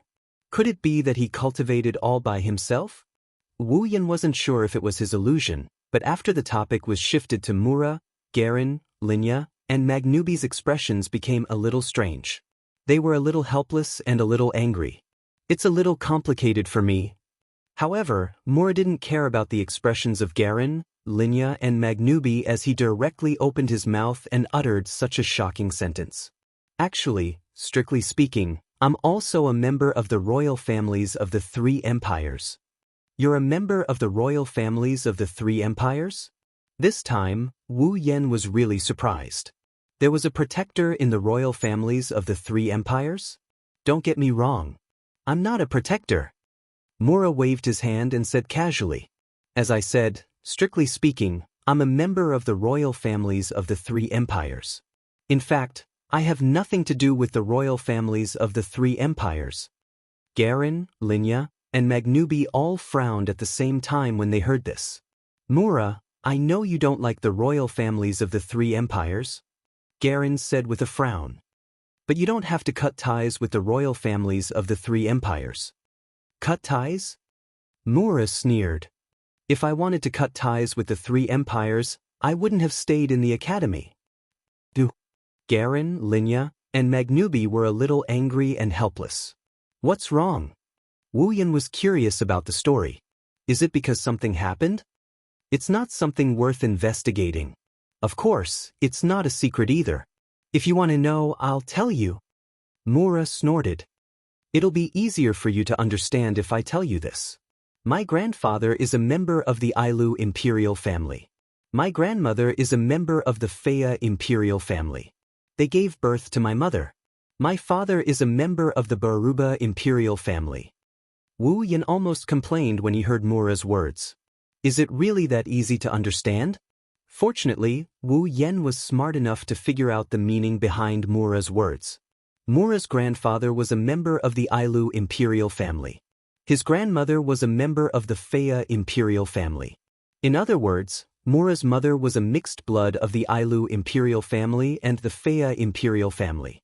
Mura's father was a member of the Baruba imperial family. His mother was a mixed blood of the Ailu imperial family and the Feiya imperial family. In other words, Mura was a mixed blood of the Ailu imperial family, the Baruba imperial family, and the Feiya imperial family. Does that mean Mura has the support of the three empires? Kid, don't think it's a good thing to have the bloodline of three empires? Mura noticed something from Wu Yan's expression and sneered. In the eyes of the direct descendants of the royal family, a mixed blood like me would only be stigmatized as impure. Not to mention the right of succession to the throne, I was not even qualified to call myself a prince. I was even disliked and humiliated by the so-called princes of the royal family of the three empires and almost got killed. Hearing this, Garin, Linya, and Magnubi fell silent. Obviously, what Mura said was true. Since you know about the God Spirit lands, you should know that as long as you are a rank 6 member of the three empires, you can enter the God Spirit lands once every 10 years, right? Mura pouted as if she wasn't talking about herself. Back then, I was forcefully snatched away because of my identity as a mixed blood of the royal families of the three empires. Others can enter the land of gods once every 10 years, but I can only enter once every 30 years. However, when I advanced to rank 9, the royal families of the three empires came to me to get a rank 9 powerhouse. Mura's face was filled with disdain as he spoke. And when I advanced to the demigod level, these three fellows came to visit me personally. It was as if they were reuniting with me. Why did they bully me when I wasn't strong enough? Why did they come to fight for me once I became valuable? Because I've seen through their faces, I directly announced that I have nothing to do with the royal families of the three empires from now on. Mura said as he let out a sigh. Regardless, I was once a member of the royal family of one of the three empires when I entered the Divine Lands. If it weren't for the opportunities one received there, I wouldn't be where I am now. That's why even though I'm not related to the royal family of the three empires, I'm willing to stay in Silveria World Institute and become its guardian angel. I want to protect the new generation of Silveria World Institute. Now it seems that I made the right decision. Mura sighed with emotion. If not for the fact that I was in the academy and was attacked by the magical beast army, who knows what would have happened to the academy? Oh right. Wu Yan's eyes lit up when he heard Mura's words. Mr. Mura, how is the academy now? With me around, the students will be fine. The Ailu Empire's people must have arranged for them to take refuge or participate in the battles in other cities. Mura looked a little upset. But the academy itself can't be saved. We can only rebuild it in the future. I wonder how the three empires are doing. Cynthia looked at Wu Yan worriedly. Is Miss Violet all right? Wu Yan nodded under the gazes of Garin, Linya, Mura, Cynthia, and Maganubi. Leave it to us?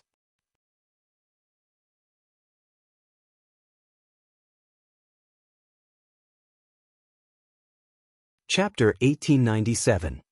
He stood in the hall and opened his wine-red eyes slightly. His gaze was like an arrow as he surveyed the area in front of him. In front of this pair of deep eyes, a few young girls were lined up in an uneven manner. They also cast their gazes over and stared at the owner of those wine-red eyes. They did not say anything, but there was a strange sense of trust in their eyes. This kind of trust that doesn't require any reason or basis may be blind. But Wu Yan, who received this kind of blind trust, felt warm inside. Even so, Wu Yan could not help but ask, "Don't you need me to kill the 3 beast kings leading the beast army?"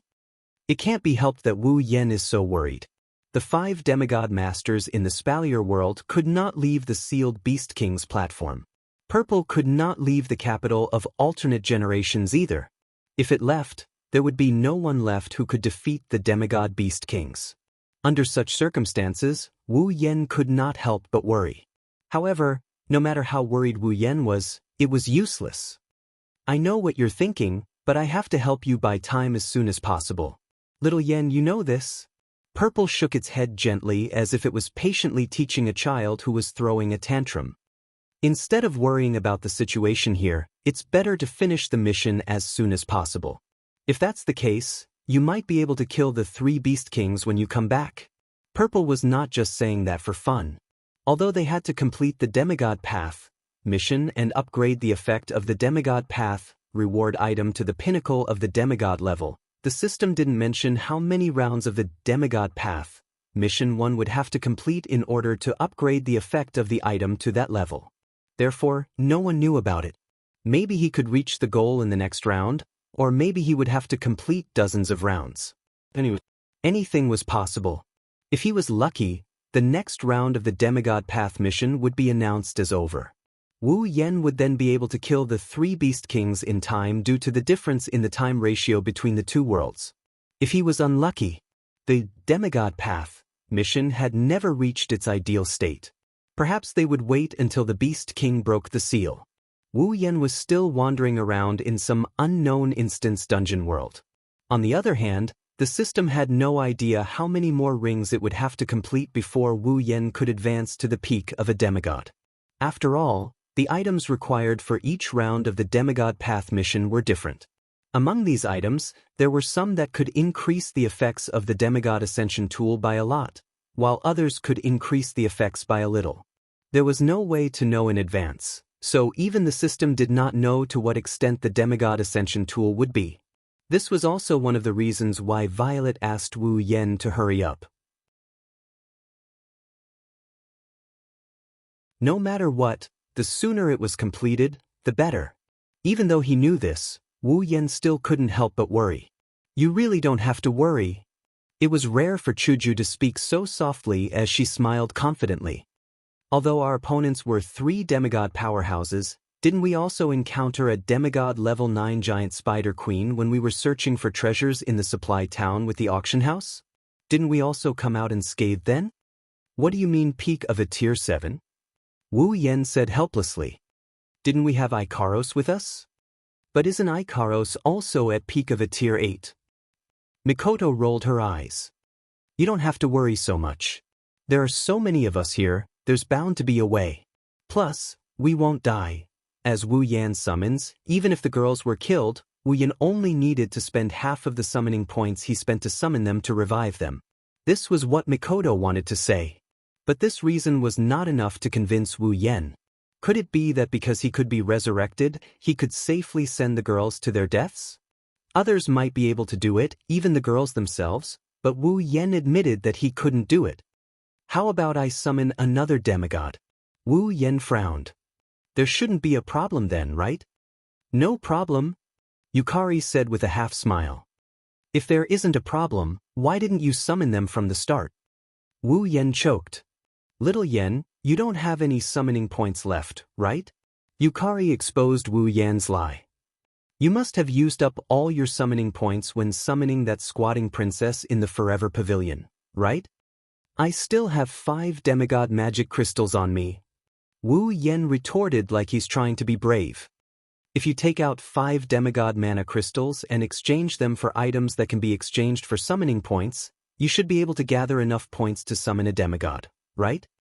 That may be the case, but I don't agree with that. Yukari sighed. Let's not talk about us. Little Yen, since you knew you had 5 demigod rank magic crystals, why didn't you exchange them for items that could earn you summoning points to summon a demigod rank character? This time, Wu Yen fell silent. Yukari is right, Wu Yen did have 5 demigod tier magic crystals left. He wanted to trade them for summoning points and turn them into the system.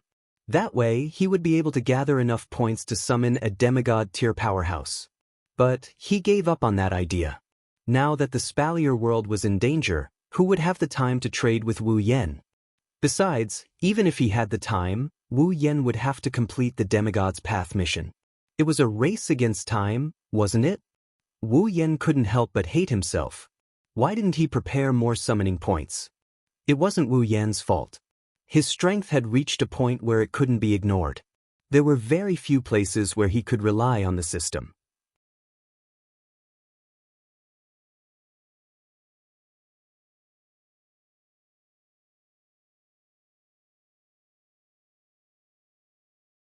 Chapter 1898. This is an open-air platform located at the top of the heart of Generations. The floor of the platform was made of red stone bricks that were as red as blood, but it didn't make people feel horrified. Instead, it revealed a trace of beauty. Just like the carpets in the luxurious halls, it exuded a kind of aura that only high-end consumers could enjoy. It made people feel restrained. There's no ceiling above the platform. Instead, there's a fence made out of ceramic bars that cover the entire platform. There are canopies on both sides that can be opened to form a ceiling. The platform was surrounded by extremely strange walls.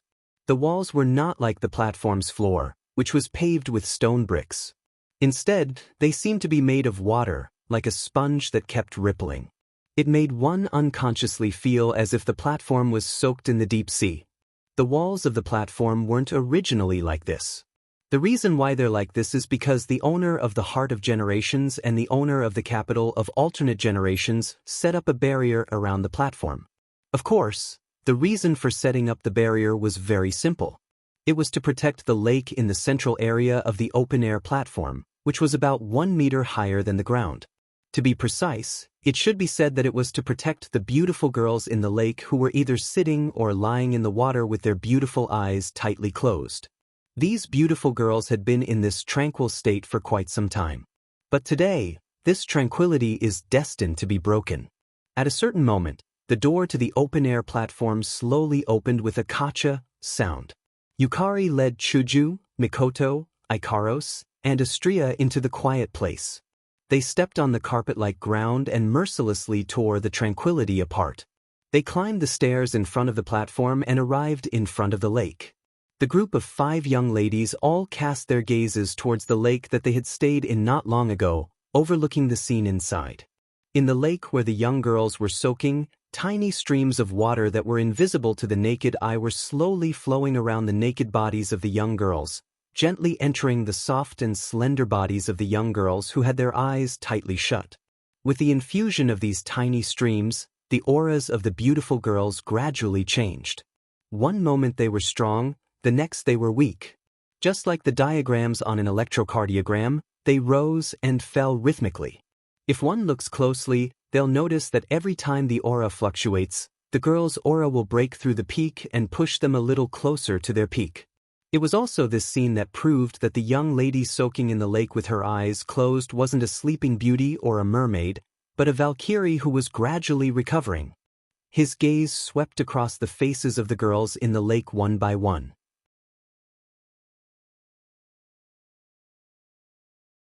Aside from Yukaros, who was expressionless, Hinajiku, Mikoto, and Astria all had mixed expressions. They're happy because their companions are getting stronger little by little. What he was worried about was that he didn't know how long this increase in strength would last. In theory, the longer they stay in the lake, the stronger the girls will get. This is what Chuju, Mikoto, and Astria want to see. However, based on the current situation, if this situation continued, they would be isolated and helpless. No one would be able to help them. Under the influence of these conflicting emotions, Hinajiku, Mikoto, and Astria's expressions turned gloomy. Even though the longer we soak in the lake, the more benefits we get. Mikoto was the first to complain. But isn't this a little too long? I don't think I took this long to soak in the lake either, right? After all, it's diluted pool water. Yen also said that not only would the effect be reduced, even the time needed for the transformation would increase by a lot. The reason we were able to finish it so quickly was also because of our better physique, right? Hinajiku was troubled as well. I wonder if they can continue to transform in the future if I wake them up now? No. There's no need for that. Yukari put away her paper fan with an enigmatic smile. Today, let's complete the transformation of these little girls. Chuju, Mikoto, Ikaros, and Astria focused their attention on Yukari. Can you do it? Mikoto's tone carried a hint of surprise, as well as a hint of suspicion. It's best if we don't affect their transformation, don't worry. Yukari shook her head. I just want to increase the speed at which the little girls absorb the pool water. Speed up their absorption rate? You mean speed up their transformation? Hinajiku exclaimed in surprise. If there's such a method, why didn't we use it earlier? I was just worried about the consequences of being too greedy. Yukari explained with a chuckle. Now, since they are already halfway through their metamorphosis, let's speed up the second half of their metamorphosis. Even if there is an impact, it won't be too much. After saying this, Ziwei took a step forward and looked at the girls in the lake. She gently pointed the folded paper fan in her hand forward. The realm of distance and closeness. The instant her voice fell, a circle of formless ripples spread out from the paper fan that Z had pointed to the front like a ripple. The ripples slowly reverberated, spreading through the space in front of the paper fan, the surrounding air, the beautiful floor, and the boiling water vapor in the lake. Under the effect of the ripples, the small clear streams that were flowing toward the young women in the lake suddenly came to a standstill. Then, as if they had entered an invisible space, they all appeared around the young women in a flash. Under the effect of the near and far realm, the pool water with the transformation effect was separated from the normal lake water and gathered around the girls who were transforming. The realm of speed and closeness. At this moment, the frequency of the ripples that were spreading to the surroundings quietly changed. This time, the ripples passed through the lake water, but the lake water did not change in the slightest. Instead, the pool water that gathered around the girls, which had the effect of metamorphosis, suddenly swelled up and rushed into the naked bodies of the girls at an extremely fast speed. The influx of large amounts of water caused a change in the aura of the girls, which had been fluctuating rhythmically. It was no longer fluctuating up and down. Instead, it was as if they had encountered a rising tide, suddenly rising upwards. Under such a violent rise, the young girls in the lake all frowned. There was nothing they could do about it. Although the flow of the pool water had increased, the absorption speed of the girls did not increase. Naturally, this led to the pool water that had not yet participated in the transformation and was absorbed by the girls to accumulate in their bodies. Therefore, it was natural for the girls to feel depressed. Yukari's sister. Hinajiku, Mikoto, and Astria all gasped at the same time. Even Ikaros couldn't help but reveal a worried expression. Purple did not have any reaction to this. Instead, with a leisurely chuckle, she opened the paper fan in her hand and waved it forward after the pool water that had gathered around the girls had completely entered their bodies. The realm of restriction and release. In an instant, the ripple that reverberated around the lake gathered and turned into an invisible airflow that rushed into the girls' bodies. The human body has a certain function that automatically limits one's potential. In order to prevent too much explosive power from damaging the body, and to prevent too much potential from being wasted, this restriction will accompany a person until they die, until they grow old. Now, Yukari used her realm power to temporarily remove the restriction in the girls' bodies, freeing their bodies' original functions. As a result, the absorption ability of the girls' cells, skin, internal organs, and other tissues instantly increased. They absorbed all the pool water accumulated in their bodies for the metamorphosis. Waves of powerful auras rose from each of the young girls. R1152.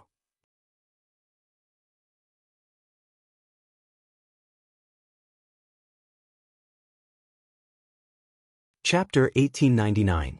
Buzz. Like a rising pillar of light, the invisible aura converged into a visible wave of air. Fiercely, the beautiful girls soaked in the lake soared into the sky, jumping up and down as if they were alive. In the lake water that had consumed all the water with the transformation effect was blown by the air waves formed by the aura. It was as if a huge whale had flipped its body inside. The water surface fluctuated violently like waves, rolling up and down. Yukari, Chuju, Mikoto, Ikaros, and Astria took a step back at the same time.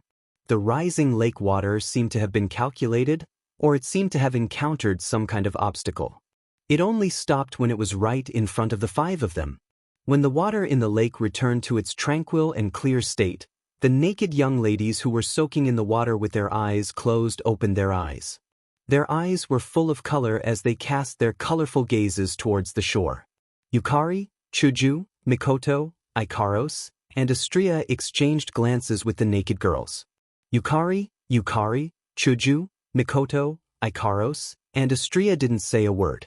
Shokuhun Misaki, level 80, Itsuka Kodori, level 83, Tokisaki Kurumi, level 82, Night Sword God Toka, level 83, Yoshino, level 80, Hachu Yagia, level 80, 8th Dance Evening Chord, level 80, Night Charmer, level 80, Kinuda Sai, level 80, Frenda, level 80, Takitsubo Riku, level 80, Shokuhun Misaki, Itsuka Kodori, Tokisaki Kurumi, Night Blade God Toka. For Bonos, Bawi Jushu, 8 Dances of the Evening Strings, Seducing Magio, Kinuda Sai, Frenda, Takitsubo Riku. A row of 11 girls, who had their eyes closed as if they were sleeping a second ago, suddenly opened their eyes. He had finally woken up. After ending their long and short hibernation, the 11 girls showed their transformations to Yukari, Chuju, Mikoto, Ikaros, and Astria. Shockingly, each of the girls had already advanced to the 9th stage after the transformation of the pool water. 11 Type 9 powerhouses.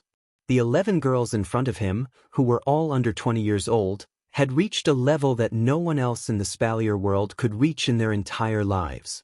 Compared to these 11 girls, Cynthia, who had reached the 8th level at the age of 17, seemed rather ordinary. Of course, apart from these 11 girls at the 9th step, in the lake, there was another person whose level had not been detected by the system. Kite Origami. Although the system didn't detect the level of this girl who could only display a slightly stronger fighting technique in the state of an ordinary person, everyone here knew that when Tabichi Origami put on her personal combat display device, she would be able to display her full strength. Only then would his true strength be revealed. At that time, Tabichi Origami wouldn't be any weaker than the other girls. He kept his eyes on the 12 girls. Yukari, Hinajiku, Mikoto, Ikaros, and Astria looked at each other and their eyes lit up with joy. About half an hour later, in the Hall of Generations Heart, Yukari, Hinajiku, Mikoto, Ikaros, and Astria were all gathered in one place. They were either standing or sitting at every corner of the hall. At this time, the 12 girls who came out of the lake had all changed into their own clothes. Each of the girls with outstanding appearances looked extremely gorgeous under the contrast of various cute, beautiful, and colorful clothes. In addition, there were quite a few of these girls. If there was an outsider present, no matter if that person was a man or a woman, he or she would be dazzled, right? The girls were also doing their own things. Shokuhun Misaki, Kodori, and Kurumi were all sitting on the sofa. Kurumi looked a bit absent-minded, while Shokuhun Misaki and Kodori seemed to be very focused on their conversation. Toka was with Astria. The Chowhound Angel and Chowhound Fairy took up a corner of the hall. They seemed to be chatting about something. Astria was talking about something excitedly while Toka listened to her with an exaggerated expression. Every now and then, she would jump up and down in surprise. Yi Juya and Shi Xian stood to the side, exchanging glances with each other. There was a hint of confusion in their expressions. Mei Jiao stood some distance away from the girls. Her gaze swept across the faces of the girls in front of her. Her eyes were filled with longing and she almost had a heart attack. Yoshino was standing beside Ikaros. She didn't know what was going on. She was talking to Yoshino, who was squeaking in her hand. Koichi Origami was standing by the window. Through the window, she stared at the Misaka sisters who were flying around in the sky with their personal combat display device. Her blue eyes were flashing with an indescribable emotion. Nobody knew what she was thinking about. On the other hand, Kinuda Sai, Frenda, and Takitsubo Riku, the trio that would never be separated, were huddled in a corner of the hall with their brows tightly knitted together. From the looks of it, these girls seemed to be doing their own things, presenting a picture of boredom. However, if one were to observe carefully, one would discover that these girls were all focused in one direction. In that direction, Yukari, Hinajiku, and Mikoto were sitting on the sofa. Hinajiku and Mikoto were explaining the current situation to the girls. It took them another half an hour to explain. It wasn't until half an hour later that Hinajiku and Mikoto finished their explanation. The girls also fell silent, filling the hall with a heavy atmosphere. Not long after, the atmosphere dissipated with the girls' exhalation. I think I have a rough idea of the situation. Shokuha Misaki pointed at her cheeks. Her golden eyes sparkled with a strange light. She looked like a cat that was about to capture its prey. She looked both happy and dangerous at the same time. No wonder Yukari woke us up. The situation is so urgent. It is indeed urgent, but rather than saying it is urgent, it is more like saying it is dangerous.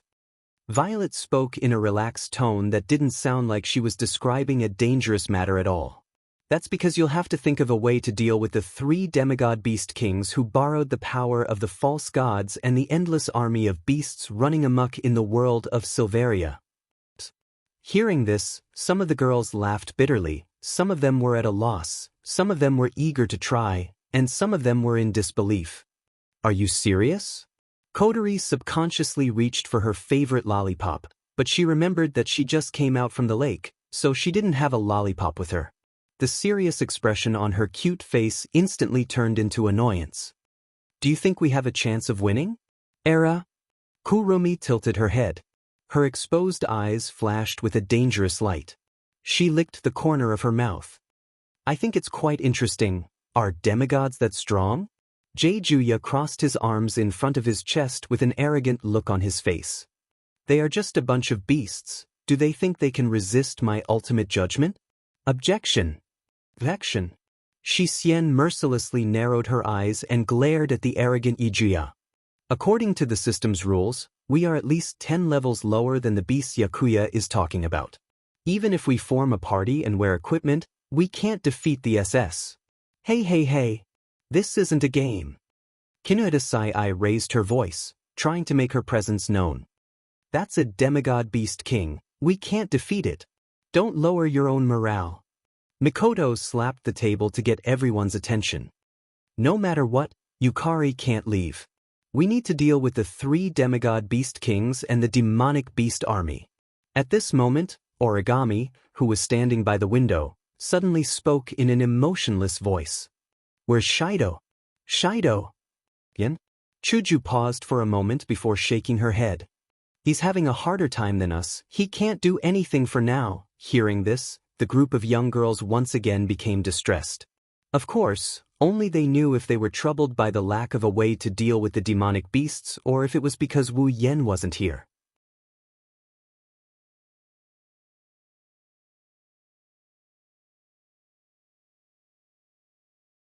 Chapter 1900.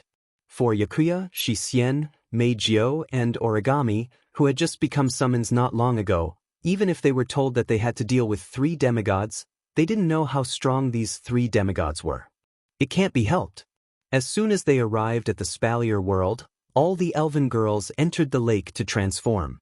For Kodari and Kurumi who have lived in the Spalier world for a while, they know what demigods mean. However, for Yakuya, Yushin, Meijio, and Origami, they don't know what demigods mean. That was why Yigeya, Shisien, Meijio, and Origami didn't feel nervous at all. In fact, Yigeya even had the look of, God is number 1 and I'm number 3. Meijio also placed most of her attention on those beautiful and cute girls. Shisien also seemed to be half asleep and didn't have much energy. Origami, on the other hand, lowered her head and said calmly after a moment of silence, "Let's not talk about the 3 demigod kings for now.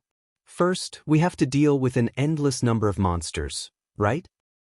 Well, it's a little weird to call demigods monsters. Chuju scratched her face. But other than the 3 demigods, we have to deal with a lot of other demigods as well. That's more or less what you said. Hearing this, Origami nodded. He lifted his feet and walked out of the hall as if there was no one around. Mikoto called out, "Where do you think you're going?" "Outside," Origami said without looking back. "I promised Shido. I have to teach the girls how to use CR unit. The way they use it now is too crude. It won't be effective in battle." After saying that, Origami walked out of the hall, leaving the girls behind. Hinajiku, Mikoto, and the other girls couldn't help but be stunned. Right now, they were talking about something that could be considered as a matter of life and death. How could this girl run out to be an instructor so calmly? Yukari was the only one who stared at the direction Origami left with a smile on her face. "Looks like little Yen made an interesting girl his summoner, Mikoto looked at Yukari in confusion. "What do you mean?" "Misaka-san. Didn't you hear what she said? The girl's CR unit usage is too crude. It won't be effective in battle?" Shokuhun Misaki pursed her lips and said with a meaningful tone, "That girl named Tabichi Origami isn't just going to fulfill her promise. She's going to train her troops." Hearing this, many of the young girls revealed expressions of realization. The war against demigods isn't a simple battle. It's a real war. On one side are the humans. On the other side are the magical beasts. At this moment, only these 2 forces are clashing in Silveria. It's not a personal battle. Therefore, even though dealing with the 3 beast kings was a difficult task, the overwhelming magical beast army was also a problem that couldn't be ignored.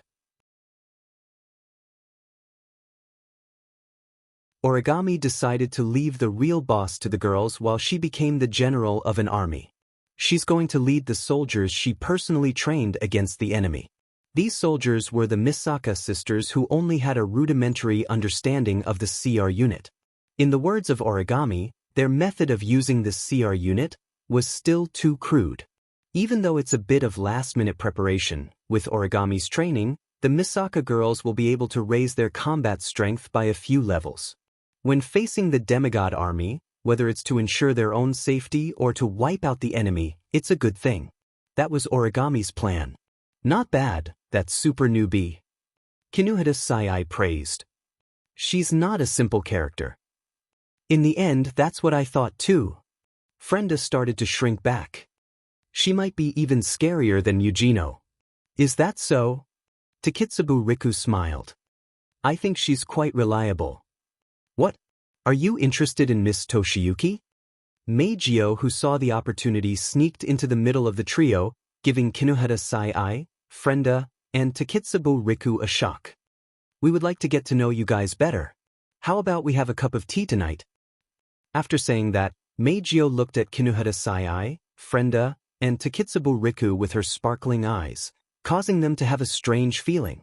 Intuition told Kinuhata Sai, Frenda, and Takitsubu Riku that if they agreed to this request, they would lose something very important. That's right. Something very important.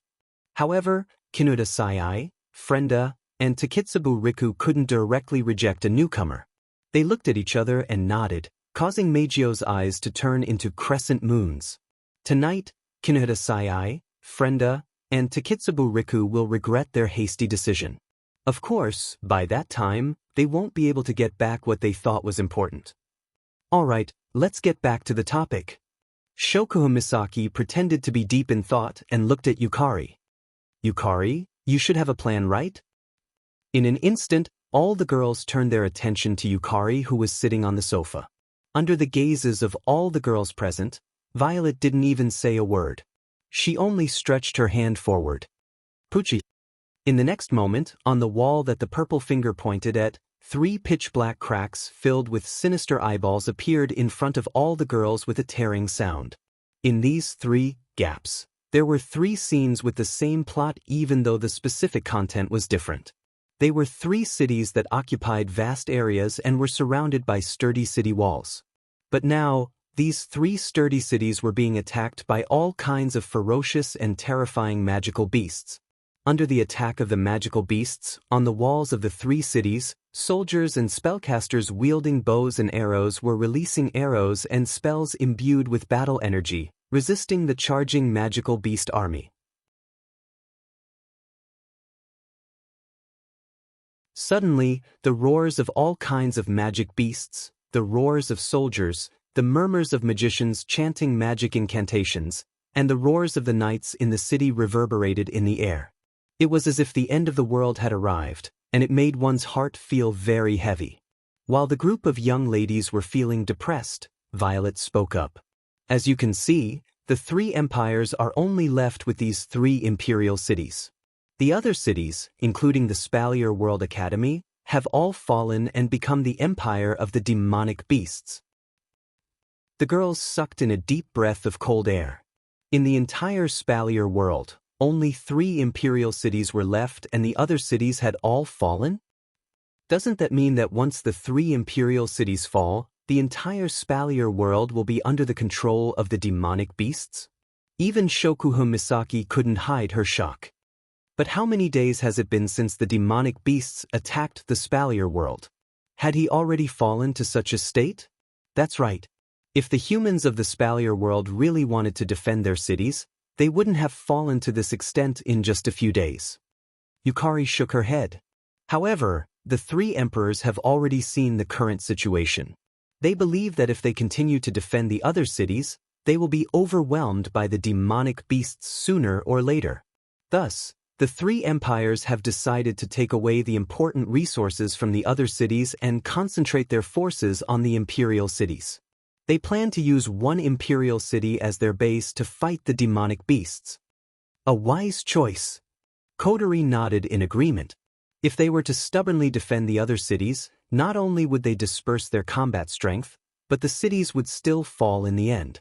At that time, even the materials would be destroyed. To be able to make such a wise and decisive choice, the 3 great emperors are truly capable. However, there are pros and cons. Once the 3 imperial cities fall, the humans will be finished.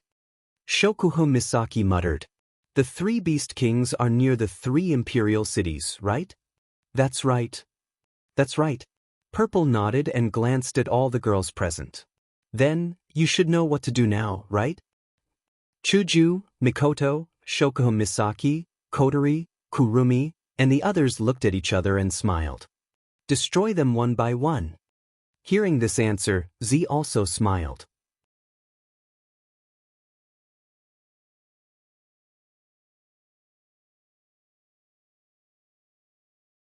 Chapter 1901. The next day, when the first ray of sunlight shone down from the sky, passing through the realm of illusion and reality that did not obstruct it at all. When it shone into the capital of a foreign era, the streets of the capital of a foreign era seemed to have lost their vitality as silence filled the air. However, that didn't mean that the residents of the capital of alternate generations were slacking off in their own homes, hiding in their warm beds and refusing to get up.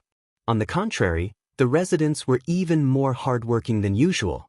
This was because in front of the heart of generations was an empty space where 20,000 residents of the capital of alternate generations who were identical in appearance, height, hair color, and physique were lined up neatly like an army, waiting for the arrival of their general.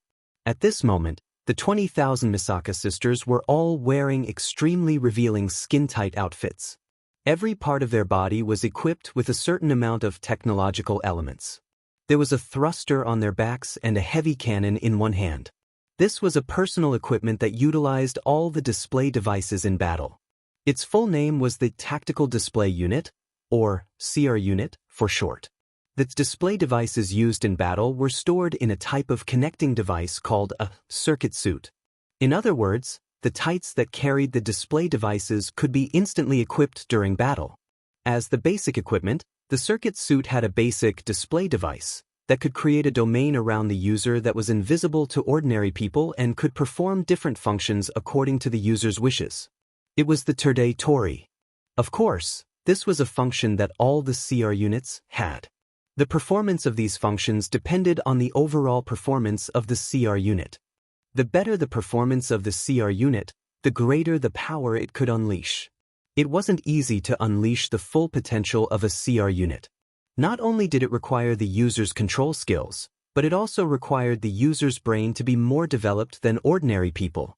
It was because of this that magicians who could use CR units were so rare and precious in the date battle. There were only a handful of people who could use CR units to fight against the elves. These 20,000 Misaka sisters were all equipped with the best mass-produced CR units available at the moment. Other than personal CR units like Irene's Pandaragon and Origami's Mordred, the CR units that the Misaka sisters were equipped with were the best out of all the CR units available. Moreover, the crucial factor in controlling the CR units was the user's brain development ability. Without a doubt, these CR units had increased the strength of the Misaka sisters, who were at least tier 7 at the very least, by leaps and bounds. After all, superpowers were born from the personal reality after the development of one's brain. Although the highest superpower the Misaka sisters had was only LV4, their brain development was much stronger than ordinary people. Perhaps if the Misaka sisters were to become magicians in the date battle world, the elves wouldn't be able to live a carefree life anymore. Looking at the neatly arranged troops that seemed to stretch on endlessly, the girls couldn't help but sigh in amazement. They really looked the same. Yakuya even forgot to maintain his Chunibu tone. He pointed at the army of Misaka sisters and shouted at Mikoto. "Are all of these really your little sisters? Your mother sure is good at giving birth. Are you scolding me?" Mikoto furrowed her brows. She thought about it and decided not to get angry. She chose to ignore Yajuya and looked at the other girls around her. "Shall we depart now?" "Yes. If we delay any longer, I'm afraid the 3 kingdoms will fall." Shokuha Misaki pointed at her own face with her white-gloved finger and smiled. "So, let's proceed with the plan." "Yes." All the girls present nodded their heads. This so-called plan was decided by the girls last night while they were thinking about how to fight. However, this so-called plan is actually quite simple. Shokuha Misaki, Kinuta Sai, Frenda, Takitsubo Riku, and Astria looked at each other and exchanged glances. They stood in front of one of the neatly arranged Misaka sisters. "We will lead 5,000 Misaka sisters to the Ailu Empire." Kotori, Kurumi, Toka, Mikoto, Yoshino, and Origami also stood in front of another group of Misaka sisters. "We will lead 5,000 Misaka sisters to the Baruba Empire." Immediately, Hinajiku, Mikoto, Ikaros, Yakuya, and Yushien stepped forward and stood at the head of the middle group of sisters. "We will lead 5,000 Misaka sisters to the Feiya Empire." After they returned to their positions, the 16 girls in 3 rows looked at the others and declared in unison, "Find the Beast King. Destroy them one by one." Yukari was the only one who didn't step forward. Her delicate face softened as she shook her head at the girls. "The remaining 5,000 Misaka sisters will be in charge of protecting the capital of alternate generations, so you don't have to worry about the situation here. I just want to say that it would be best if we can defeat the Beast King and repel the demonic beast army. However, if there is no other way, you have to protect yourselves and stall for time until Xiao Yan returns." Hearing this, the group of girls nodded their heads heavily. Originally, the best plan would have been for everyone to work together and deal with a magical beast army first. They would have killed one of the Beast Kings, and then they would have done the same thing. They would have found the Beast Kings one by one and defeated them together. That would have been ideal.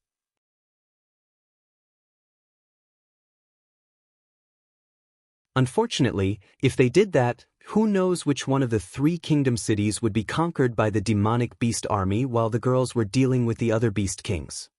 If that happened, the other demonic beast army would be able to help the other 2 sides. That would only make things harder for them to deal with. Therefore, the girls could only split up and fight 1 beast king and 1 demonic beast army each. It would be best if they could defeat the other side, but if they couldn't, they had to stall for time until Wu Yen returned from his mission. That was the general idea of the so-called plan. As for the details, they had to come up with a strategy to deal with the Beast King and the demonic beast army that they were in charge of. Different people had different opinions about this. Yukari turned around and waved her hand in the direction of the generation's heart.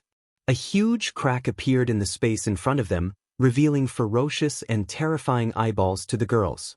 Now, in order to maintain the state of illusion and reality, the range of my ability is very limited. This crack can only send you to the nearest supply town. You will have to travel the rest of the way by yourselves. After saying that, Yukari silently retreated to the side and sighed. Remember, protect yourselves. Even if you don't care about your own lives, you have to think about Xiao Yen who has returned. The girls who were prepared to fight to the death held their breaths when they heard this. After a moment of hesitation, they nodded helplessly. Yukari smiled in satisfaction when she saw this. She flipped her hand, and 3 rings appeared in her hand. They were 3 space rings. Yukari tossed the 3 space rings forward, and the space rings that formed an arc in the air were swallowed up by the crack that opened up in midair. The next moment, Hinajiku, Shokuha Misaki, and Kotori noticed that a ring had appeared on their hands. Put it on. Yukari smiled as the girls looked at her in confusion. It will be of help to you. After saying that, Yukari turned around. It seemed like she had no intention of bidding farewell to the girls. However, this action didn't anger the girls. Instead, it warmed their hearts. With Yukari's personality, if she didn't bid them farewell, it meant that she didn't want them to leave. Even though she didn't say anything, it was the best blessing, wasn't it? Therefore, the group of girls did not say anything, nor did they bid farewell to anyone. They led a total of 15,000 Misaka sisters into the huge gap and disappeared one by one from this dreamy city.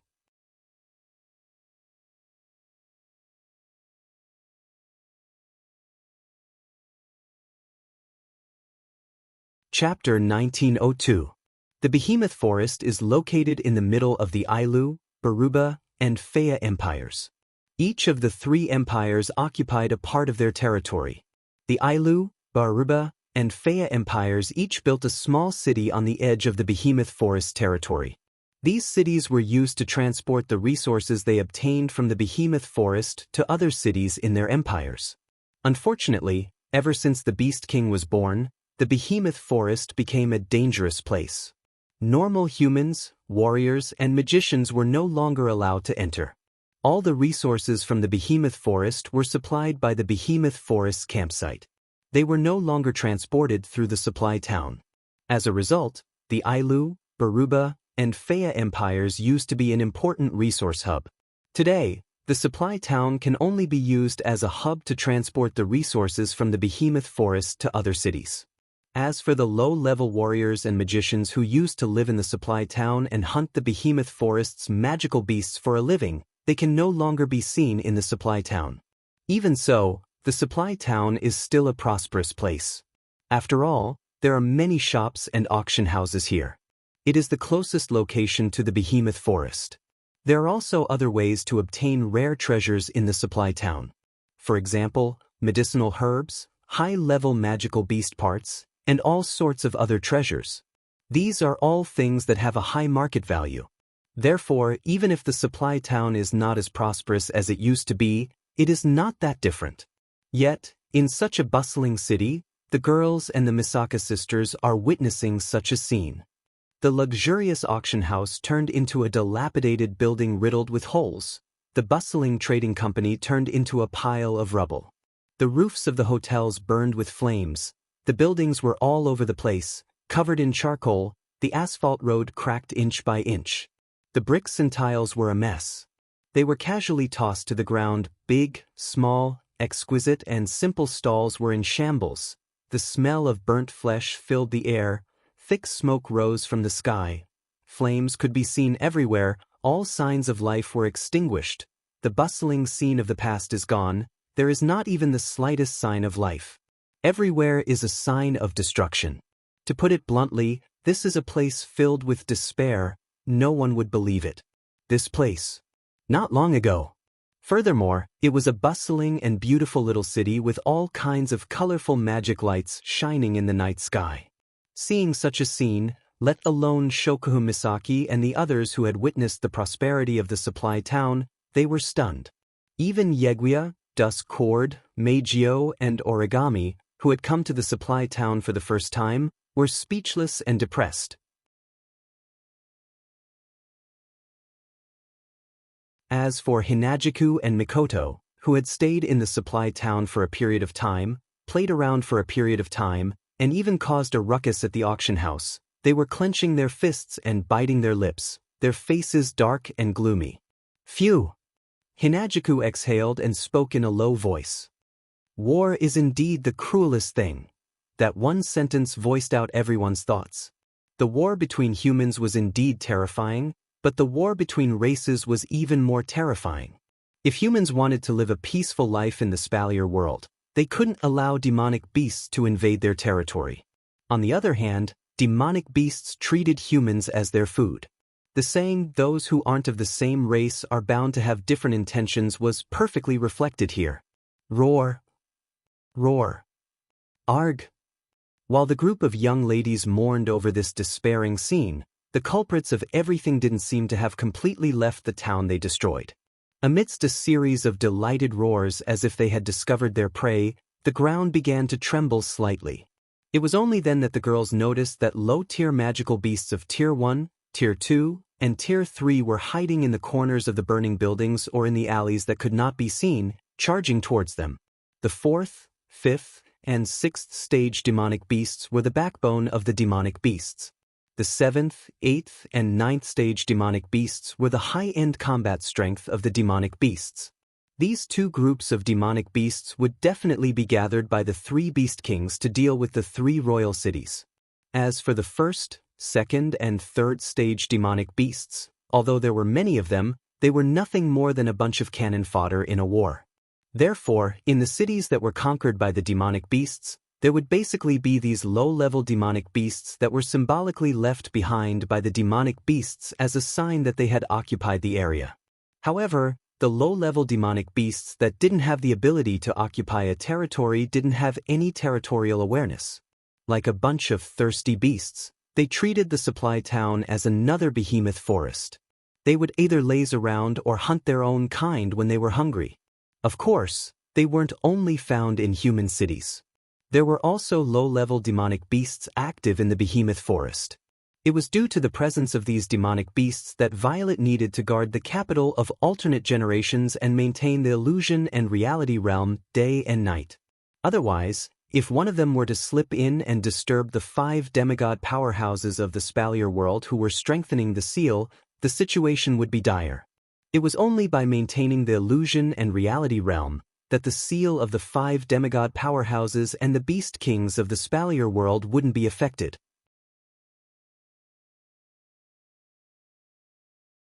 It was for this reason that Violet didn't leave the capital of alternate generations and took on the responsibility of guarding it. The moment they thought of Violet, who had been guarding the most important seal in the capital of a foreign era, a determined look appeared on the faces of the girls who were awakened by the charging low-level demonic beasts. The Misaka sisters raised the heavy cannons in their hands and were about to kill the demonic beasts, but Shokuha Misaki stopped them. Shokuha Misaki's beautiful, starry eyes glinted coldly. She stroked her dazzling, waist-length golden hair and an inexplicable glint flashed in her eyes as though all the stars in them had lit up. In the next instant, the ferocious roars of the low-grade magical beasts all came to an abrupt halt, and they stopped in their tracks in a daze. The ferocious light in their beastly eyes was replaced by starry eyes, and their expressions became ferocious once again. Roar! Roar! Roar! The demonic beasts roared in unison. But this time, the demonic beasts didn't charge at the group of young ladies. Instead, They pounced on their own kind as though they saw their mortal enemy and started tearing each other apart. This was all Shokuha Misaki's doing. Mikoto couldn't help but be surprised. You can use your ability without a remote control now? My ability isn't something that can't be used without a remote control. Shokuha Misaki replied nonchalantly. If it's just a remote control, it's easier to switch the power on and off and it's easier to aim at the target. If my ability is a bullet, then the remote control is like a pistol. I don't have to rely on it anymore. Shokuha Misaki shook her head and changed the topic. Then let's split up here. The group of young ladies nodded. Oh. Kotori, who was checking the space ring that Violet gave her, raised an eyebrow. She revealed her usual unfriendly smile. I didn't think there would be a need for it. With that, Kotori stroked her space ring. A moment later, a massive object appeared in the sky and appeared before the group of girls. It's an airship. Fraxinus. It's decided. Kotori looked at her companions. Let's take the air route. Kurumi, Toka, Mikoto, Yoshino, and Origami nodded happily and walked towards Kotori. Chuju, Mikoto, Ikaros, Yugiya, and Yushin looked at each other and smiled bitterly. Let's take the air route as well. Other than Chuju, Mikoto, Ikaros, Yugiya, and the Misaka sisters can all fly. Ikaros brought Chuju along and the group flew towards Feiya Empire. As for Shokuha Misaki, Kineta Sai, Frenda, Takitsubo Riku, and Astria, it's even easier. There should be airships left behind by people who didn't have the time to use it, right? You're tuning in to the Wandering Hero YouTube channel. Don't forget to subscribe and join us on this journey to catch the most captivating stories.